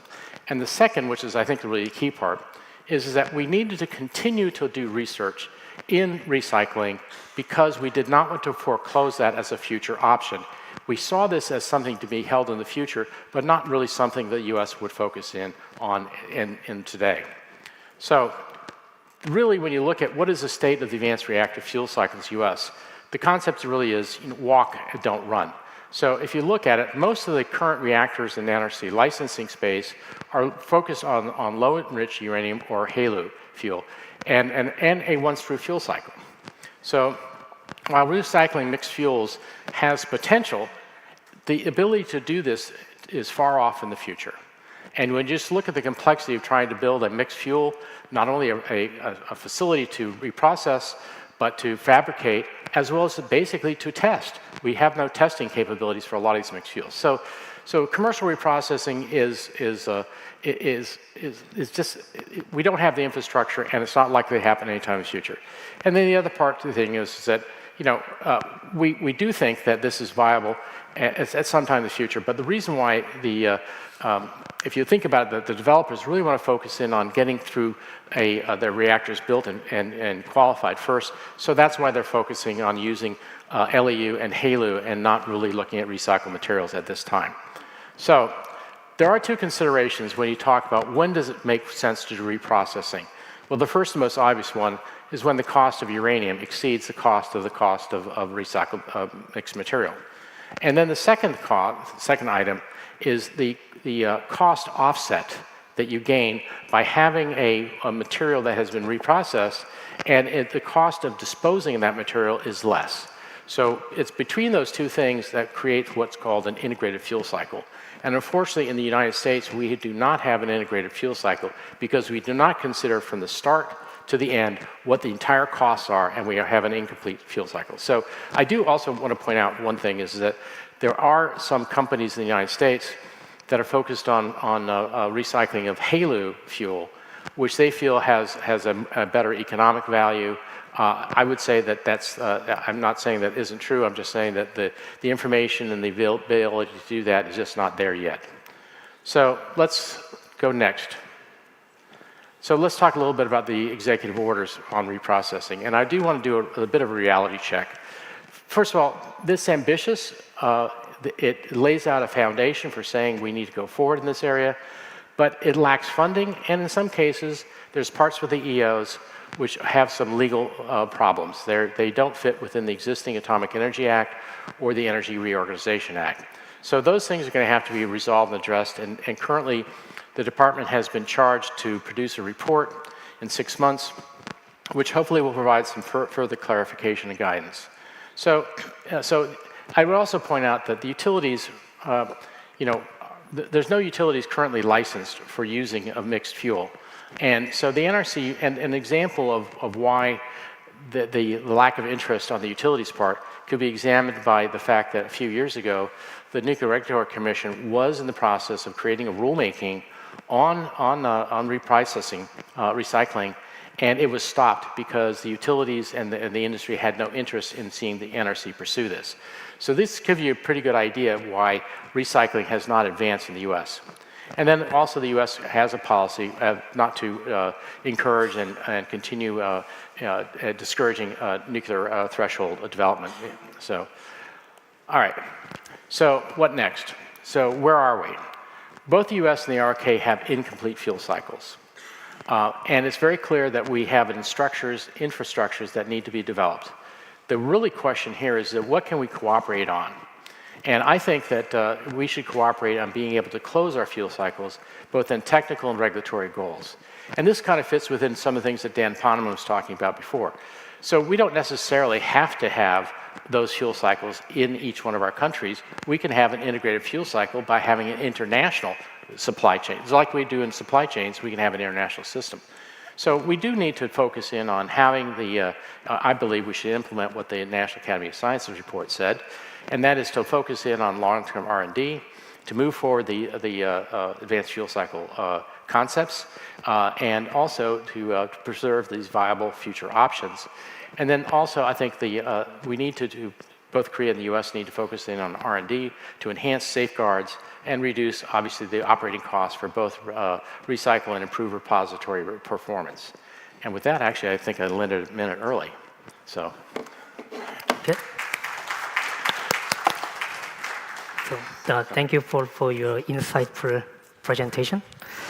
So I think here, this presentation, I like the expression that walk but don't run. I think that it tells a lot about the U.S. Nuclear fuel cycle operation right now. So let's move on to the next speaker. Our next speaker is the Mr. Yang. He is the Senior Vice President at KHNP. He is in charge of nuclear fuel and then fuel cycle in KHNP. I must say, I cannot think of the better person in Korean nuclear industry to speak about the industry view and then visions about nuclear fuel cycle and nuclear fuel better than him. So let's welcome him with a big hand.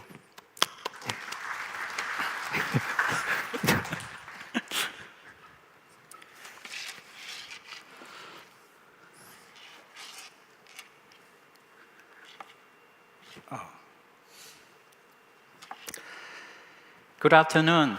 I'm Yang from KHNP. I'm the Vice President of Nuclear Fuel. And it is a great honor to speak today on one of most critical area of US-ROK collaboration, the nuclear fuel cycle. Let me begin. First, I'd like to briefly highlight how the global nuclear fuel cycle environment is changing. We are at a turning point, a moment of both crisis and opportunity. Russia's invasion of Ukraine, sanctions, and fuel dependency have exposed deep geopolitical vulnerabilities. Ensuring stable fuel supply is now a national priority for both of our countries. But crises also bring a window for renewal. Demand for nuclear power is surging due to AI and decarbonization goals. While supply chain disruption have pushed front-end fuel prices higher, creating favorable conditions for reinvestment. And the recent executive order by President Trump underscore America's clear intent to rebuild its domestic fuel cycle. This isn't just about reacting to instability. It is an opportunity to reshape the global fuel supply structure itself. Now is the perfect time for US and Korean stakeholders, public and private, to create a new ecosystem together. This slide outlines 4 major shifts now underway in the fuel cycle. First, fuel supply risk is no longer theoretical, it's real. The old model of relying on a few stable suppliers is no longer sustainable. We now need diversification and a flexibility to respond to new and emerging demand. The second, we are seeing a new type of enrichment demand. Beyond conventional LEU, there is a growing interest in LEU Plus and HALEU, but uncertainty around timing and volume complicate infrastructure investment. Third, Gen 4 and SMRs are accelerating the need for new fuel types. SFRs, HTGLs, and MSRs require urgent licensing framework. Now, NPT regime, new NPT regime and commercialization pathway. And the fourth, spent fuel recycling is back in the discussion. We are seeing renewed interest in partially closed fuel cycle, which will require both policy and technical planning. All these trends point to one thing. There is not just a market issue. This is not just a market issue. It calls for national level strategy and infrastructure support. Now, how do we translate this into concrete US-ROK cooperation? Let's start with the fuel supply partnership. Korea can contribute by securing long-term contract and co-investing in US enrichment capacity. In turn, the US can help guarantee fuel supply stability for Korean reactors. This kind of mutual contribution goes beyond buyer-seller relationship. It's about joint capacity expansion and supply chain diversification. We can see here a recent example, the signing ceremony between KHNP and Centrus Energy. And I look forward to seeing many more moments like this as we deepen our cooperation in the nuclear fuel cycle. As we enter the SMR era, flexibility in the fuel supply becomes essential. We expect hundreds of private SMR developers to emerge. Most will be small, with a diverse fuel need that conventional centralized supply chain cannot meet. The supply chain will become more fragmented, yet actual fuel suppliers remain very limited. That's why we need a resilient hybrid system, including fuel banks and intermediary frameworks involving both private and public actors. Flexible multi-sourcing network must adapt to each SMR's need with the tailored distribution models. To do this, I propose collaboration among 4 key actors in both countries: governments, utilities, traders, and storage, all fuel banks. Fuel supply isn't just a buyer's problem anymore. It's a matter of a policy, logistics, and stockpiling. Next, we must focus on next-generation SMR fuel cooperation. Beyond the current reactor fuels, Korea and the US should jointly promote licensing standardization and commercialization of Gen 4 fuels. This includes accelerating frameworks for LEU Plus and HALEU which are gaining urgency. We can leverage our strengths across R&D, testing, and regulation, positioning our partnership to lead the gentle fuel market from the outset.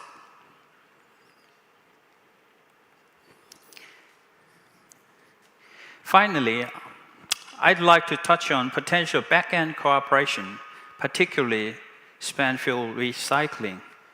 First, on pyroprocessing, which the US and Korea have studied together. While promising in terms of non-proliferation, economics, and waste reduction, it still faces hurdles. I suggest we pursue joint demonstration project and a shared roadmap for commercialization. Second, overseas reprocessing. KHNP is now conducting a feasibility study to utilize France's La Hague facility, the overseas reprocessing. This would help securing strategic flexibility in closing the fuel cycle, from halo recovery to high-level waste management. Whether it's pyroprocessing or overseas options, we need sustained US-ROK cooperation across technology, policy, and commercialization in the back end of the cycle as well. To conclude, nuclear fuel cycle cooperation goes beyond technology or contract. It's about building trust, strategy, and a future competitiveness between our nations. Today, I've outlined key areas where Korea and the US can lead together. To move forward, I propose the restarting the HLBC, High-Level Bilateral Commission, under the 123 agreement, with a broader participation from government, utilities, national labs, and industry stakeholders on both sides. Let's institutionalize success before others define the future. Thank you.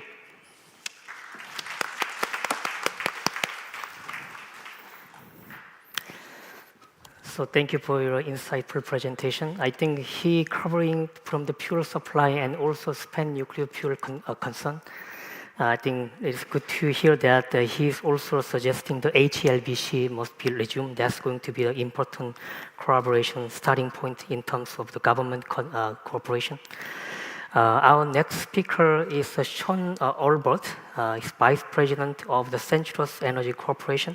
I think the success of Centrus is not only important in US, but also important in Korea and also the Western fuel supply market. He is leading the Centrus Helium program, and also before joining the Centrus, he has more than 2 decades of experience at US Department of Energy and NNSA. Let's welcome him with a big hand.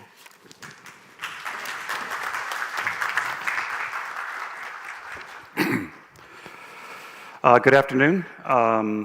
Thank you for the opportunity to speak with you all this afternoon.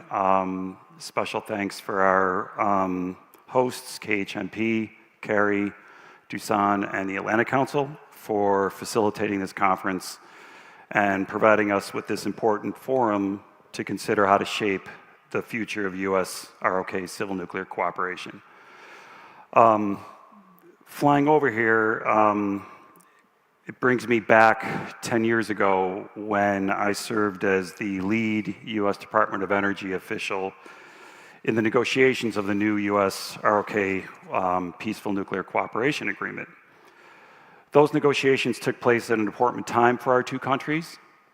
I've often heard my ROK government colleagues in those discussions use the analogy of a three-legged stool to describe the US-ROK bilateral relationship.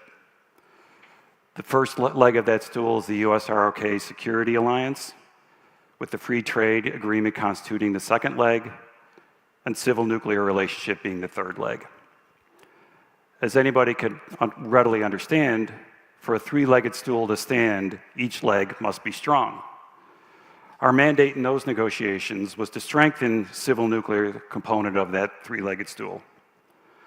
Those involved in the discussions, several of whom are in this room, can recall the intense discussions that took place over critical issues such as enrichment, reprocessing, and export controls. What we were trying to achieve at the time was to reach agreement on how to best address these issues and others in a forward-looking agreement that built upon decades-long foundation of working together, but tailored to the needs of the 21st century. I'm proud of the new 123 agreement that came into force in 2015 and believe it has the tools that we need to address today's challenges and opportunities. Since that time, we have witnessed over the last 10 years an ever-increasing awareness of how the expanded deployment of civil nuclear energy can address the challenges of climate change, clean energy, and national security. According to the International Energy Agency, we need to increase by nearly 400 gigawatts of deployed nuclear energy by 2050 to achieve net zero. COP28's tripling nuclear energy pledge, signed by approximately 30 countries and additional industry giants such as Google, Amazon, and Meta, to name a few, reflect the importance of this issue. In the United States alone, the Trump administration has called for 300 gigawatts of new nuclear capacity on top of the existing reactor fleet by 2050. The scope of the challenge is immense, but so is the opportunity. Clearly, those of us in this room recognize the opportunity that now exists in the United States and the ROK to work together to strengthen our civil nuclear partnership. The agreement reached between our two governments and the recent Memorandum of Understanding on principles concerning exports and cooperation constitutes an important step forward in expanding our bilateral work. The MOU also reflects the importance of working together to expand the peaceful uses of nuclear energy while upholding the highest standards of nonproliferation, safety, security, and safeguards. We look forward to working with representatives of the new administration of President Lee Jae-myung to discuss how industry can help support implementation of these commitments. Not to be outdone, the Trump administration recently issued 4 executive orders that are designed to spur the development and deployment of nuclear reactor technologies at home and abroad through investments in industry, streamlined regulatory frameworks, and enhanced government efficiency. Notably, for purposes of this discussion, one executive order pertaining to the need to reinvigorate the nuclear industry base specifically highlights the need to facilitate the production and procurement of enriched uranium. By its very nature, commercial uranium enrichment is strategic in nature and requires strategic coordination in addressing challenges in this market. The existing market for LEU enrichment is dominated by 4 providers, all of whom are state-owned and state-backed. They are Russia, China, Urenco, which is a conglomerate of Germany, Netherlands, and the United Kingdom, and Orano, which is owned by the French government. It's also important to understand that in this market, Russia currently possesses approximately 44% of the global uranium enrichment capacity. Many Western countries, including the United States, have determined that it is no longer strategically sensible to rely on the supply of enriched uranium from Russia. For that reason, the complete ban on such imports in the United States will come into force beginning in 2028. Moreover, the European Union recently released its proposed strategy to eliminate its reliance on all Russian energy imports, including enriched uranium. In this environment, it's important for the United States and the ROK governments, along with the US and ROK companies, to work together to eliminate such reliance by bringing additional enrichment capacity to market. The supply from existing European enrichment companies is important, but it is simply not enough to meet the demands of the existing nuclear energy market, let alone the urgently needed expansion of nuclear energy around the world. We need additional enrichment capacity brought to market by additional enrichment service providers to enhance our diversity and reliability of supply. As reflected by the US Nuclear Energy Institute, what we need is a diversity of supply from a diversity of suppliers. Centrus Energy is currently the only US enrichment company that operates a US enrichment technology. Moreover, commercial enrichers outside of Russia that provides we are the only commercial enricher, outside of Russia that provides the HALO enrichment capacity needed to fuel the next generation of advanced nuclear reactors. Working in partnership with the US Department of Energy, we are producing just under a metric ton a year from our enrichment plant in Piketon, Ohio, and we are looking to expand.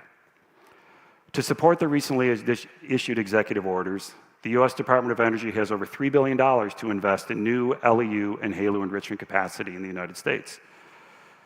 We here at Centrus look forward to bringing additional LEU and HALEU enrichment capacity to market through a private sector-led, public sector-enabled model. For our part, Centrus has announced approximately $2 billion in conditional LEU offtake agreements from utilities to support new enrichment capacity. These commitments are contingent upon Centrus securing necessary public and private financing to build the plant, but they reflect a strong appetite in the market for a new American-owned source of supply. Most notably for this meeting, we are proud to have entered into such a supply agreement with our partners from KHNP. This agreement constitutes the first commitment by the ROK for the purchase of LEU enrichment services from a US company in decades. Moreover, it reflects precisely the type of partnership envisioned when we negotiated the new 123 agreement over 10 years ago. I look forward to exploring further opportunities with our KHNP partners on how we can work together within the structure of the 123 agreement to advance the goals of US-ROK civil nuclear cooperation. I look forward to today's discussion, and thank you.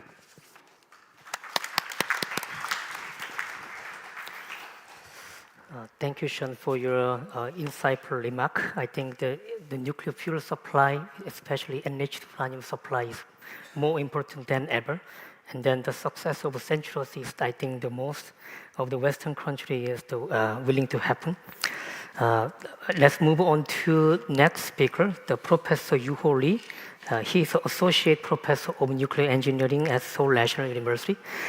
He may be young, but the one who many experts in the field wish to hear is insightful comment, including myself. And then he's going to talk about nuclear fuel issues and fuel qualification issues. And then I'm also looking forward to his remark. So let's welcome him with big hand. Thank you.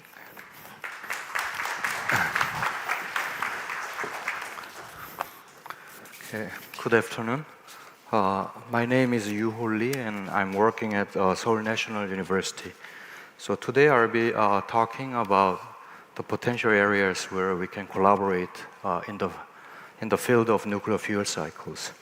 So the United States and Republic of Korea represents the most iconic and successful bond in the global nuclear cooperation. For Korea, the introduction, transfer, and subsequent localization of key nuclear technologies have been achieved through cooperation with the United States. And this partnership not only allowed Korea to rise significantly in the global nuclear prominence, but also helped the US disseminate its technology and regulatory standards, reinforcing its global leadership in nuclear power. And today, our relationship is entering a new phase. For Korea, with no realistic prospect of doubling the domestic nuclear fleet at the same pace as when the technology was first introduced, looking abroad is not just an option. It is essential to ensure a future that is greater than the past. And the reliable fuel supply is essential to appeal to the value of nuclear energy in terms of energy security, both to domestic public and policy makers, as well as potential customers of Korean nuclear power abroad. For the US, the pressing challenge is to counter the growing dominance of China and Russia in the global nuclear market. Addressing this involves revitalizing the domestic nuclear sector, which has seen declining economic competitiveness. Interestingly, these seemingly distinct national interests are highly synergistic, presenting new opportunities for deeper collaboration and expanding our partnership to the broader front-end fuel cycle can provide an excellent starting point to address these challenges. So in nuclear power, everything except fuel is expensive. Low fuel is the foundation of nuclear power and the primary reason nuclear energy can remain economically competitive.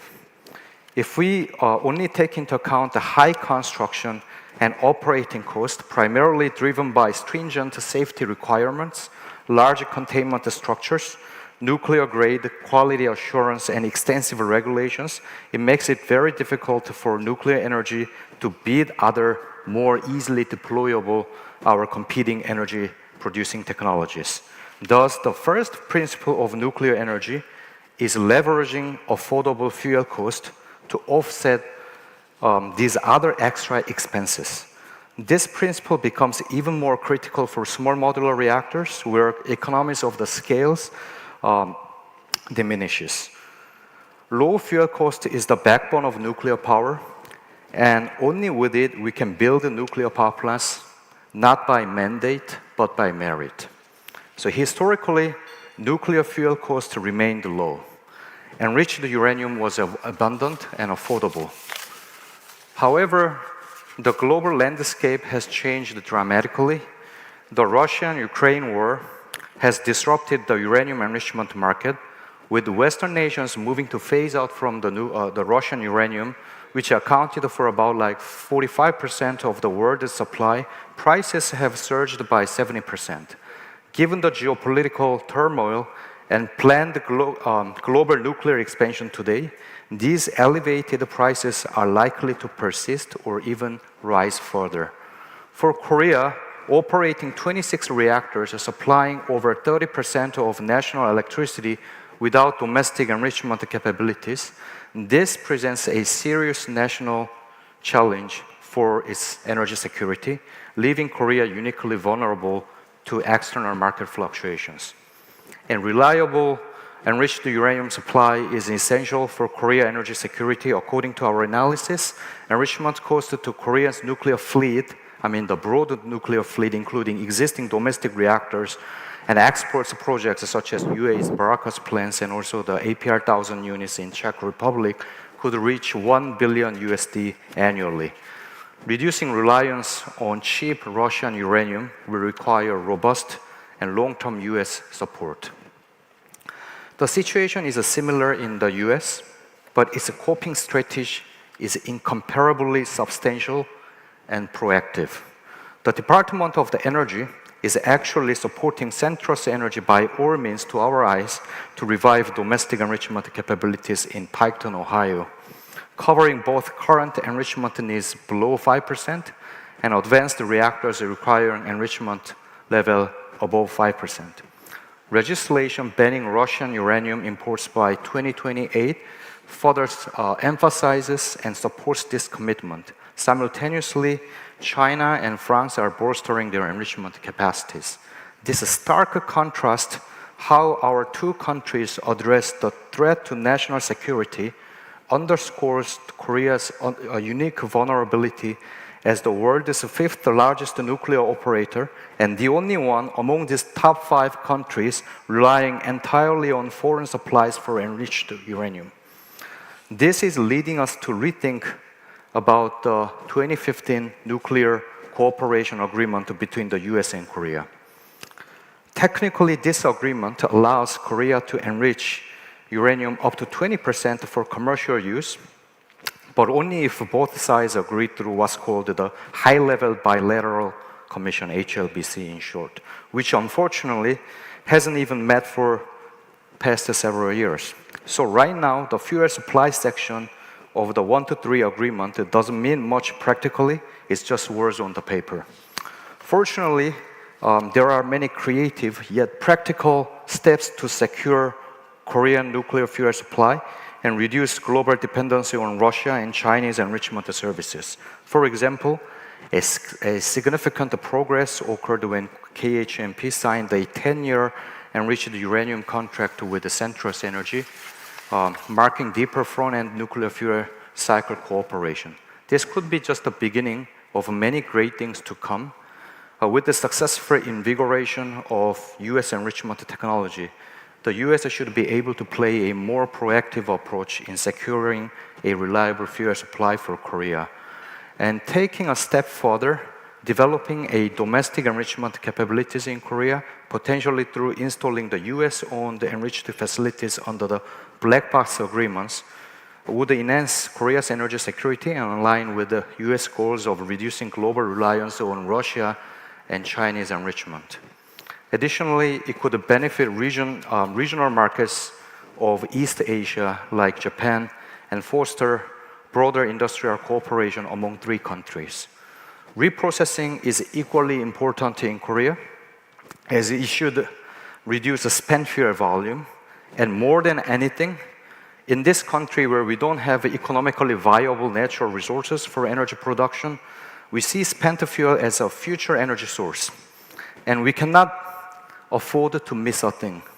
Hence, our joint research program on research, the reprocessing research should continue and grow further. So now is an ideal moment to resume and actively engage HLBC and ensure that our discussion directly aims at serving national interest of both the United States and Korea.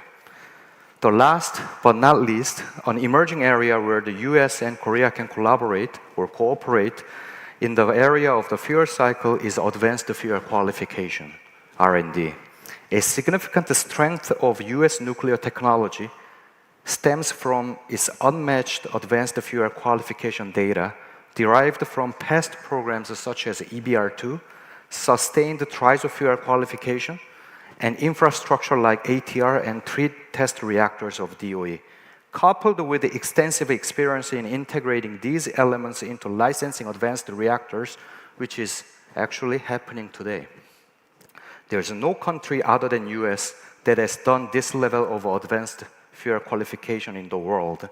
And many advanced reactor development programs of the world are benefiting from it one way or another. If speakers, Mr. Sam Lebenbeck is Vice President of X Energy. I always enjoying to looking at the progress of X Energy, especially on the TRISO fuel program, like fuel fabrications and fuel qualification programs.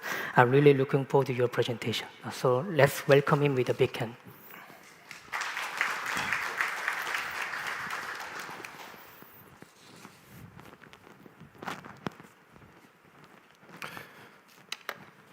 Thank you for that generous introduction. Thank you to the Atlantic Council, to KHNP, to Carrie, to Doosan Enerbility for putting together this wonderful program. My name is Sam Levenbach, and I work at a company called X Energy. At X Energy, we are developing a Gen 4 high-temperature gas-cooled reactor that uses TRISO fuel pebbles enriched to 15.5%. Before I talk more about our TRISO fuel, I would like to comment on our reactor, the XC100. The XC100 is an 80-megawatt electric reactor that most customers will deploy in a 4-pack, giving 99.99% reliability of electricity or steam. Our first project is in Texas to decarbonize a petrochemical facility owned by Dow Chemical. Our second project is in Washington State with a utility that is deploying in support of Amazon, who needs the power for their data center and artificial intelligence ambitions.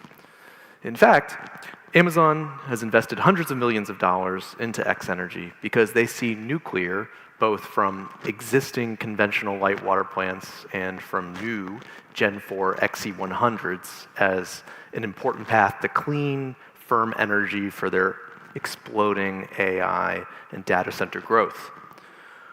All of us in this room are very excited about the future of nuclear power, and I think that Amazon's investment in X Energy is really a tentpole achievement for the entire industry that we can all celebrate going forward. Now, TRISO fuel. This is one of the main reasons that Amazon invested in X Energy. TRISO fuel consists of a kernel wrapped in 3 layers of coating, and this encapsulated fuel is inherently safe. These particles remain intact at very high temperatures, up to 1800 degrees Celsius, far above the reactor's operating conditions. This fuel does not rely on cooling systems, and even better, it is an extremely effective containment vessel of spent fuel. These characteristics are not just why we at X Energy have chosen to use TRISO fuel, but it is why many of these so-called advanced reactor developers are going to rely on TRISO fuel going forward. The Department of Energy in the United States calls it the most robust fuel on Earth. The safety case of this fuel is really quite difficult to match.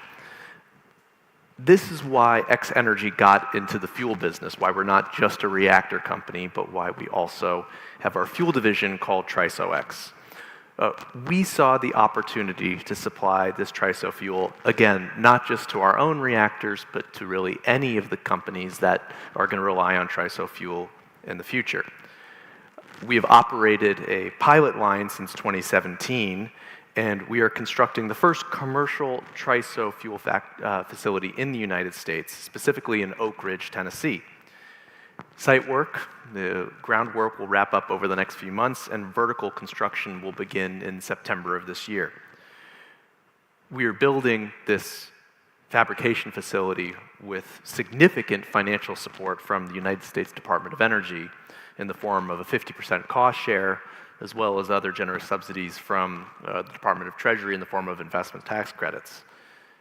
That's how we are getting to market on this first-of-a-kind facility, and even more exciting, with the demand that we anticipate from Dow on their first plant and Amazon on their really remarkable ambitions in this sector, we are going to stay mobilized at this site and build our second fuel facility also in the same site in Oak Ridge, Tennessee. My personal belief is that TRISO-X is one of the most exciting aspects of a pretty exciting equity story at X-Energy.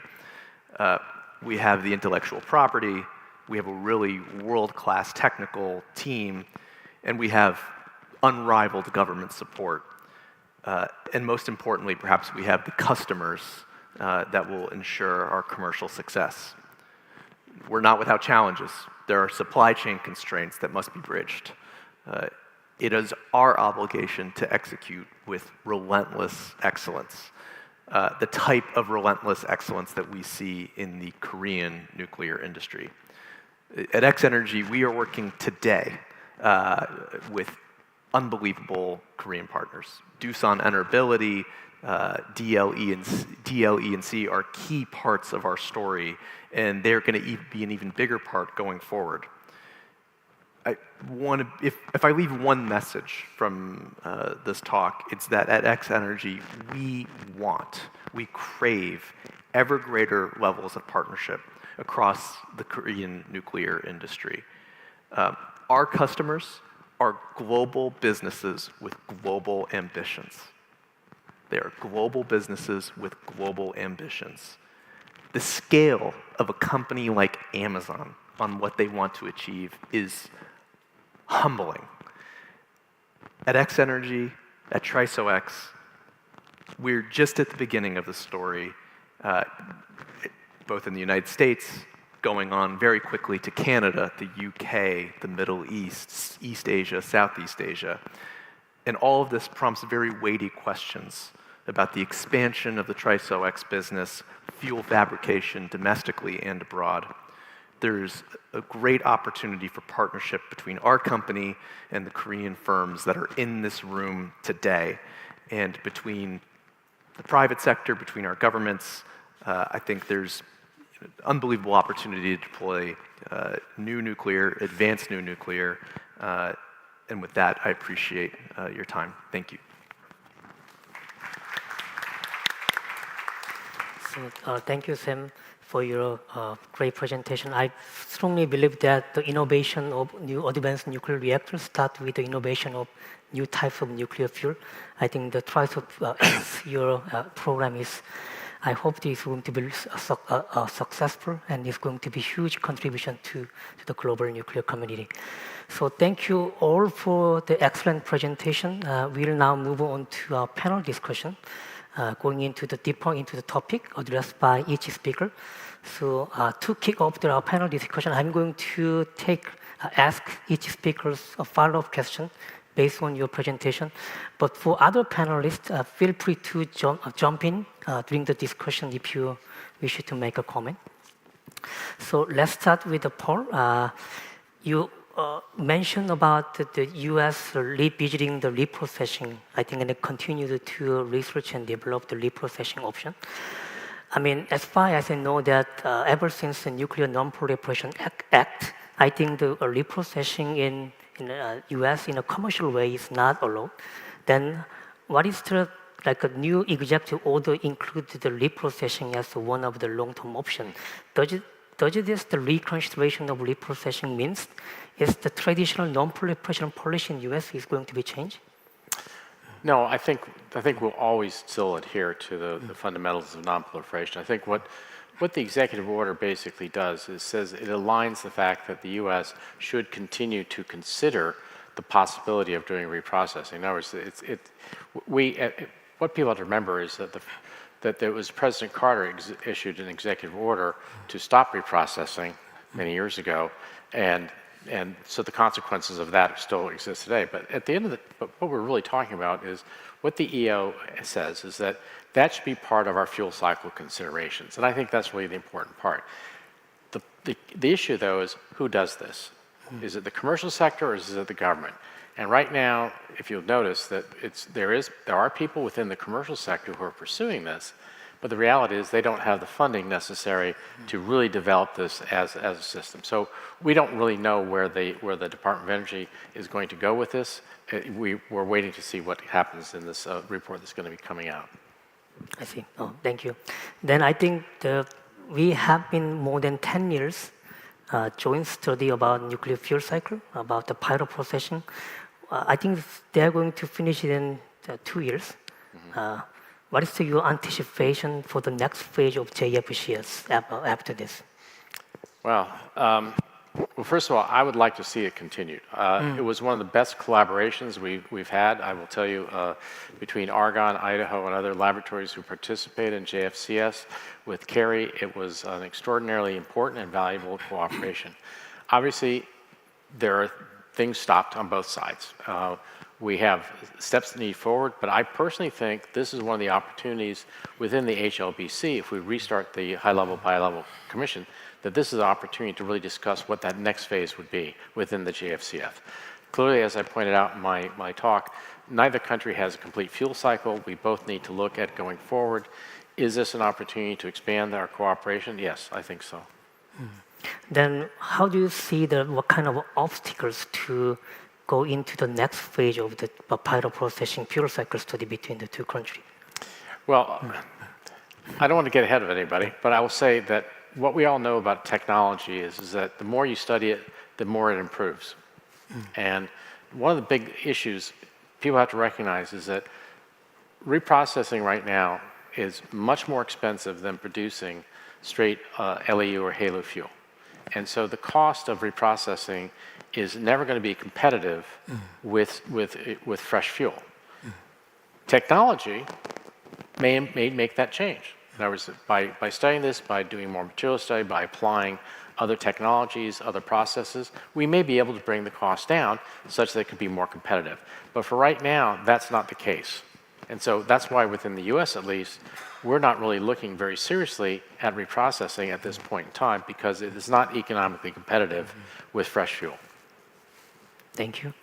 So, Mr. Yang, I think you cover the fuel supply for both large-scale nuclear reactor and also advanced nuclear reactor. But there are different types of nuclear fuel right now in terms of enrichment level. Do you see what is the strategy or industry needs to most ensure the fuel supply stability for both large-scale nuclear reactor and advanced nuclear reactor?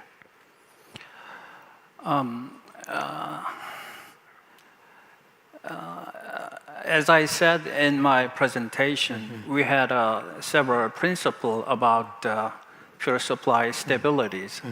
The first one is diversification. I think diversification is the most important value. So Centrus, like Centrus partnership is most important priority to get those kind of diversification. The second one is flexibility. As I said, as time goes on, we had three different enrichment demand. One is conventional LEU, and the second one is LEU plus, and the third one is an HALEU. But I think X energies. The Trump administration tried to shorten the license of Gen 4 fuel, but our LEU Plus project, which is a national level project, but we should include the licensing process as a conventional pathway. It takes almost 10 years, which is ridiculous, I think.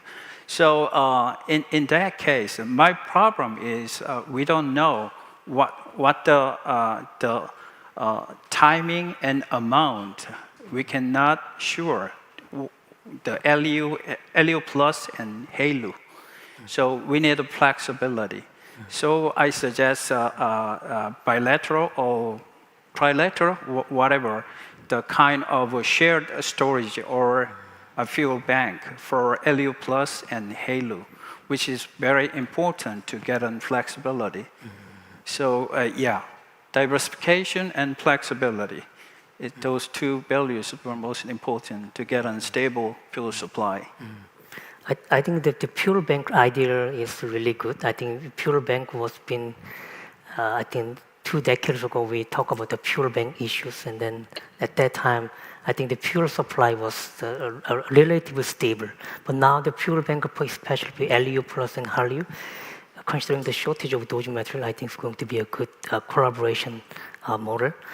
And during your presentation, I was interested to know what kind of partial closure nuclear fuel cycle is talked about in terms of spent nuclear fuel recycling here.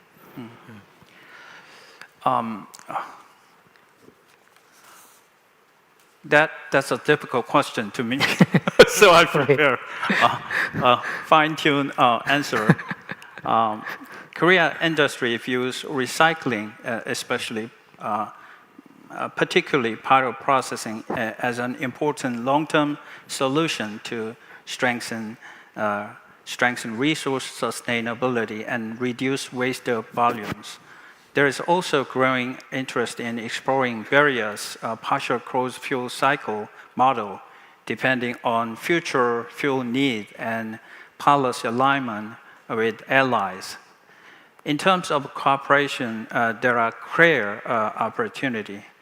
In the future, we could conduct a feasibility study for the final process demonstration project and work toward developing a joint commercialization plan between our two countries. Of course, there will be some concerns. From an industry perspective, it will be critical to ensure that the benefit clearly outweigh the cost. Also, we have a concern such as ensuring non-proliferation credibility, addressing licensing barrier, and securing flexibility within the 123 agreement framework. In short, Korea sees spent fuel recycling as a strategic area for US-ROK cooperation, but it will require careful technical and policy coordination. Okay, that's a well-prepared answer to that. So, during your presentation, I was interested to listen about HLBC, I think which is really important. Also, Professor Yuri mentioned about HLBC. And then you suggest the expansion of the HLBC, including the industry and then other partner in addition to the government. Are you talking about the HLBC itself is going to be restructured, or you're going to propose additional, like a 1.5 track, a track 1.5, like a conference over? So what is your idea about it? That's really good question. I think going HLBC or hold HLBC could be a serious situation because of the political situation or whatever the situations. So if we include more participation, like traders and fuel bank or industry leaders and utilities, we can talk about the commercial areas and we cannot be so much serious to hold HLBC because it's a programmatic center point, not a political point. So my point is getting on HLBC, not so serious in a political perspective at first. So easygoing, and we can include more stakeholders like utilities and industry leaders and traders, public or private, whatever. Yeah, that's my idea. Thank you. And then Professor Lee, do you have anything to add about, because you also suggest similar things about expansion or resume of HLBC? Yeah, I mentioned about the importance of resuming the HLBC, and this kind of is I kind of resonated with one of the earlier, the remarks delivered by Dr. Lim Chae-young from Kerry about the importance of HLBC. I totally agree that having the HLBC as a key instrument to negotiate whatever that is in need as a one point kind of the way to fix or change or introduce changes to the current 1-3 agreement was one of the biggest success or biggest accomplishments of the last 1-3 agreement made back in 2015. But ever since that has made the HLBC, as we all aware of, is not in very good use by the two governments. So I think as much as we put efforts to put together such a this type of the collaboration event, I think this will probably, or this should be leading to reactivating the HLBC so that we can have more formal table where we can discuss the stuff that both countries are thinking important. Okay. So I think the HLBC was one of the best outcome came out of the revision of the US-ROK 1-3 agreement revision, but it has not been effectively utilized yet. So regarding that, from Paul and then Sean, from your experience from the US government, so what is the needed to resume this HLBC between the two countries? What has to be done for that? Well, thank you. And I'm probably going to respond to some of the comments that have been made so far. I think from a practical perspective, it is helpful the fact that the U.S. Department of Energy now has a deputy secretary in place who has come on board. And so there, for a while there wasn't even a person occupying the role of the U.S. side for the formal head of the HLBC. So that is a positive development. I think the conclusion of the MOU that I alluded to in my remarks is a positive statement. So I think that there is momentum there, and I think there are opportunities to re-engage with the U.S. Department of Energy and the State Department to recommence that process. I would like to echo your comments about bringing industry into this conversation. It is one thing that I've learned since leaving the Department of Energy and now going to the private sector, that there can be a disconnect in communication going in both directions between government officials and what they think about and understand about the private sector. There's a gap there, and there is certainly a gap in the private sector understanding the incentives and the structures of government. And the fact that there are those misunderstandings and misperceptions leads to, or has the potential to lead to less than optimal outcomes.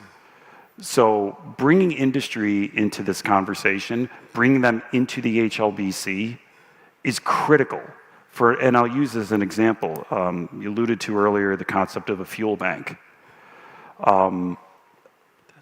You need to bring industry into this conversation. From the enricher's perspective, the notion of creating a fuel bank of low-enriched uranium that governments could then release into the market creates distortions in the market that have negative impacts for the market providers. We need the government officials to understand those industry perspectives so that when they're developing policies, they can better attune them to reflect the true nature of market providers. And then the last thing I would say about the HLBC, I recall Ambassador Pak this morning asking the audience how many people have actually read the 123 agreement recently. Well, on the flight over, I actually did take the time to go through and review the text. It's a pretty good text. But the one thing that I will say is, we don't need to reopen the 123 agreement in order to have the conversations that we need to have in 2025. The HLBC, it specifies 4, sub-working groups, or however we called them at the time, but it also said, and any other topics that we choose to address. So the flexibility is built into the agreement itself to allow for all of the kinds of conversations that we want to have to address the issues that we need to address today. Thank you. Anything to add? First of all, I want to say everything that Sean said is correct. The industry has to be a participant. I think what people have to recognize is the US and Korea have not had these meaningful discussions for over 5 years. And because the HLBC has not met, we have not had the traditional annual JESNIC meetings. So the processes we have always had in the past in terms of talking about these issues has not really been present. We need to restart those things. I think both governments are very interested in doing so. This is the opportunity. This conference here will help define some of those things, but clearly the HLBC is the mechanism for the governments to talk, but ultimately it's the industries that are going to drive it. So that's why I completely agree with Sean that the provision in the 123 says, and any other topics. So we can add topics to the HLBCs. There's no reason why we shouldn't. Okay. I think this kind of track 2 meeting also could be potentially helpful to bring into more track 1.5 and track 1, right, all the way to the HLBC as a resume, and then we talk about the future collaboration. Since both of you mentioned of anything, any specific area we can agree with, can talk about the HLBC, do you guys have any idea that what specific area should be jointly prioritized under the HLBC also, or the revision of the new 123 agreement? What specific area could be done? I mean, to echo comments from earlier, I think in 2025, particularly when you're looking at the front end of the fuel cycle, there are 2 pinch points that we need to consider how to address. One we've been talking about, which is enrichment, but the other one is front end conversion. There are capacity gaps in both areas. Like I said in my opening remarks, as it relates to enrichment, the existing suppliers are all state-owned and state-backed. And so if we're going to achieve a more diverse and reliable supply of enrichment services in the market, I think we all readily recognize we need to move away from reliance on Russia. To the extent that China becomes a supplier in the market, if you look at the World Nuclear Association data, China is still a net importer of enrichment services. They don't produce enough enriched uranium to satisfy the needs of their own domestic fleet. So if they're exporting enrichment, they're probably exporting Russian enrichment services. So in that context, we need to bring more investment to bear to bring more capacity to market. And figuring out how to facilitate those investments, what those investments look like, how governments can have a role in facilitating and stimulating those investments in the enrichment side, as well as in the conversion side, would be a fruitful topic for the HLBC to look at. And I think in the context of this administration, I certainly don't speak for the administration in any way, but In meetings with administration officials and meeting with the Energy Dominance Council, they mean what they say when they're looking at America first. And they mean what they say in terms of energy dominance. They want to achieve these things. So facilitating a conversation within an HLBC in that lens would be productive. Thank you. And about your presentation, I think the centrals, the program is really enjoyed. And then I hope that this could be a new moment, could have a more stable supply of the enriched uranium to hold the Western world, not only US. In that sense, what role could Korea and then other allied country play in central strategic, future strategy? Sure. So, my partner here at KHNP, we've already talked about potential investment opportunities. That is obviously one path to consider. I think to answer that question is we need to understand that when we talk about the enrichment market, we're actually talking about two different markets. So the LEU market is an existing market. It's already out there. There's different suppliers. That is an existing market. So the answers to addressing and how to strengthen supply in that market are offtake commitments and investment opportunities. For the HALEU market, that market technically doesn't exist yet. And so in order for enrichers like Centrus, and if my colleagues from Urenco and Orno were here, they would say the same things because I've been on panels and they've said the same thing. For the HALEU market to develop, enrichers need one of two things. We need bankable contracts from creditworthy offtakers, or we need the governments to step in to help facilitate production of enrichment capacity.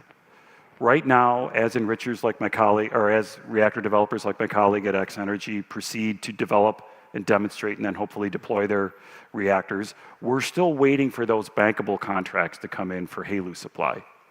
So absent those contracts, we need governments to step up to start paying for the construction of that HALEU capacity that we're going to need. The US Department of Energy has over $3 billion right now that they can choose to invest.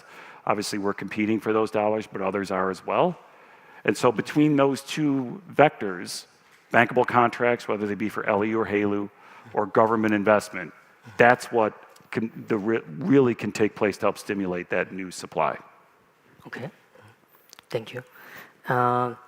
Professor Wee, so you mentioned of the fuel qualification is also going to be the important area to collaborate. If I think about back in when I was student and then you were student, there's an INRI program, the Joint Research R&D program between the two countries. I actually participate in 3 INRI projects, and 2 of them with the Idaho National Laboratory, and 1 of them is in University of Michigan, but has not been continued for last 5 years, which means not only the whole nuclear, but especially the nuclear fuel cycle, but whole of the nuclear energy, somehow the collaboration is become weaker.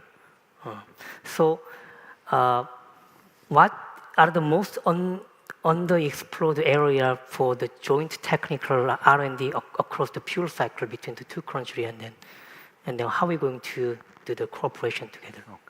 Yeah, so I think the apparent decreasing trend of the fuel cycle, the joint fuel cycle R&D between the ROK and US is partly because we kind of look at the field of fuel cycle in a quite narrow manner.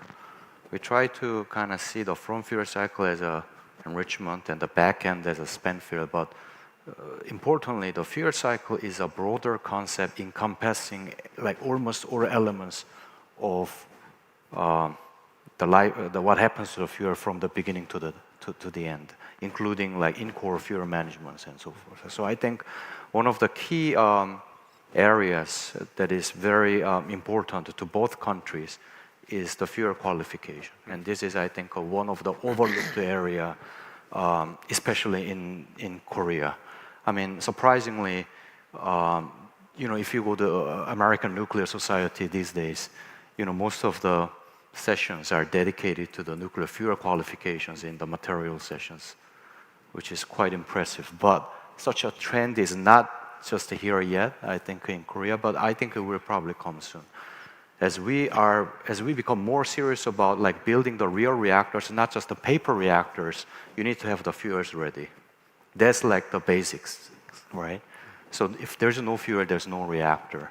But making the fuel ready is such a big investment and big challenge, and is basically the quintessential aspect of all the ingredients of the nuclear reactor engineering in essence. And one of the key strengths and really the unmatched really benefit with working with the US is that US has the qualified fuels ready in their hands, right? So especially they have the qualified triso fuels and qualified UZR metallic fuels, which basically serve as the basis for most of the advanced reactor demonstration programs that they are trying to build on, right? Like back in the days in 2018, there was a program called the Versatile Test Reactor, where DOE is, I mean, I was a professor in the US, so I'm very well aware of it, because otherwise I wouldn't be able to get the funding from it. So I have to like, whenever I meet like a DOE folks, I have to say, okay, I'm interested in VTR. But the VTR suddenly disappeared because, not because the fuel qualification is not important, but because fuel qualification is so important so that it has to be done very quickly. If we were to go after the VTR kind of the avenue, it would have easily taken like a multiple decades to get the infrastructure ready and start the testing and starting from the scratch. But fortunately, the US has these ancestors, I would say, who inherited the great data and the infrastructure to them. Like they have the EBR2 qualified data, and they continue the triso fuel qualification in the era of like Fukushima's and all this like downside of the nuclear industry back in the days. And then surprisingly, all this previous work that were done by the US DOE on fuel qualification actually flourished as a, the reactor demonstration program that we are seeing today. And this is really the unmatched strength of the US that we cannot find elsewhere. And I believe so that's why I think we need to really find a way to cooperate with the US when it comes to fuel qualifications. I mean, of course, in the long term, if you look at like a next 2 or 3 decades, we have to come up with our own like test reactor programs and ways to kind of be independent in terms of the fuel qualifications. But we also have this immediate need to qualify the fuels and develop the reactors and try to do the actual demonstrations out of the papers. And that can only be very effectively done if we can cooperate with the US for these qualified fuels. And I think that's probably already happening to some degrees because like as Sam mentioned, the X Energy is collaborating with the DL, and DL is trying to export the qualified triso fuels of X Energy to the Korean high-temperature gas-cooled reactor programs. So I think this is one area that we really have to look at very carefully, and this can, I think, shape the future of the the research directions in Korea in the next few decades. So I couldn't agree. Sure. Could I add? He's absolutely right. In fact, I would just add one caution. In fact, one of the problems that we see going forward is that in order for the advanced reactor community to really develop and evolve their fuels, they need to have that testing capability, which we don't have. We're living off past data. We need to have a program that's forward-looking. Frankly, I wish we had committed to the versatile test reactor, but there's reasons why we didn't do it. I won't go into it. I disagreed, but that's okay. But we need to be able to find ways to essentially have a testing program that deals with the new generation of reactors, because what they're working with now is based on historical information. They need to improve those fuels in the future. So this is a great area for the U.S. to cooperate with Korea and other countries in the fuel qualification. You're absolutely right. So regarding the cooperation, especially for research and development, I think there's a wave of news strike in Korea a few months ago. That's the Korea being classified as a sensitive country in the U.S. Many Korean colleagues are concerned about whether the classification as a sensitive country is going to be diminishing the cooperation between the two countries. I think there's more like a industry cooperation. I would like to know how does it impact, and also the scientific point of view, how does the sensitive country classification is going to be influence the collaboration, and also I'm not sure who can answer this, but how are we going to remove the Korea as a sensitive country list? Well, on that last question, I don't know. Okay. On the first question, I will tell you my personal experience. I have two things I want to relate to you. First of all, when this came out, many of us were surprised, but our instructions, which we received, and I worked for Argonne, we received instructions from the Department of Energy that this would not hurt our cooperation with Korea. In fact, it said you should continue to cooperate with Korea in all your programs. The second example I want to give is sitting right in front of me. Dr. Joo, the week that this went into effect, he was at Argonne National Laboratory. He gave a lecture to 150 scientists at the laboratory. He toured our facilities. He went to the APS, which is the largest light source in the United States, or in the world actually, and he visited the Aurora computer, which is one of the world's fastest computers. And when the director found out that he had two students at Seoul National University who were studying, who had a model that used graphical computing, he offered him hours on the world's fastest computer for free for them to test it out. If that's cooperation, or if that's hurting cooperation, I don't know what was going on. So I can tell you, that's personal experience. So anyone, Sean, do you have anything I to add? certainly have no insights into why that change was made. Okay. I think that issue maybe we would like to more discuss in the future, because that we certainly at this moment we still do not clearly know what is going to be happen after this, because there are few cases. But I think many concerns are still in Korea because of this sensitive country is still influencing their cooperation with the United States, especially the national labs and also the industry, I guess. Industry. And then the Professor Lee, you suggested kind of black box approach. Mm-hmm. That is the US origin technology built in the Korea and then learning in Korean soil. Do you elaborate about what you suggest a little bit more? No, yeah. So, a couple of things about a black box technology. Okay. It's important to understand that the existing 123 agreement, and I'm sorry to be detailed here, but does not allow for the transfer of sensitive nuclear technology. And enrichment technology is sensitive nuclear technology, both in terms of the 123 and under US law. In order to build or ship or construct a black boxed enrichment facility here using US enrichment technology, it would require an amendment to the 123 agreement, which in the US process means you have to essentially resubmit it to Congress for approval by the president. That is, as we say in the United States, a heavy lift. And quite frankly, particularly in the short term, if we're talking about addressing the need for additional enrichment capacity in the market right now, particularly in the LEU enrichment space. I've heard references earlier today about 2 to 3 million SWU needed in the United States. It's actually 3 to 4 million SWU in the United States, and it's probably 4 to 6 million SWU in Western Europe. So there's anywhere between 6 to 10 million SWU's worth of enrichment capacity that's going to be needed now, and certainly by the end of the decade. Going through the process of trying to get the legal instruments in place to build a black box, or to allow for the export of a black boxed enrichment facility, is certainly not something that's going to be accomplished in the short term.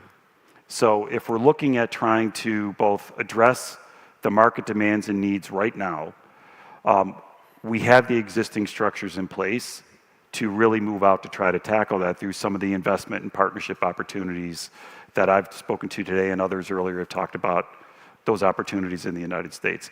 It doesn't mean that in some time in the future, black box facilities can't be explored, But if we're talking about trying to get, particularly with this administration that's looking at trying to get, as John Kotek spoke earlier, either shovel-ready projects or projects completed during this president's term, investing in enrichment capacity in the United States fits all of those boxes. Thank you. So I think regarding that enrichment capability, I think Sam, you also, as a user, industrial user for this enriched uranium to be fabricated in TRISO fuel, how do you view that the supply of Hallyu fuel? Would that could be delivered in on time, or what is your strategy to secure those enriched uranium? Our strategy is to rely on the market. And we have in our first two customers here some pretty dynamic American companies that are ready and willing to, at the appropriate time, as they move their projects forward, signal the market demand that is required.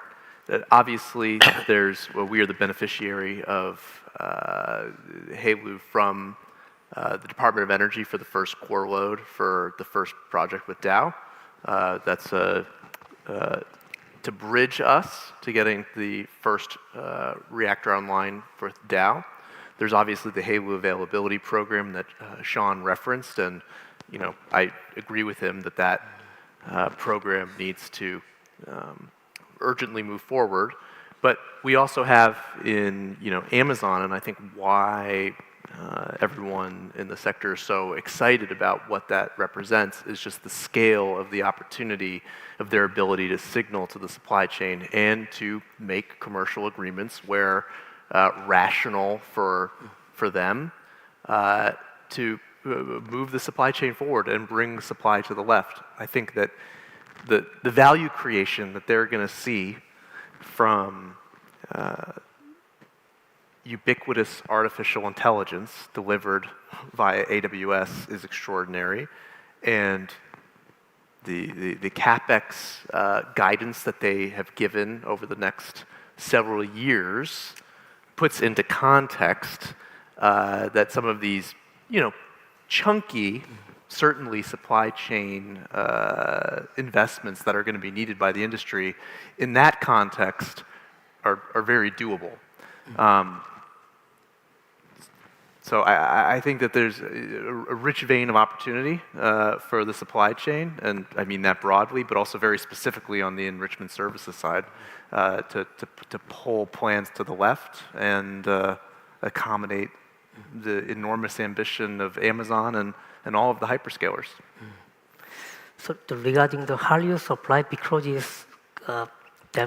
of the shortage of the Hallyu fuel in the world, some countries, like including France and some other, propose to reuse the recycled plutonium or recycled transuranic element as alternative to the Hallyu fuel.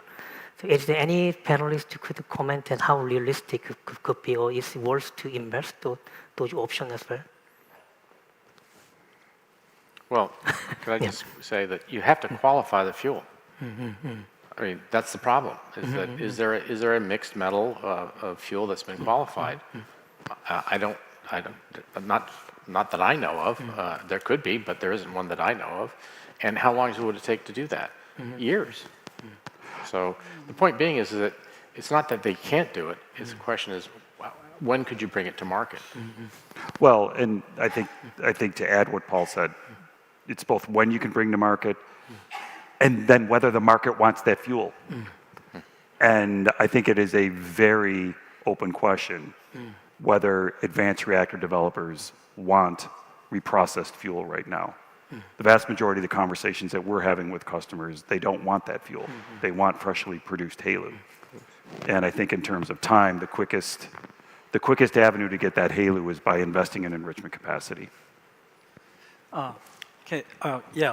KHNP, as I said in my presentation, we had a feasibility study about overseas reprocessing with urano. And one of our strategy is about the HALEU reuse. we had a project undergoing for the dry storages, but there is a risk about the delay of regulation licensing. So for the contingency actions, we proceed to the feasibility study on overseas processing. But we also take another feasibility study by the use of HALEU fuel from the spent fuel, because that's kind of a contingency action. So we'd better to take those kind of study. Okay, thank you. I think the allocated time has passed. I think I haven't signed the briefing letter. So let me conclude with reminding the Charles Darwin's most famous quote about change. It is not the strongest of the species that survive, nor the most intelligent that survive. It is the one that is more adaptable to the change. I think US may be strong, Korea may be smart, but I think together we could be more adaptable to the change. So thank you all the panelists for your good presentation.